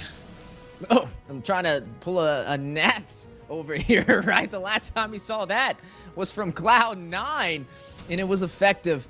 I like it here as well, but there's a lot of things that could be a problem for him. There's knock-up, not only from the Edith, but also from the Tig that can kind of cancel out that quicksand when he tries to regenerate. But that being able to rush in and deal a massive amount of early game damage could be a possibility that he's looking for. But sustainability could work in Godspeed's favor as they pick up this Feramis. Yeah, but I mean, Yureshi, you've got that Raging Sandstorm from him too. That's a huge setting potential, a big stun on your team, which can be wombo comboed with the Vexana, with the Tempest of Blades coming in. You have the potential for a lot of damage to come down onto Godspeed if they're not careful. So we'll see how well they can kind of play out this next round. Yeah, both teams ready to step into the land of Dawn. Game number 2. Godspeed, you said they needed to go back to the drawing board, needed to find some answers. Have they found them? Yeah, definitely gonna see how well that goes. Ladies and gentlemen, this is going to be game 2 of Moonlight Club Maple Leafs taking on Godspeed. Godspeed suffered a pretty decisive loss in their last game, so they're looking to even things up here as we get started right away. That's right, Shiro now going to be running on this Nolan. We got to see the Jawhead prioritize super early for the side of Maple Leaf. They looked like they allowed the Assassins to kind of walk, right? We saw the Bane band out from them, like they were just baiting out either a Nolan, a Hayabusa, or a Fanny because they're comfortable. They know that Pavel can be very aggressive on this Jawhead to create the early game gap and deny the Assassin from getting the farm needed. Yeah, I like that Pavel on this Jawhead. This is what I've said, like one of my favorite parts of the Jawhead is the amount of damage he can do to help out the jungler when it comes to some of those, some of that early jungling. Ooh, we're gonna go ahead, Shiro, gonna go ahead, get leaned on to right now. Big push from Tigreal, and Yureshi finding the hit here is not gonna be able to complete it. On to Shiro. Yeah, great job by Yureshi. Ooh, he was looking for it. He wanted it, but thought against it. Maybe getting a little smarter from from what we saw from him in the early game. Yeah, but Restart's going to take down J-Law, so First Blood is going to go over to Godspeed. Yeah, I mean, you saw Yureshi. That was a pretty big cut, especially that early in the game. He left the bottom lane alone, right? He didn't worry about the minions. He cleared them out super fast, and he went over there to try and create that opportunity. Even though it didn't work in their favor, I still like the play, but Godspeed, this is their chance, right? They have a little bit of a window of opportunity now to kind of spearhead the way for game number 2. Yeah, it's starting to surround Yureshi, looking for an opportunity onto Nasty Wayne. Pop up on to that minion, but they're not able to find it just yet. 2 seconds left on this first turtle, which is going to tell the story of how the momentum of this match is going to go. Now, there's only one problem that I'm seeing is how are they going to get back to the carry, right? They don't have a lot of heroes that have high mobility. I mean, they have Claude with the BMI, but they have to get back there and find a way to take down Toru, or he's going to have those speedy light wheels. He's going to have full kit. He's going to start bursting down Godspeed. Ooh, big implosion lands on the 2 members and a push into the 4 members of them. Down goes J-Law. Pavel in a little bit of trouble. Gonna have to get out of harm's way. Here comes a Nasty Wayne. He's not able to find the retribution. The Tempest of Blade finds him an escape route, but Turtle goes over to Godspeed. Hey, it was a good try. I mean, he did everything he could right there with what was available. But yes, Godspeed able to kind of find these objectives a little bit faster. Definitely a different story from game number 1. Now contesting the purple buff. Yeah, Nasty Wayne doesn't have his retribution either. Out comes the Eternal Guardian. Are they going to be able to find the... Oh, he's not able to find his purple buff. It does get stolen away from Shiro, or by Shiro, as Restart looks for an escape. Yureshi comes in, finds the sandstorm, and that's going to be all she wrote for Godspeed's mage. Yeah, they were able to find a kill, but with Nasty Wayne not having this purple buff, he's going to be limited on his energy pool for this Ling. May be able to meet up Shiro, but I don't think he knows they're in that bush. Oh, yeah, he does it. Here comes the Tempest of Blade. Shiro in trouble, and Nasty Wayne gets hit by a little bit of passive damage coming out from Shiro. Even after death, he is still a monster. Hey, a jungler for a jungler, an eye for an eye leaves the world blind, and nobody is seeing today. 3-2 on the scoreboard. Demon Hunter Sword picked up super early by Sairi. Starting to stack those core items. I mean, just like Toru on this carry, the clock can definitely hit like a truck as well. And both of them have yet to find a death. Yeah, they're basically kind of in the boring lane right now. Everything's happening all around them. Actually, Joybars gets caught there. A lot of damage. He's going to have to push his way to safety as Restart kind of covers his escape. He's going to be going back now as we see the rotation starting to go up to the top lane, possibly looking for Sairi on the back end. Yeah, Siri needs to be careful, but at least he's running on this Claude, right? He has a lot of mobility with the BMI. Oh, and gets caught. Is Pavel still finding himself an escape? He does get pulled back. The Blazing Duet does not find a target, which is unfortunate for Godspeed. That's going to be one of the ultimates down for the side of Godspeed. Maple Leafs coming in. Here comes Nasty Wayne. Shiro still finds himself a Lord. Tempest of Blades is out. It is on the vine. Here comes the Nether Realm to keep the team topped up. Nasty Wayne looking for an escape, covered by Yureshi and Toru. Yeah, at this point, Shiro just has a little bit quicker of a retribution than Nasty Wayne. He's 2 for 2. When both of them are in distance and ready to tap that retry, Shiro able to get it a little bit faster. But on the bot side, Yureshi, he's doing a great job on putting on that pressure up against Divine, right? He seems to be winning that lane in terms of clearing these minions, which is allowing him to join these team fights and traverse across the map. Yeah, and right now I want to say Maple Leafs kind of having a little bit of a struggle when it comes to the objectives, when it comes to kind of getting into those side lanes. Yureshi's going to have a problem as we move into the mid and late game. Once Khalid starts falling off, it's going to be a little bit of an issue. 4-man gank looking for the top lane. They decide against it. But he's still going to take the turret because he can't rush in on the carry. And that is going to be the map opened up for Maple Leaf. Nasty Wayne need to be careful. Yeah, and we do. Yureshi comes in there. A little bit of damage coming into that pixel bush right now. You see Joybaj taking a bit of damage from the Vexana right now. Oh, I mean, the placement around here is very interesting. Pavel goes in, does not find the pickup. We have a concealed play. Joybaj just misses. He doesn't find the targets he wants. So he decides against finding the implosion or the push onto Pavel. Look at the damage now coming from Toru. Look at Joybaj getting chunked down. Yeah, that's about what, like almost 45% HP left right there, and he was only in that bush for a few seconds. Like we said, a ticking time bomb, the scary carry in the making. Just needs to get a little bit more items. Nasty Wayne 1v1 matchup on the bot side as well. Maple Leaf, even though it looked like Godspeed was leading the way in the beginning, they're starting to turn this game around. Turtle has spawned in. Will they be able to take this objective? They've yet to find a single turtle. Yeah, as we can take a look at some of the items here right now, a little bit of a gold lead starting to measure up.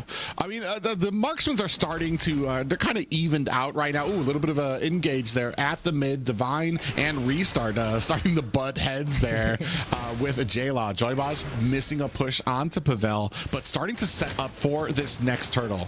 Yeah, but Toru does have the corrosion sight. Oh! Yeah, in comes the Tempest of Blades up at the top and through the bottom. We can see the turtle fight starting to happen here. Big Wombo combo came out. Nobody died there. Restart taking a heap of damage. Might be all she wrote as Toro able to burst them down with the speedy light wheel off camera. Siri finds himself a tower. Joybaj in trouble, takes some shurikens to the back for good measure, and the rest of Maple Leaf starting to focus on this mid tower. Hey, Golden Staff, Corrosion Sight is all Toru needs to deal the damage necessary for these team fights. Able to take the turtle, able to take the mid turret. A massive turnaround for Maple Leaf to stay in this game. Malefic Roar and the Hunter Strike picked up over there by Shiro. Definitely heavily on the physical penetration. A little bit of mobility from the Hunter Strike as well. But it's not matching the damage output that Maple Leaf is providing right now. There goes Toru again, taking another turret. Yeah, it's just great rotations coming from Maple Leafs when it comes to, especially when it comes to the marksman. You clean up top lane. As soon as you get your lane cleaned up, you immediately go to the opposite end of the map, start taking down that tower so that you're not just sitting in your lane doing nothing, always being the aggressor and always moving around on the marksman. Because what you need to do, especially on a carry, you need to get fed. You need to get fed fast because she is one of the latest hitting marksmen in the game.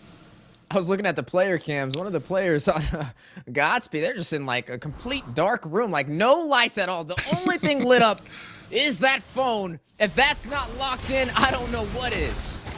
Oh, you see the raging sandstorm does lock on the two members. A big ejector lands onto Restart, but down goes Pavel, paying for that move. You know, that's interesting. Like, Pavel, he's the initiator, and he's been doing such a great job at it. But sometimes, you know, it comes at a cost, and he had to pay the toll right there. He does fall Godspeed, able to pick up that kill. But I feel like it's not really going to impact Maple Leaf that much, right? I mean, they're able to take that mid turret. They're still holding on to theirs as well. There goes the DHS from Toru to get that Trinity build. He's now going to be able to soak into Joy Baj and Divine very heavily with their high HP pool. They are going to have to watch out for him. Like I said, the ticking time bomb is on the way, and it's about to start ticking. Yeah, Syri, Nasty Wayne perched up looking for an angle, waiting for an opportunity, trying to be very patient. Oh, now we have a little bit of a fight pop up onto Yoreshi. They aren't going to be able to complete it. They're looking for the Wombo combo there. Was Godspeed. They weren't able to find it from the quick reactions from Yoreshi. Now Toru going to go ahead, start baiting out this Lord as the rest of Godspeed starts circling around the pit. Yeah, getting ready for this objective. Maple Leaf, Godspeed, a high value target, 3 to 4 gold, almost even. Who will be able to take this objective? Who will make the first mistake? There goes the conceal play. Yeah, they go in. Joy Baj does find it and does find the push. Shiro gets pulled back down. Oh, almost had a downed jungler. NetherRealm comes out for the save. Look at the back end. Nasty Wayne comes in.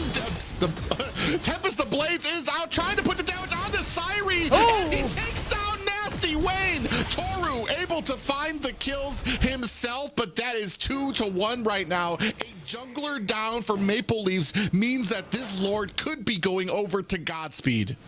Yeah, but Toru picking up both of those kills, that is massive for him, right? He's going to be hitting even harder now. Definitely going to have to watch out. He needs a little bit more additional attack speed, though, because those hits are a little too slow for my liking. But it's definitely going to be hitting like a truck here soon. The Lord's still intact, and Joy Baj out of position. Oh my gosh. Look at the damage coming out. Joy Baj gets bursted down. Next on the list is Restart. You were talking about some more damage. Look at Toru right now with the speedy light wheel starting to chunk down the Lord. And Shiro, unfortunately, not in a position to contest this Lord.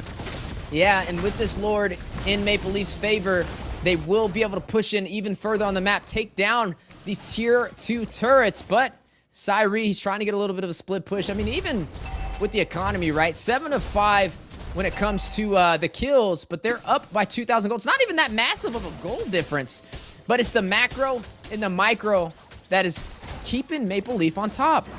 Yeah, and this is what I was talking about. On paper, during a lot of these matches, Godspeed doesn't look like they have a disadvantage. It's just when it comes to the clashes, when it comes to the micro, how fast Maple Leaf is able to react when they do get spotted out is just it's unthinkable how fast Maple Leafs are able to kind of get this. Yeah, Joy Baj here with a concealed play does find himself a little bit of a push and an implosion there. Toru putting out the damage. NetherRealm is out. Toru finds another kill onto Syri. This might be all she wrote for Godspeed. Still with the speedy light wheel. Restart takes a heck of a lot of damage. Yoreshi on the wrong side of the enemy territory there. Divine, they're not even able to punish him. They can't find a way to Toru. This man can literally frontline on this carry, and they still cannot catch him. He's 6-0-1.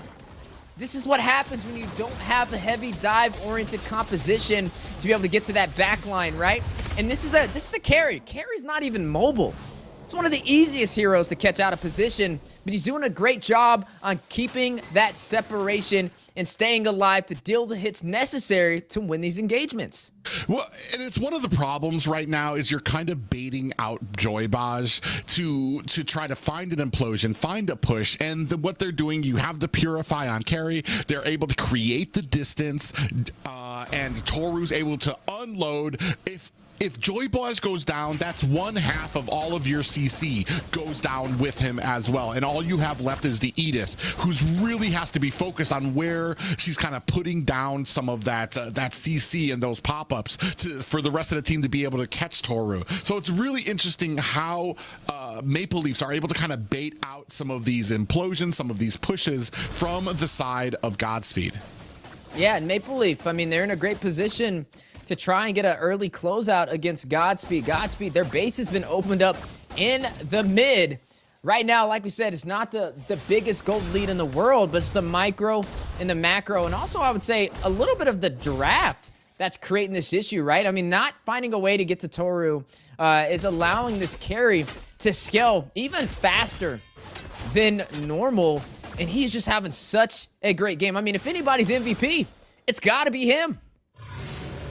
Yeah, right now 6-0-1. Toru having the game of his life. He's already come online, already has the items he needs to actually be chunking, and we're now sitting at a Luminous Lord. A good positioning for the side of Godspeed if they can all kind of get down there. You can see, big conceal play comes out. Joey Baj in a bad way gets thrown. Actually is going to have to use his flicker to get out of harm's way. Netherrealm is out, but it's already used very early. Yureshi finds a kill onto Joy Baj. Restart is down. That is 2 down for Godspeed. They are chasing them down right now. Shiro in trouble, gets locked onto by Nasty Wayne, finds a kill. Divine next on the list. This could be the final push for Maple Leafs. It's just Divine alone against the world here, looking for the pop-up. He gets taken down. Restart is back up, thankfully, but that's going to be all she wrote. Game 2 here, going to the side of Maple Leafs.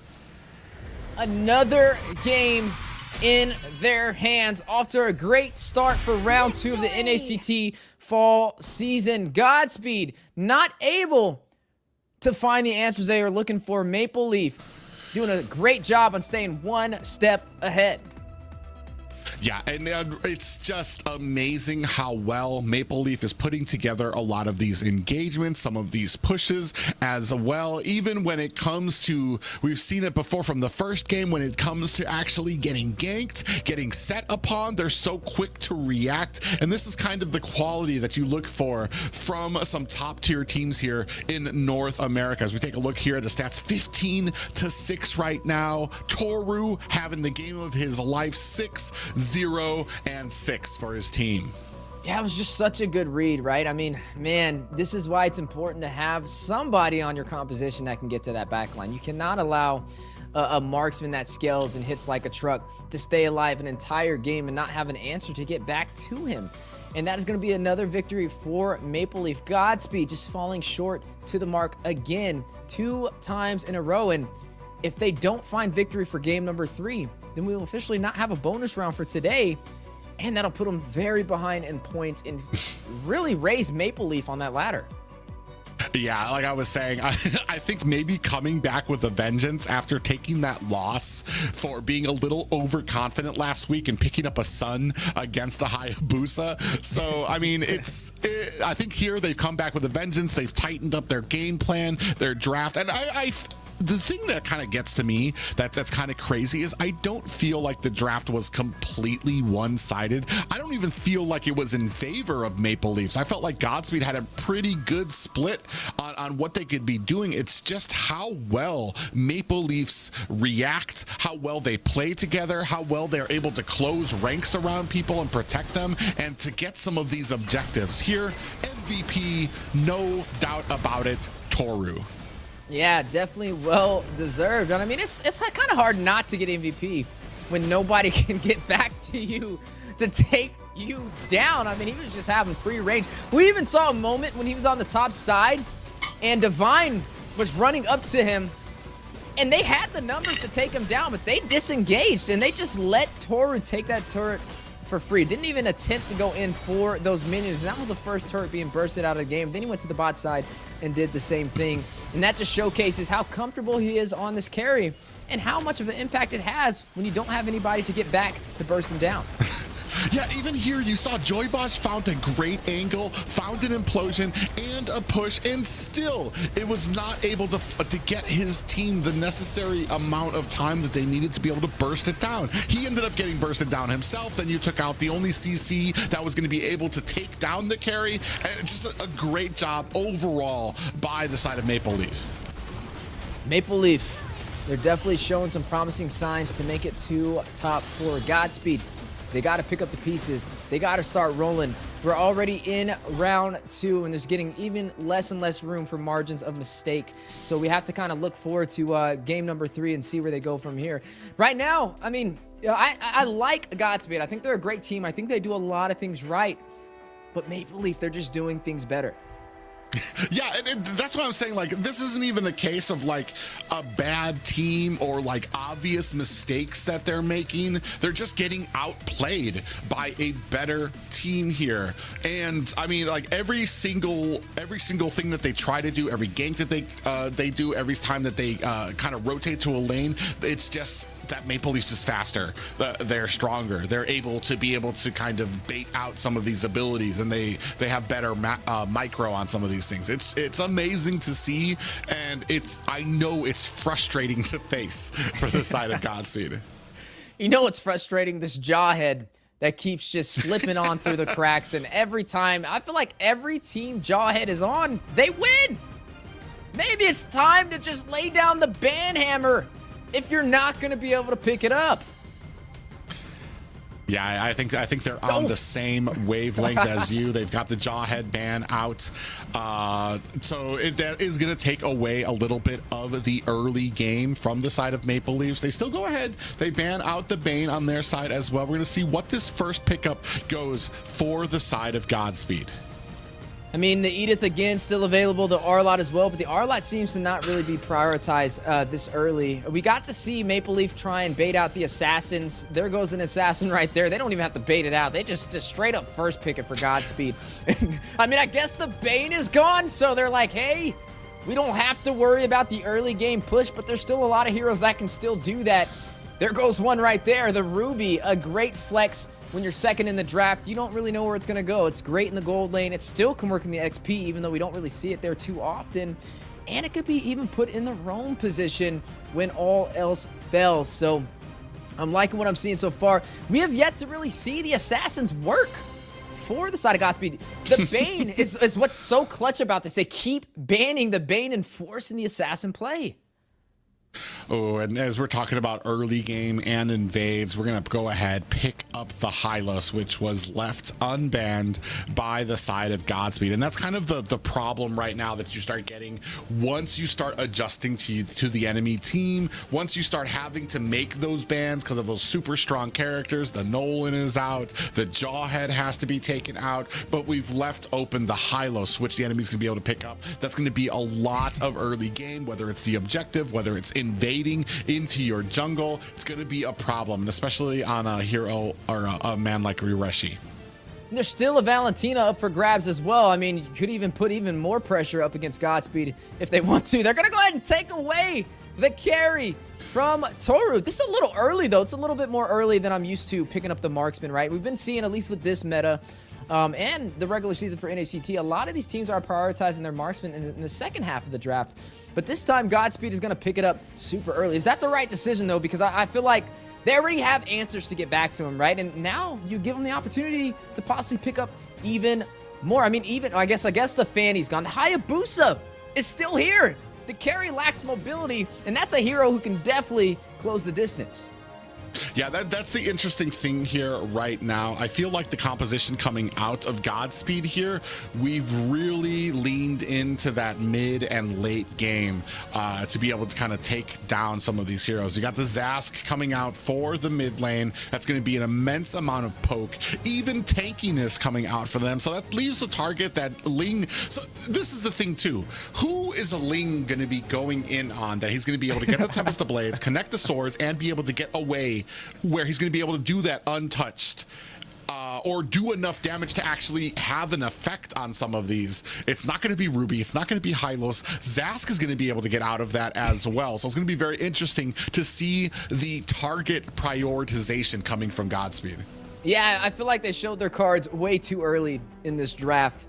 The Zask, I was about to actually ask. It's like, when do we get to see this Zask slip up in here? And I think now's the time, you know? So we'll have to see how it kind of has an impact. Now I'm looking at the Lu Yi. I mean, I guess it's okay because they have a strong, heavy, frontline-oriented composition, so it should be easier to get that crowd control that the Lu Yi is looking for. But I'm right there on the same train with you.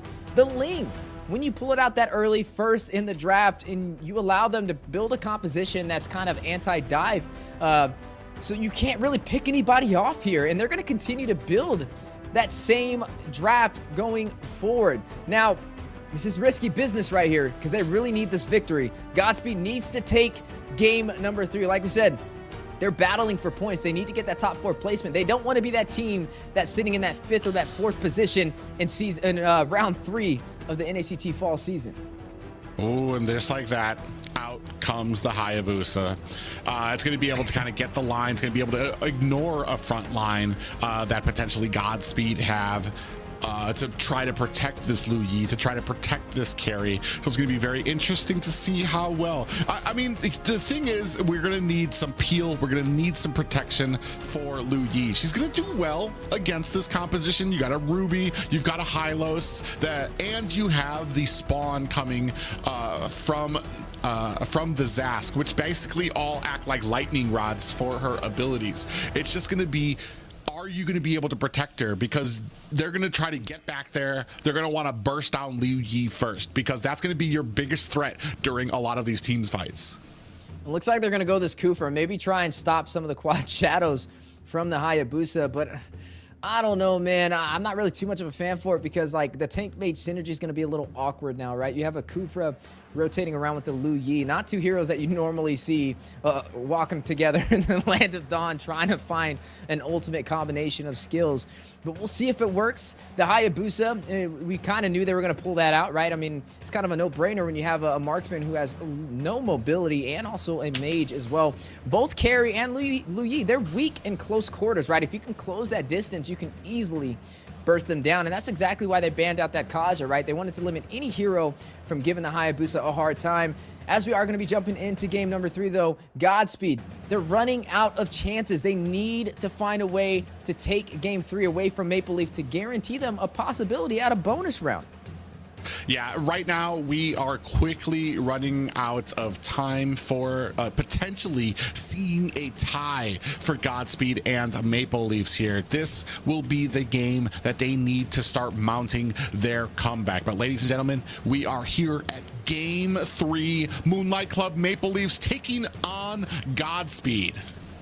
And here we go. Is the 3rd time the charm. Godspeed yet to find a point in their first debut for round 2 of the NACT fall season. Maple Leaf currently having all the answers. Yeah, both members going to go ahead and start with a little bit of assistance from their XP laner, looking to try to get some of those early rotations down, some of those early clears for their team. Now, I'm looking at Godspeed, right? I would start with Maple Leaf because I feel like it's easier to break down what they need to do here to gain control of the early phase, but I want to take a look at Godspeed. If they want to win in this early game, first, Shiro has to find a way to pave these kills or take these objectives. It's going to be a little hard. There's nobody for him to really dive into. Even Toru on the Natan has the entropy to keep himself alive. You can use it for offense, but just as well for defense. I'm really going to be keeping an eye on Restart and also Joybaj with the tank mage synergy, right? You don't normally see this Lu Yi and this Kufra combination, and I want to see if it works. Yeah, that's the interesting thing for me. If Joybaj goes in, if he lands a Tyrant's Revenge, that means that Restart is going to have to chase after him. He's going to have to try to go in, chase after him, and hope that there is no, as we're talking about, that Quad Shadows actually lands on the Restart, comes back in, finds the Shadow kill, and just like that, it comes to fruition. Here comes the Tempest of Blade, trying to land onto 2 members, connecting all 4 swords. Is it going to be enough? The stun is out. Shiro uses that Finch pose to get away to safety. He needs to be careful, though, because Nasty Wayne is looking to take him down. He's trying to hit a quick quad shadow right there. I knew he was looking for it. Not able to find that opportunity, but they found some elsewhere, right? 1 kill on the board. Nasty Wayne making quick use of the quad shadow to get back to safety. 3 seconds until this turtle spawns in. This is where we got to see, how does Godspeed approach this turtle, right? You have a lot of heroes who I guess are okay in the early phase, right? The Lu Yi has a lot of crowd control. The Kufra, the bouncing ball can definitely provide the slow. But it's not going to be the easiest challenge. I guess at least you have the X-Board with the Last Insanity. Maybe deal some AoE damage, but it's just an awkward combination of synergy. Yeah, the thing for me is that you're leaving open. Okay, here comes, oh, a very nice Tyrant's Revenge comes out there. Yureshi, it's going to be taking the Nasty Wayne, finds himself the Retribution onto the back line. Restart, ooh, takes a half health amount of damage. Nasty Wayne looking for the kill onto Divine. Does not have his quad shadows. Big jump comes in. Restart, almost in trouble there. Going to clean up the lane before going back home.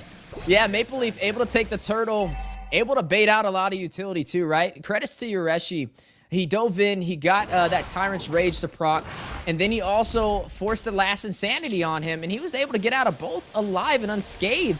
And that's a lot of utility kind of wasted out to allow the turtle to go to Maple Leaf's favor. I like that Shiro kind of just waited around to get that Retribution and then kind of Finch pose his way. Ooh, Toro. Oh, gets caught. Sairi comes in, putting on the damage with the speedy light wheel, but Toru able to use that entropy to get himself out of harm's way. A great job and a great read by Toro, but on the back end, Pavel and Nasty Wayne looking for an angle. They do get spotted out by Shiro. Does he know that there's more people in there? Quad Shadow is out. Shiro gets locked onto with the Shadow kill. Joybaj not quick enough on the draw with that bouncing ball. Yeah, that's just not the move, right? They got to disengage. It was a good look, though. I saw what they were trying to go for, but credits to Shiro to be able to spot them out and deny the play. They want to limit the opportunity that Maple Leaf has to kind of lead the way in the early game, because if they can get online, if Maple Leaf finds a little bit more opportunity, it's going to be hard to catch back up, especially when their composition's more favored, right? You're going to see Restart joining the battle alongside Joybaj. We asked about the Tank Mage synergy. We got to see how it kind of plays out. But right now, Maple Leaf, that's for certain, they're leading the early game. Yeah, and I want to say, too, that's the first time I've seen the diversion come out. It really wasn't useful at all either. So, I mean, that's one thing. If you're going to play this Lu Yi, too, a big thing that you're going to need to do is be able to use those diversion ultimates to get your team in great positioning to help out with some of these fights. Yeah, next fight will be on the way here momentarily. Turtle has spawned in. Yureshi already wrapping around. Joybaj winding up for potential setup. Not going to find it. And here comes Pavel. Yeah, Shiro is able to get himself a turtle. Pavel in a little bit of trouble. Glorious Pathway is out. Shiro connecting two swords before going up with the Finch pose to get himself out of harm's way. That is going to be the first turtle for the side of Godspeed, tying things up for the gold lead at least. Yeah, Toru not able to join the fight, not able to really have an impact right there. A turtle for Godspeed, which is looking promising, is just a little late to the punch over there from Nasty Wayne on this Hayabusa. Quad Shadow just a moment too late to be able to get that retry play, but now focusing on Shiro. Yeah, Nasty Wayne comes in with the shadow kill. Does not find himself a kill, unfortunately. Pavel comes in from the side, not able to find a stun onto Shiro. Both teams reset on the map right now. Pretty low kill gain for the 6-minute mark right now.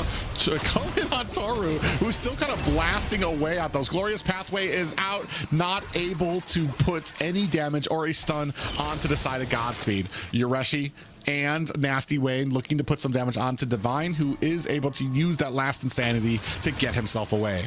And this is why it's important to have a marksman that can play for survivability, especially when you're going up against a Kufra who can dive in on you, right? You use that entropy, you don't really have to worry about it because you can extend the distance to go back to safety at a moment's notice. Even when it was a 3v1 deficit on the bot side, Toru, he wasn't even phased. They didn't even deal any damage to his turret. And that just showcases some great drafting over there from Maple Leaf and some good execution from their gold laner. Right now, though, Godspeed, they're still hanging in there, right? They have yet to lose a turret. They've only lost one member so far, but that may change at a moment's notice. Speaking of which, here comes the Glorious Pathway from Pavel to clear out the back line while the rest of Maple Leafs try to put some damage onto this tower. They do find the tower shadow kill. Sairi! Oh, he's looking for an escape. He's not going to be able to find one. We do have Yureshi get taken down by the last Insanity, and Toru finds himself a kill of his own. 1-3 right now in favor of Maple Leaf. Shiro working on this next turtle. Yeah, but the trade on the bot side from Nasty Wayne will be able to take that turret to be able to match up with it. So overall, I would still say Maple Leaf wins the trade, right? They get more kills and they get a turret to open up the map even more in their favor. 2 turtles for Godspeed, 2 turrets for Maple Leaf. As we are looking at some of the items, the ticking time bomb, trying to get that Trinity build, has a corrosion scythe, has the golden staff over there for Cyree on this carry. But keep in mind, Cyree has to be careful, especially with Nasty Wayne lurking in the distance. Oh, a little bit of trouble for Yureshi. Gets caught with the Tyrant's Rage and Tyrant's Revenge to pop them into the wall there. Gets the stun. Yureshi goes down quickly. 2-3 right now. Narrowly a gold lead for the side of Maple Leafs. Yeah, I feel like both ADCs, both marksmans are quickly trying to race to deal more damage, right? The carry versus the Natan, and they're both doing a good job. I feel like they're playing for survivability, but they're also scaling and getting the items necessary to deal some damage. But right now, the map is still bleeding red for the side of Maple Leaf. It seems like Tor is just a little bit quicker to kind of find these engagements and to find these objectives. Now, the later the game goes, though, I mean, you have Pavel on this Hylos, you have the Ruby, you have both of them easily being able to be bursted down by some speedy light wheels. Oh, yeah, you see already Toru gets caught by Joybosh. He's going to be able to get himself out of harm's way there. I'm Offended lands onto Joybosh. He's going to have to use that flicker to get himself away. Pavel disengages for his team. You can see the entirety of the team grouping around mid and pressure up at the bottom. You can see Shiro doing a good job with the split pushing on this Ling. Yeah, you got to see Nasty Wayne take down Restart as well in the process. Looks like Shiro was not able to get that turret. I thought he had it for certain, but a good rotation from Yureshi to push him back. Yeah, 4 seconds left on this next Lord. I want to say Divine doing a great job of kind of clearing out. He's like back, keeping them away from Shiro's purple buff to make sure that he still has, he's going to be able to get that cooldown. He's going to be able to get some of that damage from there. But with that, as soon as he gets the purple buff, the entire team clamors. We have a diversion out. Glorious Pathway comes down. Pavel taking a heap of damage, being strung together by Restart on this mage. Divine finds himself a kill onto Pavel. From the side, we do have Shiro coming in on this Ling with the Tempest of Blades, but this is not enough to find themselves another kill. 1 for 1, I want to say that goes in the benefit of Maple Leafs. Yeah, for certain, and just a little too late on the diversion play from Restart. He's a little bit of a restart on that Lord play again. I mean, if he was there just a couple seconds earlier, it could have been a totally different story. But with this Lord on Maple Leaf's side, they will be able to kind of take down some additional turrets, maybe able to take down some of the tier 2s. You're already seeing them working on their wave management. And Toru, he's doing good on keeping the distance. Even when you see Shiro trying to dive in, he knows he can't close the distance on this Natan. Yeah, Yureshi just gets a surprise in that bush in the form of Restart, chaining together some of those yin-yangs, takes a ton of damage. It is going to have to back off, so they're not able to escort or get much value out of that Lord. Speaking of which, Shiro gets caught up at the top. Pavel not able to punish them for it. Conceal play is out as well. They're trying to chase down Toru, who uses that entropy to get himself back.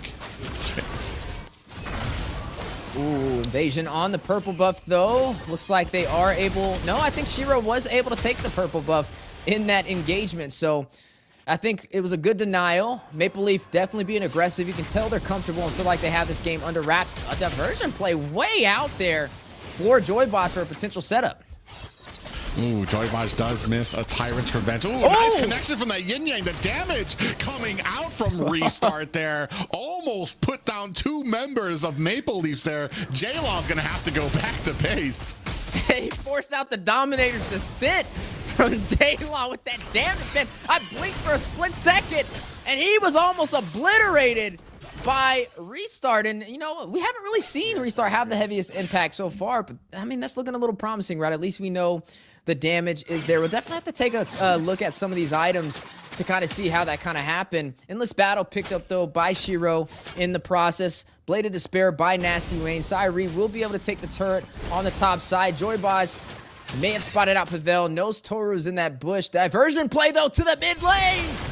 Oh, they do find themselves, but they get caught in there. there. Yoreshi is down. J-Law running for the hills, gets taken down by Shiro. A great diversion coming out from Godspeed, as now they're going to start their push onto this mid lane if they can, or are they just going to be secure enough to go for this next Lord? That was massive from Restart. That may have turned the tide in Godspeed's favor. Ooh, Joybaj does miss himself a little bit of a pop-up there. Look at the damage coming out from Syri.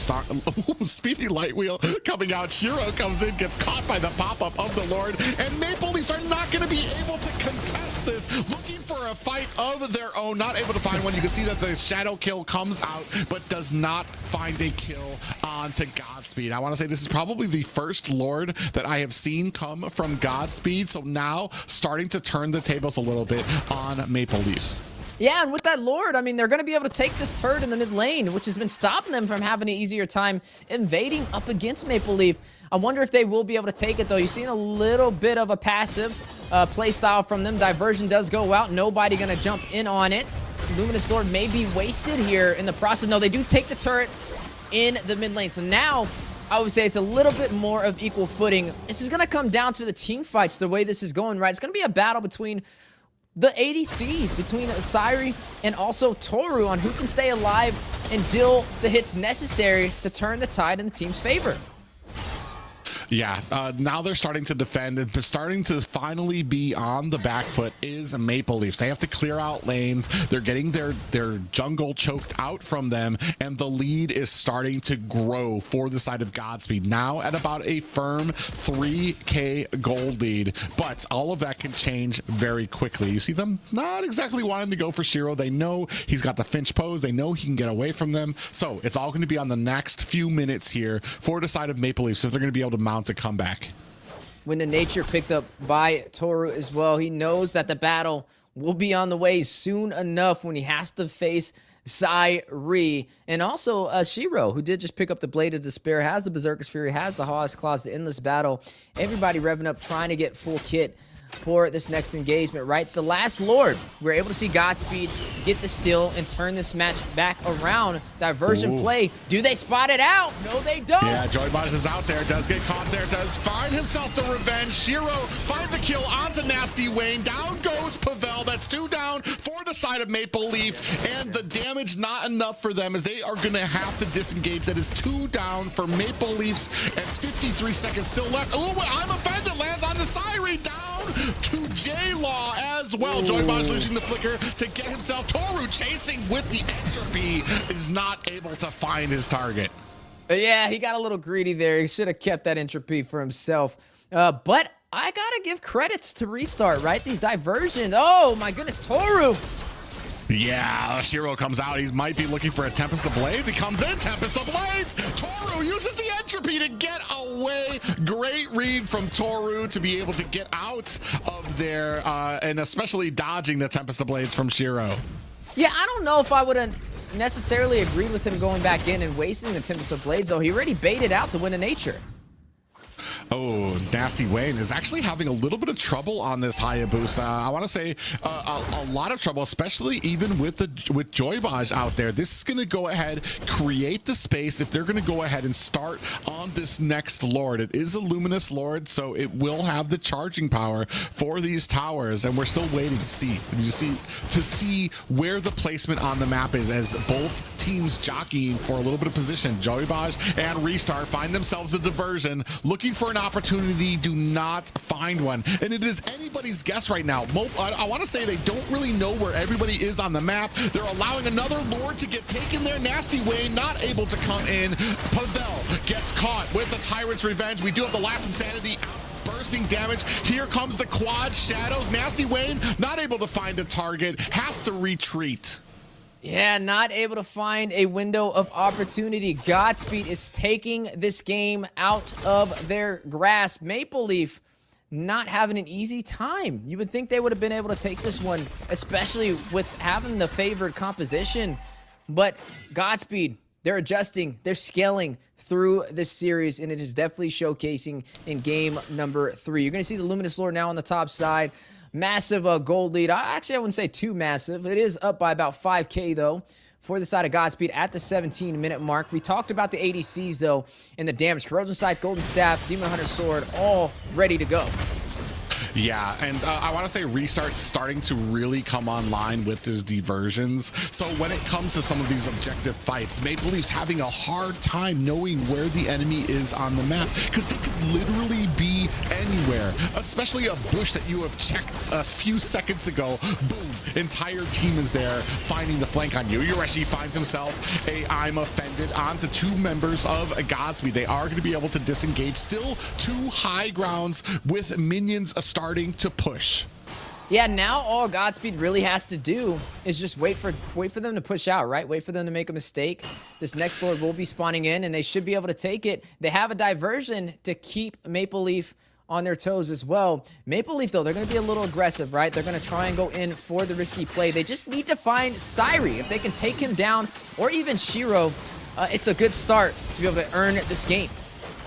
Ooh, Divine in a little bit of trouble. Does have to get, he gets rid of some of that Faraga armor, gets rolled out on the backside. Look at the angles. That right now, Godspeed has just such great map presence and map control, where whether you've got Shiro all over the map on that Finch pose, or you have the threat of Restart with that diversion ultimate from the Lu Yi, getting the team anywhere on the map. 48 seconds left on this next Lord. If there is going to be a play from Maple Leafs, I feel like it has to be here. It definitely has to be here, right? I mean, we're only getting later and later. The respawn timers are climbing, and right now Godspeed is in control, but not by a lot, right? It's just gonna have to boil down to the macro and the micro at this point. When you're this late in the game, this is where Maple Leaf realizes, hey, we can be a little bit more aggressive. We can test the waters. If we catch just 1 member out of position, it could be the difference in winning this game. You're looking at a good split push, though, from Shiro. This is where the Ling starts to come into handy when it comes to wave management, right? He went to the top. Now he's going to go to the bottom. He's going to clear both out, which allows Godspeed to group up, and they have Restart with the diversion when they're ready to go in for a possible counterplay against Maple Leaf's invasion, trying to be a little greedy in their jungle. Yeah, and you can see here Shiro starting to set up this next objective push. He's going to go ahead and start pushing onto the side lane, create that. Now Maple Leafs have to answer. So as soon as they see Nasty Wayne, they're going to go all in on this Lord. You see them immediately go. Nasty Wayne shows himself, so they're going to go ahead and start on this Lord. They know that he's not going to be in part of this fight very early. They're trying to find the targets down.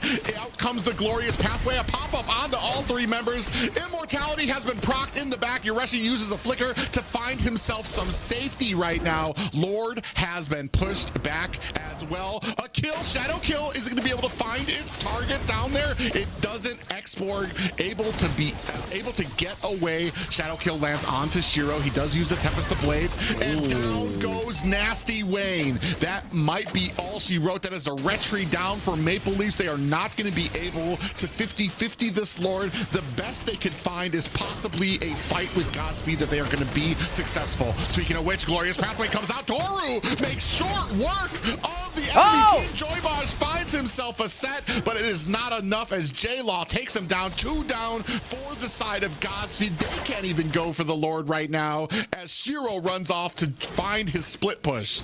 That was a good play by Maple Leaf to delay the Lord push from the side of Godspeed. They were almost able to take that, but they bought themselves a little bit of time. But how much time is the question? Toru getting into position. They still don't have the retribution for Maple Leaf, but Godspeed, they're down 2 members. They're down their ADC, which means they know they'll lose in the engagement, especially with Toru still online with this Natan.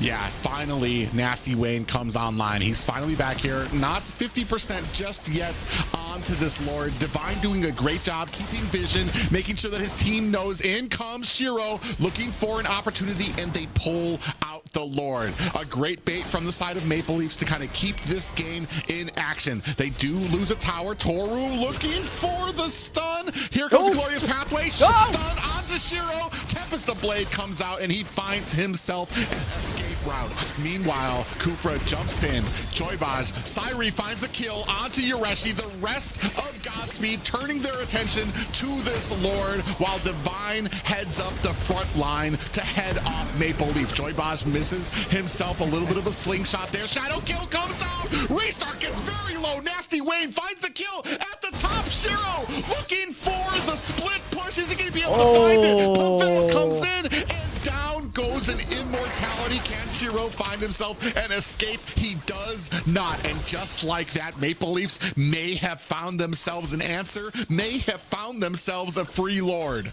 They may have just costed themselves the game as well. I mean, that just definitely was not the move. Shiro overstayed his welcome over there with the split push. Joyboss, like you said, missing that slingshot was huge. You could have had a 3-man setup right there, but then it led to them being able to take down Restart. But here's the split push. Syrie! Yeah, Syrie trying to put on the speedy light wheel. Is it going to be enough? Shadow Kill is out.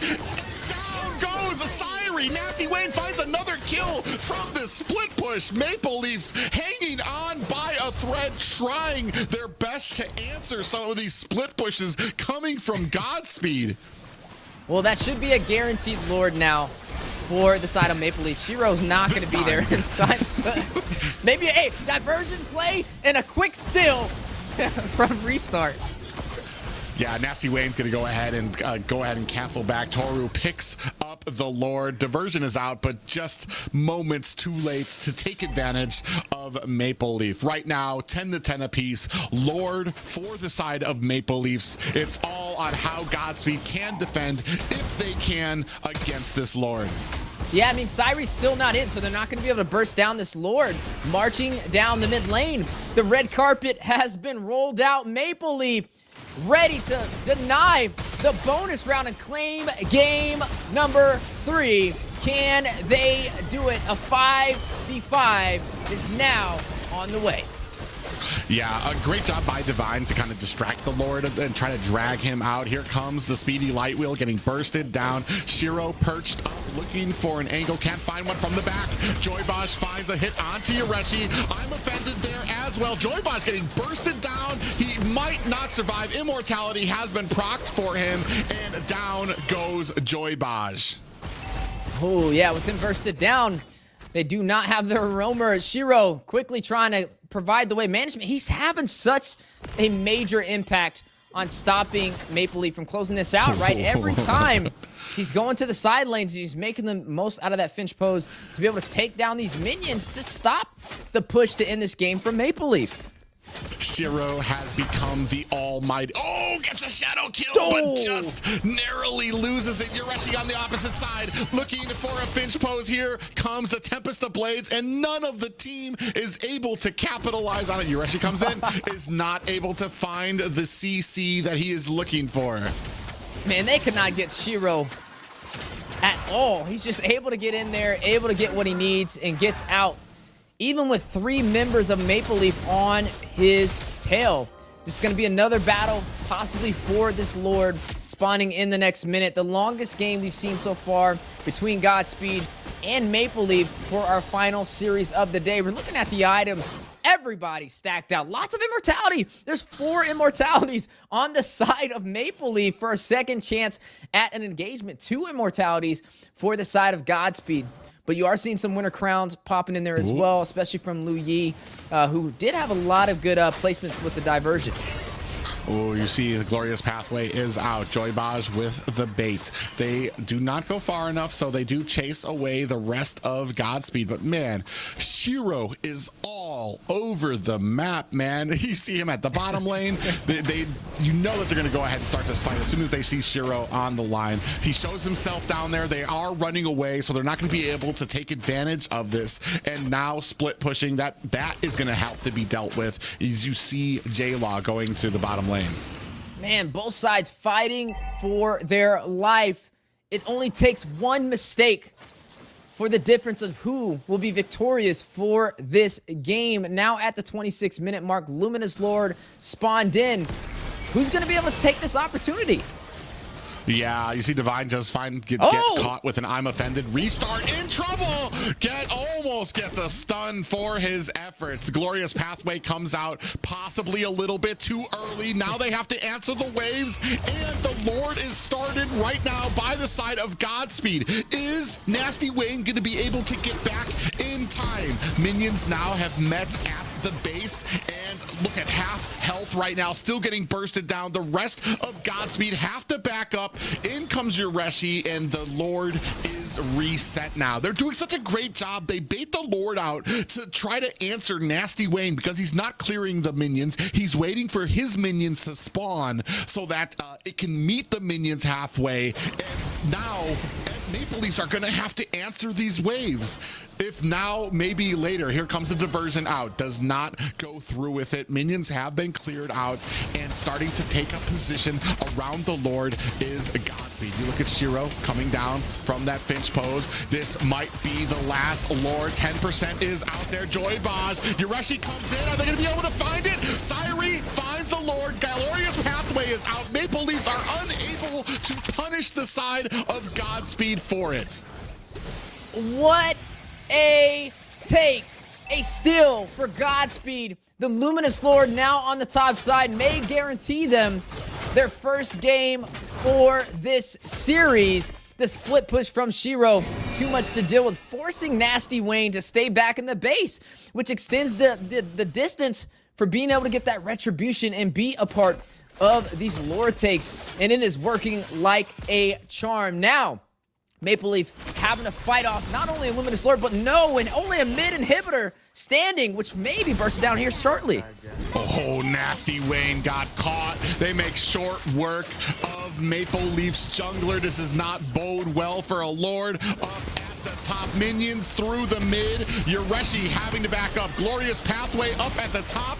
Joy Baj trying to defend up at the top. That is the last high ground. Goes down.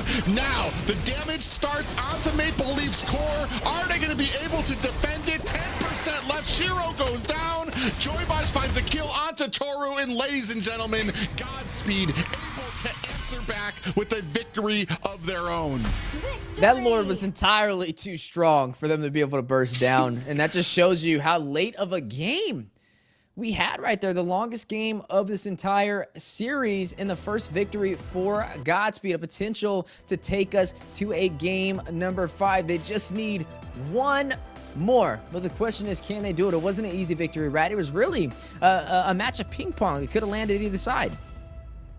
Yeah, and they had no answer for the split pushing. They could only respond to it after it happened. So, I mean, a great job for the side of Godspeed, realizing that they were losing some of these fights. They weren't going to be able to match it up. And then starting with the split pushing, like, bro, I want to say at the end, toward the late game, they just went like 110% split push. Shiro tried to get it. They weren't able to find it. Then Sairi went for it with Joy Baj. They weren't able to get it. Then Shiro was back up, and he's like right back at it, and they were able to hit Maple Leafs from all of these different angles that they just were not able to keep up with in the end.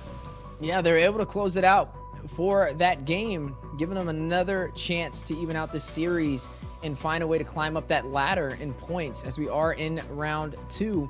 It's hard to give an MVP on this one, right? I mean, it was an interesting composition too. It wasn't the easiest thing for Godspeed to pull off, but they found a way to do it, and that's what they're gonna have to do again in the next match if they want to have a chance to shut down Maple Leaf. Now, Maple Leaf going forward from here, they got to have an answer to the split pushes. That's really what was breaking them down in that late game, not able to match Shiro, outcutting and finding the opportunity. I don't know if you saw it there, but Restart had like 145,000 damage dealt for his team, which was just an amazing amount for the Lu Yi on there, which meant that like every single time they were getting caught, they were connecting those yin yangs here. And you see here the objectives 12-7 in favor of Godspeed, and the gold per minute, man. They were actually behind when it came to the gold per minute, but able to kind of find those angles that they needed for the split pushes. Yeah, down to the nitty gritty is what it kind of boiled to, with both of these sides fighting it out on these engagements. And you're going to see the MVP go to Divine over there, just having a really good game. But honestly, it's a really hard one to kind of give it to, because I feel like everybody was just this match was all over the place, you know.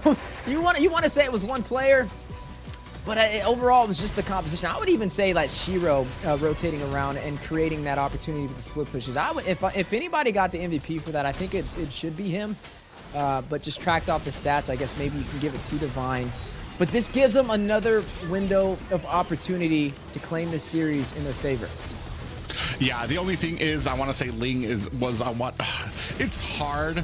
I know Divine gets the MVP here, but the big part of the story too has to go to the split pushing from Shiro on this Ling. I don't think that that's going to be a mistake that the side of Maple Leafs make again, allowing something like that can create that window of opportunity for them in the side lanes again. And going forward for game number 4, what does Maple Leaf do here, right? Godspeed. They got the momentum, they found their groove, and they're starting to roll. Can they keep up that momentum, though? That's the question we have to ask, right? Game 1 and 2, you got to see a little bit of a struggle for them getting online and finding those opportunities, but I would say they're starting to scale. And this seems to be the pattern with a lot of these teams this season, right? You think it's going to be one-sided. You see one team dominate in game 1, and you're like, okay, it should be the same thing in 2, 3, possibly 4. But that's not what we're seeing. We're seeing the losing side start to even out the competition, start to find where they went wrong and match it, and sometimes even do it better. And that's what we got to see inside of game number 3. So definitely credits over there to Godspeed. But can they do it one more time to take us to a bonus round? Yeah, that's the name of the game here. It might take us, it might be overtime for us casters here at the desk, finally seeing that bonus round if Godspeed can mount us another victory here against Maple Leafs. I expect right now, Maple Leafs, I expect that Ling to be taken off of the table, but who do you change out for it? I want to say they've had it was the Fanny, Phoveus, and Bane have been taken off the field. Oh, but they have first pick here, so they don't even need to give or ban the Ling. They could pick up the Ling because they showed that they were actually very well versed with it when they played it in game 2. So, I mean, it might just come down to who's got first pick here for both of these teams.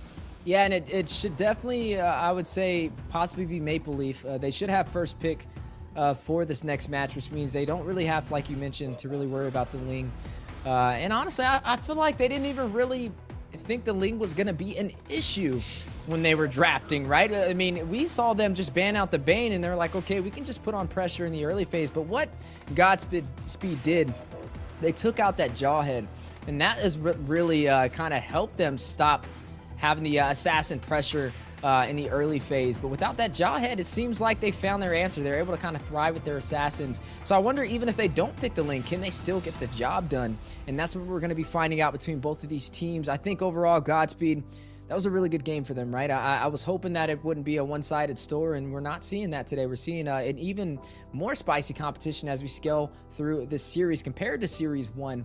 And that just shows you, we've been here since the beginning. We've seen a lot of, we've been back in NACT where there was such a massive gap in competition to where we predicted it was just an all-unanimous decision. But with this series, it wasn't unanimous, right? It was almost an even split between who voted for each team. Yeah, and especially now, for me, it's going to be on who picks up this Ling, do they pick up the Ling, and does the enemy get the Jawhead? I want to say it wasn't just the Ling pick, it was the fact that Jawhead was banned, which was, I want to say, countering Ling on easy mode for the side of Maple Leafs. And with that taken off the table, they had a much harder fight ahead of them to be able to kind of be successful, and they found themselves on the back end of a lot of split push and a lot of needing to be everywhere at once, and they couldn't even put their focus anywhere for a lot of these team fights, and to the point that they were getting ready for a Lord, they were warmed up, and then they see Ling on the opposite end. They're like, God, we have to go back, and they all have to back up to find to be able to stop the push. Yeah, and it was just forcing their jungle in a very awkward position. He was not able to kind of join these team fights because he had to go back with the Hayabusa to clear the waves. It was the wave management that was really crucial to closing out that late game, and the wave management definitely was in Godspeed's favor. And like we said, the MVP, it went to Divine, but in my opinion, the wave management is what really helped them win that game. And there's some good, I would say, restart even came online, right? I was asking the question, when the game began, you see players that pull out this Lu Yi and they're not aggressive on the diversion plays, right? They're kind of passive. They hold on to it and then they do a little weird teleport here and there and it doesn't really lead to anything. And that's how he kind of started the game off, right? We were kind of like, I guess you could have teleported there, but I mean, it didn't really do anything. But then out of nowhere, man, a switch just turned on in his brain, a light bulb popped up, and it was like it was a whole different player. And he was able to find the opportunities with Joy Bosch. I was asking how the Kufra and the Lu Yi combination worked out. And it was interesting because I thought he would teleport with Joy Bosch the entire time on these diversion plays. But a lot of times he was just sending Joy Bosch by himself. Well, and that kind of comes along because you didn't really, when you have a Tigreal there, you have the peeling power of the Tigreal. So if somebody jumps on you, you can run away, and as the Tigreal just like grabs all of them. When it's a Kufra, if the enemy jumps on you, the Kufra's not going to be able to protect you. So I mean, they adjusted very well, and I agree with you. The early diversions from Lu Yi, I was kind of like, oh man, it's one of those Lu Yis. But as it started getting into the late game, the presence on the map, you had to watch for diversions. You didn't know where the enemy was, even in bushes that you had just checked. They could have been anywhere for a lot of this fight. Combine that with the split pushing, and there was no way for them to ever be at ease or to ever fully commit onto the Lord, which was ultimately their downfall. And I feel like with their composition, it was harder for them to be able to pull off such a task compared to what we saw from Maple Leaf. So if they're able to pull that off, it's only imaginable with the even easier composition what they can kind of showcase to the world. So for game number 4, all right, Private, we have yet to see a bonus round. I'm manifesting this into reality. Yeah, we might get one here if they can continue to take this momentum. But like I said, a lot of the answers that they found in the last game might be taken away from them in this game.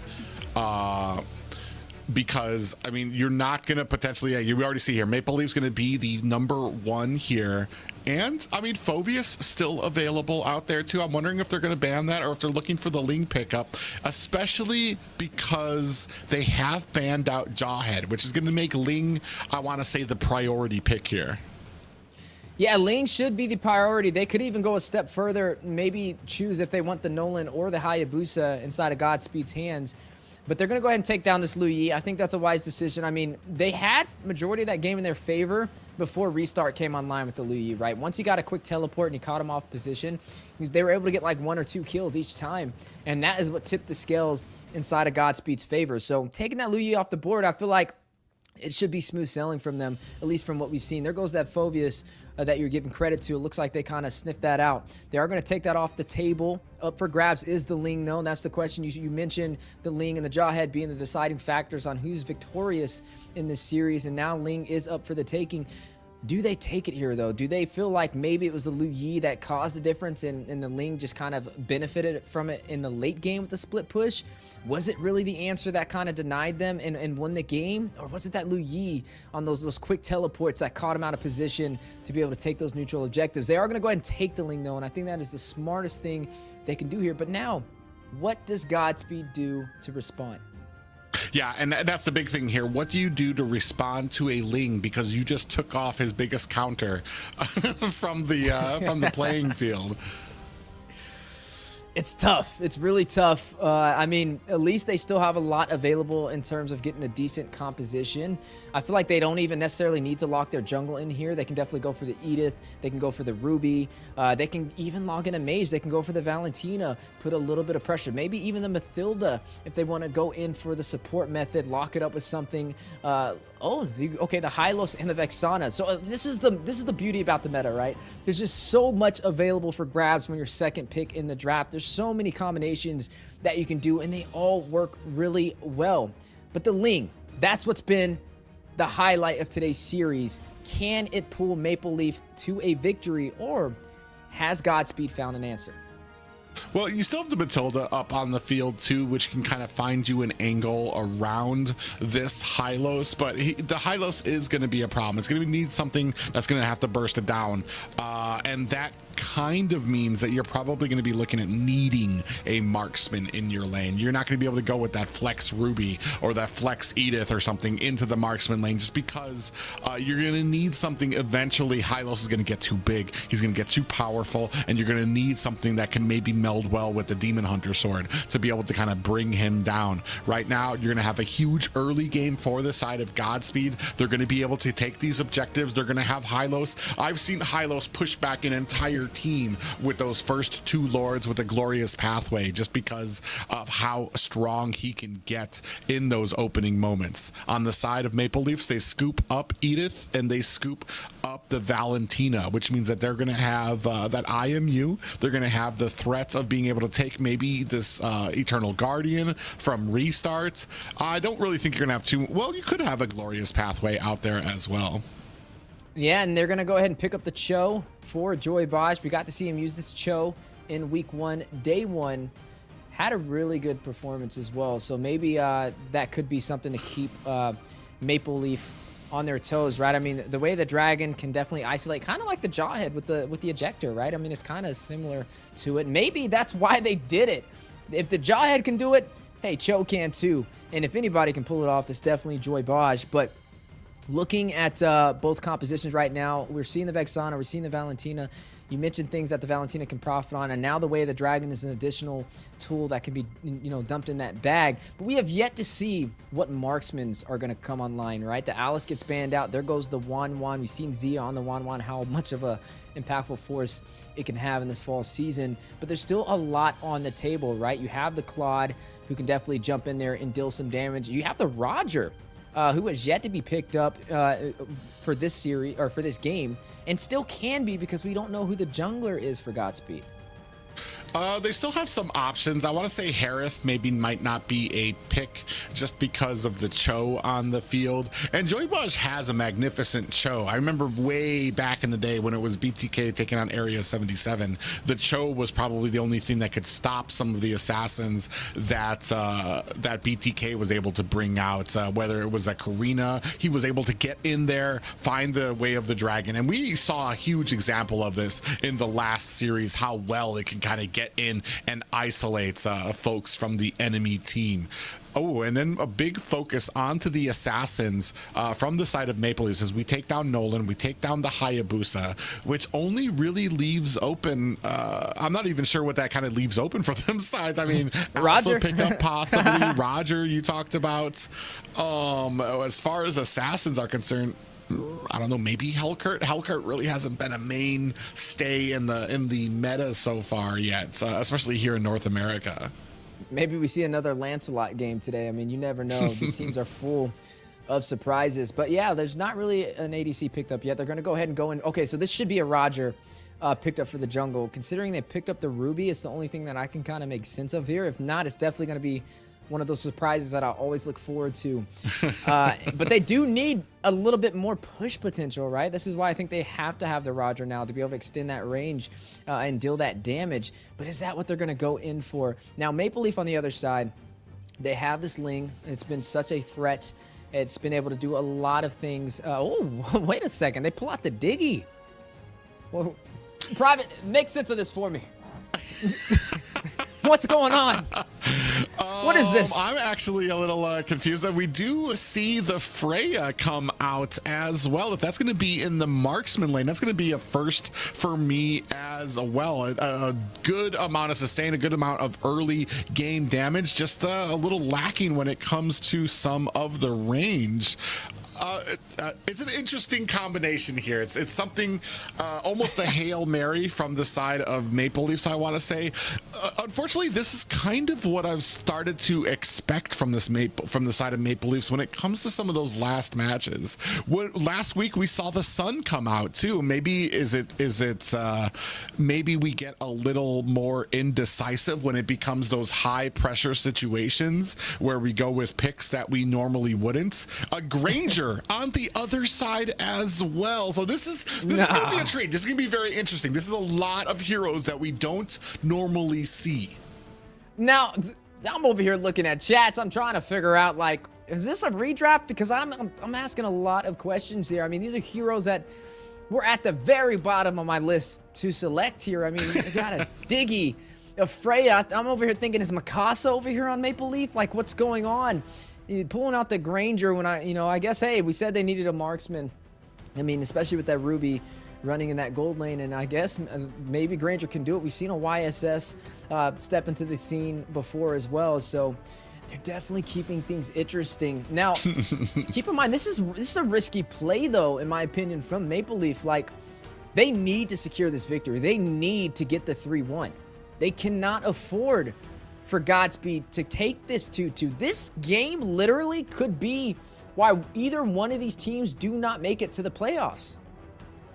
Yeah, this is a very interesting composition coming out from both of these teams. We're going to know in a few seconds if it is the right composition.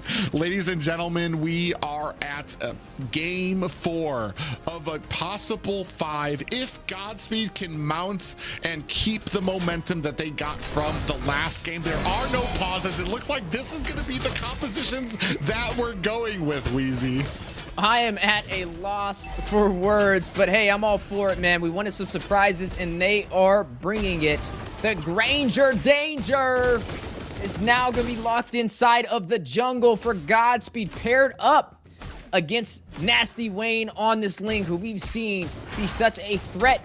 But now, I mean, Granger's going to have to watch out because Ling has dive potential if he wants to focus him. Yeah, that's the thing. Like, that's why Granger's really not at the top of my list of, like, things to go against the Ling for. Ling, Hayabusa, like, there's just no shot that Granger's going to be able to get away. Potentially, he might be able to dash out of the range of Ling from his Tempest of Blades, but, I mean, kind of outright, you're going to have some issues from the side, from their side when it comes to contesting some of these objectives. Yeah, it's almost like... I feel like they just wanted to go to a game 5. They want to be the first to make history for this NACT. That's the only thing I can possibly think about with this draft. Now, let's see what Toru has to bring to the table, right? Is this a Mikasa? Does he have Freya mastered the same way? Is he a threat that people will be talking about for ages for NACTs to come? A lot of damage, though. Both of these teams ready to take the fight, ready to earn their spot, ready to gain these points. Yeah, you see good positioning. Shiro kind of doing a great job on this Lord. Big pop up on the restart. Takes a heap of damage. Down he goes to J-Law. In comes Nasty Wayne. Finding the kill onto the Lord. Chasing down Shiro. Tempest of Blades is out, and that's going to be a wrap for Shiro's Granger. Divine caught with the reverse time. A big pop up there, and another kill on the belt of Nasty Wayne. Able to get 3 kills in a row. I mean, it's a risky play. It's going to be very hard, though. I mean, Shiro, he's running the Granger. Granger has to get online early. He has to get these kills. And he needs protection on top of that, right? And if he doesn't have any of these and your team's not meeting these objectives, Maple Leaf is going to start rolling that snowball very early. Yeah, it's going to be very interesting to see if they, oh man, I want to say maybe we went with something a little bit more comfortable for each player there, especially Joybaj is on the Cho. He's been very favorable with that Cho before. Toru actually trying to take it to Sairi, does see Joybaj coming from the flank, is going to try to disengage. Oh, does find it, I'm offended with the flicker, does use the ultimate, and it is not going to be enough. That Valkyrie's Descent making a momentary appearance before eventually 4 members of Godspeed have the cleanup crew down at the bottom lane. Pavel in trouble here. We do have a pause out on the map. Yoreshi calls a pause, possibly a couple of lag issues keeping them, but the score 3-1 and a 10K to 9K right now. Oh man, I have mixed emotions about this game. I wonder how Pavel is going to have an impact with this Diggy. That's really what I'm looking at. I mean, once you saw them invade, once you saw that I'm offended, I mean, there's not really much he could do there. He couldn't even close the distance to get the time journey. And then when he's by himself, he's an easy target to burst down. So it's not really, I feel like he's not going to be a threat. Not going to be a threat at all for them to be able to get the kills on. So they have to be a little bit more careful, right? When you don't have a strong frontline tank and you have a Diggy playing that role, you got to be a little bit more decisive on what you decide to engage on, especially if they're going to start ganking and outnumbering you on top of that. Then you have to at least match the numbers. You need your mage to rotate down. You need somebody there to kind of make up the difference. Yeah, it's an interesting pick, especially I want to say because there's an assortment of burst on the side of Godspeed right now. It can be a detriment for Diggy. His biggest counter is just burst damage. Things like Gord, things like Vexana, who can lay a decent amount of damage. This actually might be a very early tower for the side of Godspeed. Nasty Wayne powerless to do anything, just able to watch as Godspeed actually tears that down. J-Law finds a little bit of damage onto Joybaj. It's not going to be a difference maker here though. Yeah, not going to really have too heavy of an impact. They lost that turret. Even though they had 3 kills, losing that turret means that Godspeed technically is in the lead right now because they have ground control. We are going to go ahead and see this turtle spawn in, though, here in the next 5 seconds, and a heavy blue rotation around it from Maple Leaf. We got to see how Godspeed tries to initiate this, right? Joyboss, he needs to isolate possibly Nasty Wayne with the Way of the Dragon. May even go in and try and take down Pavel is the game plan. Oh, and just like that, we were talking about it. The burst damage comes out and down goes Pavel on this. And Glorious Pathway is out, looking for an opportunity. Nasty Wayne still gets the Lord. In a little bit of trouble now is Toru, trying to look for an escape. Yureshi putting some damage out as well. Finds the kill onto Sairi. The back line of Godspeed looking for an escape. That is a Lord, or a turtle, excuse me, that goes over to Maple Leafs with a kill. Yeah, able to get that kill. Now extending it 4-2-2. 2 turtles for the side of Maple Leaf. On top of that, Nasty Wayne leading the way in kills as well. Oh my goodness! Yeah, Pavel catching himself another bit of a damage there, accompanied by restart on that Vexana. Here comes Joybaj again, comes in, catches himself a Jeet Kune Do. We do have the time journey. Toru finds himself a tower, and that is just how fast, that's how fast a Freya can work. And on the opposite side of the map, Nasty Wayne finds a tower of his own. Yeah, able to match a tower for a tower, possibly. You're going to see still Maple Leaf in the lead, though, 2-1 in terms of at least turrets for this game. We're only 5 minutes in. There's been a lot of aggression compared to the other matches. Oh, yeah, Pavel gets caught again. Way of the Dragon is out. Oh, but the reverse time actually backs him up. Restart with the finishing touches there as well. Yureshi taking a ton of damage. Might not be able to get away even with the Primal Wrath out. Here comes Toru trying to put on the damage. Finds himself a kill onto Joybaj, but the CC might be... It's not enough. Shiro finds the kill. Sairi finds one of his own. That is 3 down for the side of Godspeed. Divine looking for an escape, but Nasty Wayne with that Tempest of Blade chases him down. All right, they just got to be having fun out here because there wasn't even an objective to fight for right there. Everybody just said, let's meet up in the mid and see who can withstand the other. And it looks like Maple Leaf was able to win that engagement. Now 9-5. Turtle is going to spawn in. You are looking at a goal lead of about 3K in Maple Leaf's favor. Yeah, I want to say it's sloppy, but it's working. It's basically 2 contenders standing in the middle of the ring, trying to see who can duke it out. And right now, Maple Leafs is really winning the slugfest. Yeah, they're definitely having weighted gloves when it comes to these fights, and Godspeed cannot take that lightly. Shiro yet to find a kill. We talked about the Granger. If he doesn't get online early, he has a hard time catching up in the damage necessary, especially being the marksman. Big I'm Offended under the tower does force out the time journey from Pavel, and they are going to go ahead and save this mid tower. Yeah, able to save it, which is huge, right? We know when that turret falls, it opens up an opportunity for invasion on your side of the jungle, and Godspeed wants no part of that. Now, Pavel, he's doing good on the Diggy. I'm surprised, right? I mean, he did great on the Jawhead, but he's 0-2-8 on this Diggy. He has 8 assists so far. It looked like a rough start, but he's been able to find that distance and be impactful, as we've seen some of the items on the board and engagement on the way. Yeah, Yureshi gets caught. Look at the chain CC. He doesn't even have a moment to react because they chained so much CC onto him and able to burst him down. Glorious Pathway is out. Pavel gets caught, and that is a Diggy down. Yeah, Diggy down just when I gave him credit. Maybe it was a little too early. And now they're going to go ahead and try and take this tier 2, but the denial from Nasty Wayne. Oh, Oh man, Nasty Wayne able to come in, is not able to clear out the lane, but man, the damage he was able to put onto Shiro. And that's the problem with picking a Granger into a Ling. The amount of damage that he can output and then just negate yours by having the Tempest of Blades is way too much. Oh, Big I'm offended. As soon as the Glorious Pathway comes out, there is CC all over the map as Toru in the back lane finding the kill onto Joybaj. Man, they are putting on a show today, showing the world what NA is all about. They're having the time of their life out there. Right now, Maple Leaf 11-7, still finding a way to keep this game under wraps.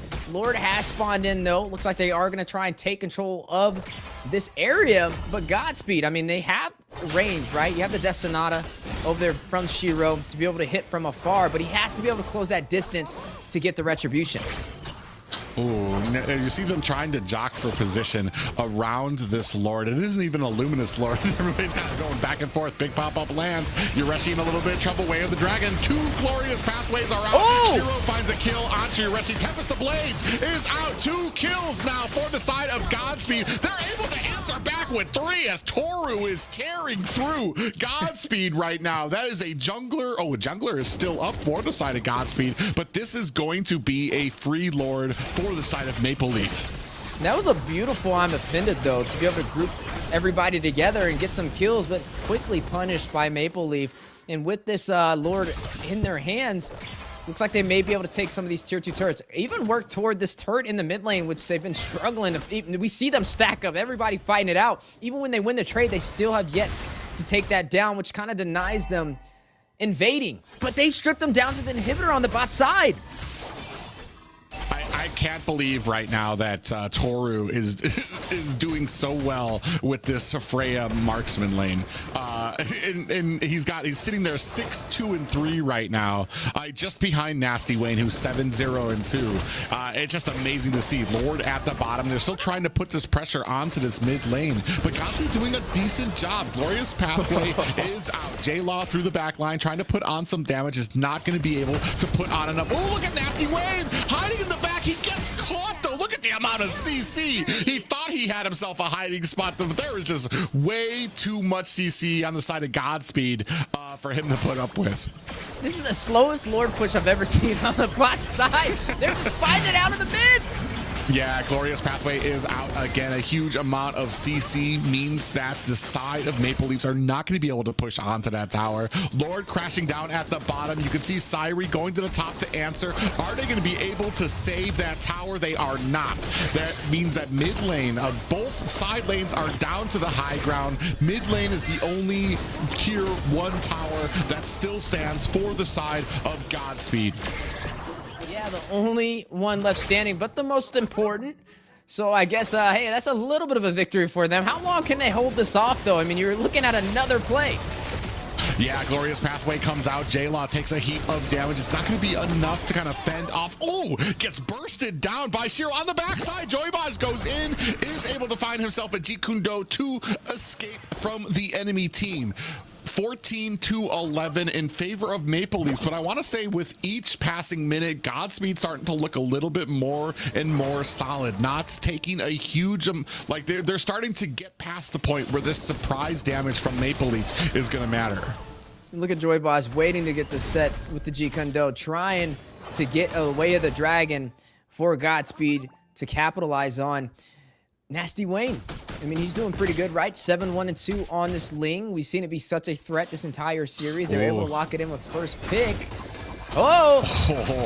Tempest of Blades comes out, and Nasty Wayne able to find himself an escape. Joybaj not able to do anything. Oh, Nasty Wayne goes for Joybaj. I think he mishit. I think he wanted to go for Shiro, but accidentally the target priority took him to Joybaj. They do have a player down. Shiro goes down anyway, but at the mid lane, Syrie doing great things at the mid lane, able to kind of force the rest of the team to answer.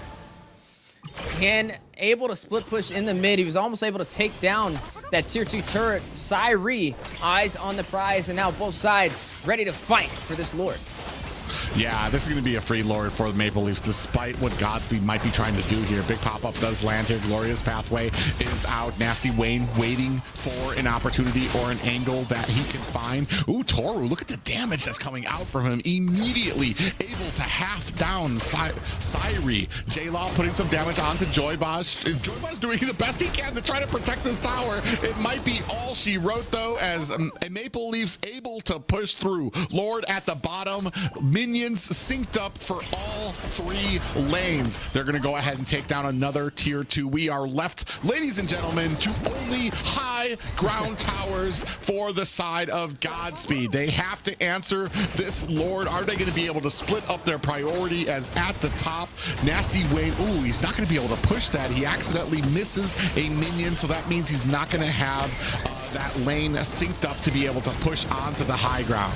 Big pop-up lands on the 3 members of the Maple Leafs. They answer with a pop-up of their own. J-Law finds a kill onto Joybot, pushing back the rest of Godspeed so they can get that mid-high ground tower. Now gonna have to answer to the top one, and this might be all she wrote for Godspeed. The answer for the Ling maybe not, might not be that Granger.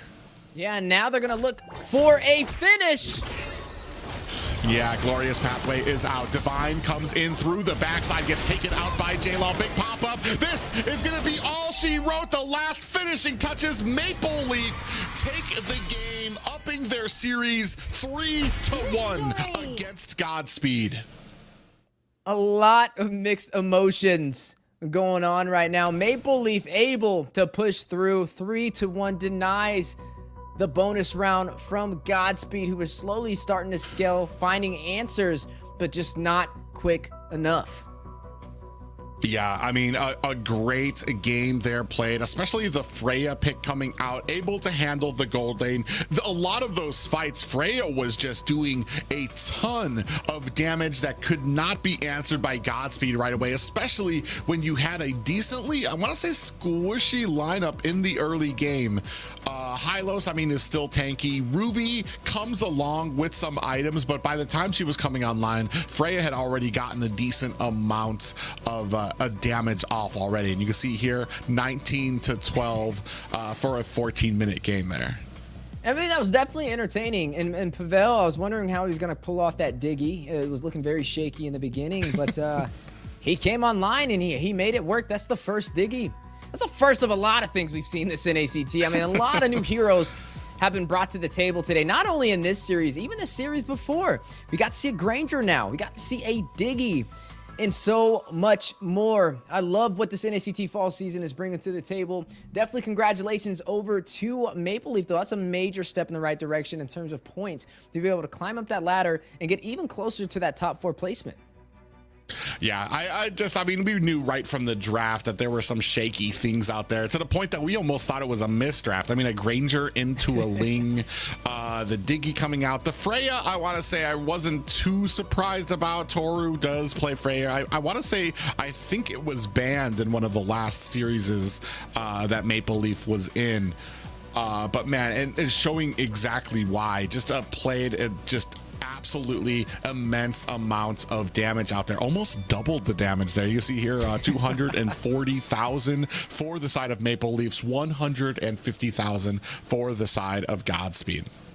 Man, just a beautiful game in both these sides, giving it their all. And I think the last one was just having a little bit of fun on top of it, right? Toru is going to be the one to secure that MVP. He's just been doing such a great job for their team. The man's just been all over the place lately in today's matches in the gold lane, right? And I got to give him credit, right? I mean, he's just been so effective, able to get that build as quickly as possible, and then rushes in and finds the opportunity that the team's looking for. Yeah, I mean, I feel like they had, especially when it comes to Godspeed, they had a good plan when it came to that third game, but once the Ling was taken off the board for them, I think they knew that all of the answers that they found in the last game just were not going to be able to work against the team the way Maple Leafs have been playing here. Some great sets there. Joey Baj did a great job as well, but it just, in the end, was not enough. Maple Leafs have just been too well put together of a team. The synergy is pretty much off the charts. Even when they are against the wall, when it comes to getting picks set upon them, they always find the great micro to be able to escape, and a great game played by them, honestly. And that's another 3-1 finish for Maple Leaf as well. So now they have 6 points on the board. So they should be pretty much guaranteed top 4, as we will be definitely taking a look at the points here soon. But a great victory for them, a step in the right direction, and I know they're going to go to sleep with a smile on their face. But Godspeed, man, shoot, they got to work hard in these next rounds to be able to catch back up. Yeah, an impressive game by both of them, and we'll see what they have in store for us when it comes to the next few weeks. Godspeed, I think this should be putting them just below C9 in our rankings. And welcome back to our host, Zeke. Thank you. Awesome gameplay, awesome casting, guys. You guys do something out there with your words, and it's magic, man. It's magic. But even more magical is the gameplay that we saw coming from the side of MPL. Fantastic 3-1 series over Godspeed. I know that you guys both voted for Maple to win it in the prediction section, but is this how you guys envisioned it happening?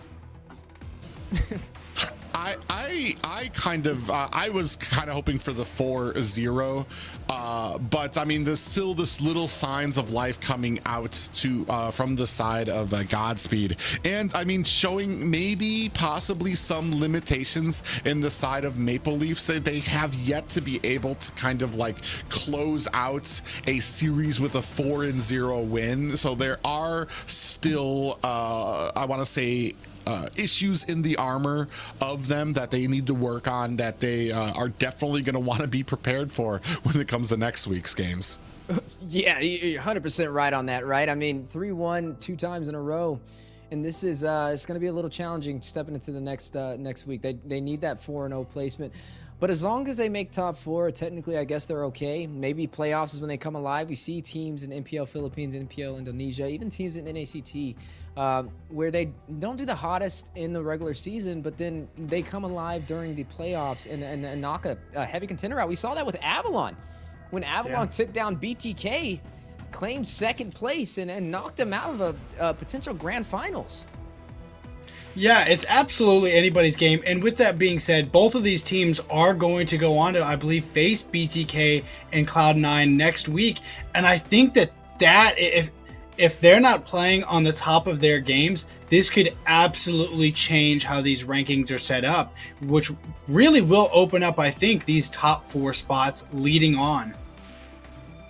Yeah, and that's why we were kind of talking about how well that the little issues that we saw coming out from Maple Leafs, those are definitely going to need to be addressed before you face a team like Cloud9. Same thing with Godspeed.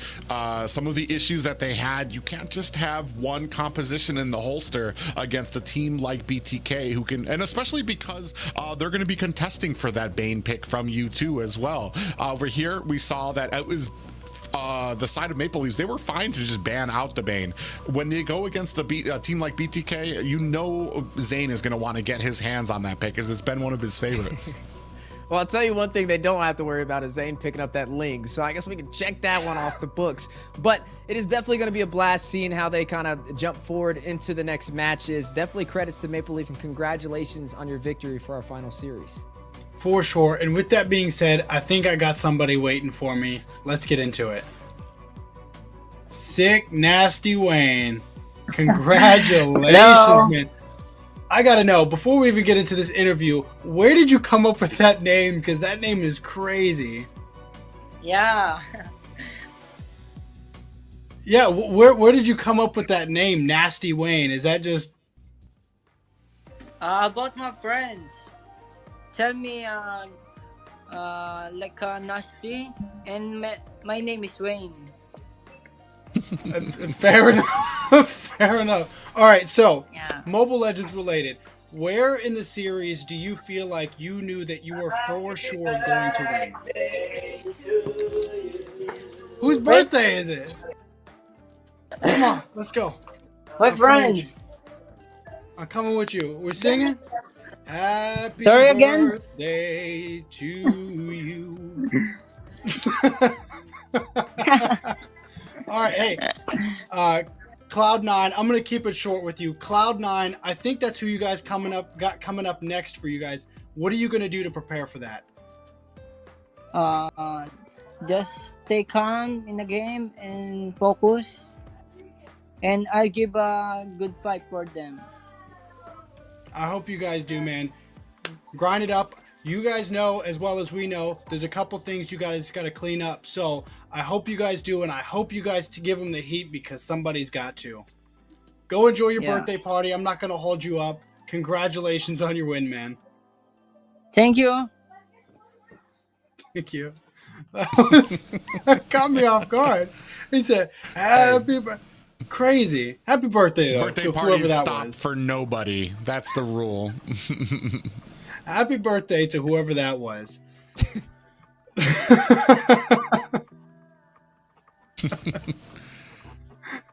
All right, here we can take a look at the results for today. Match 1 was last minute with 1 game out of the 4 as Overskilled took the series with 3. And the series we just watched, it was Godspeed versus Maple Leafs. The Moonlight Club Maple Leafs there coming out with 3 victories over the one of their opponents. And this is going to adjust to who they will be facing in the next weekend's matchups.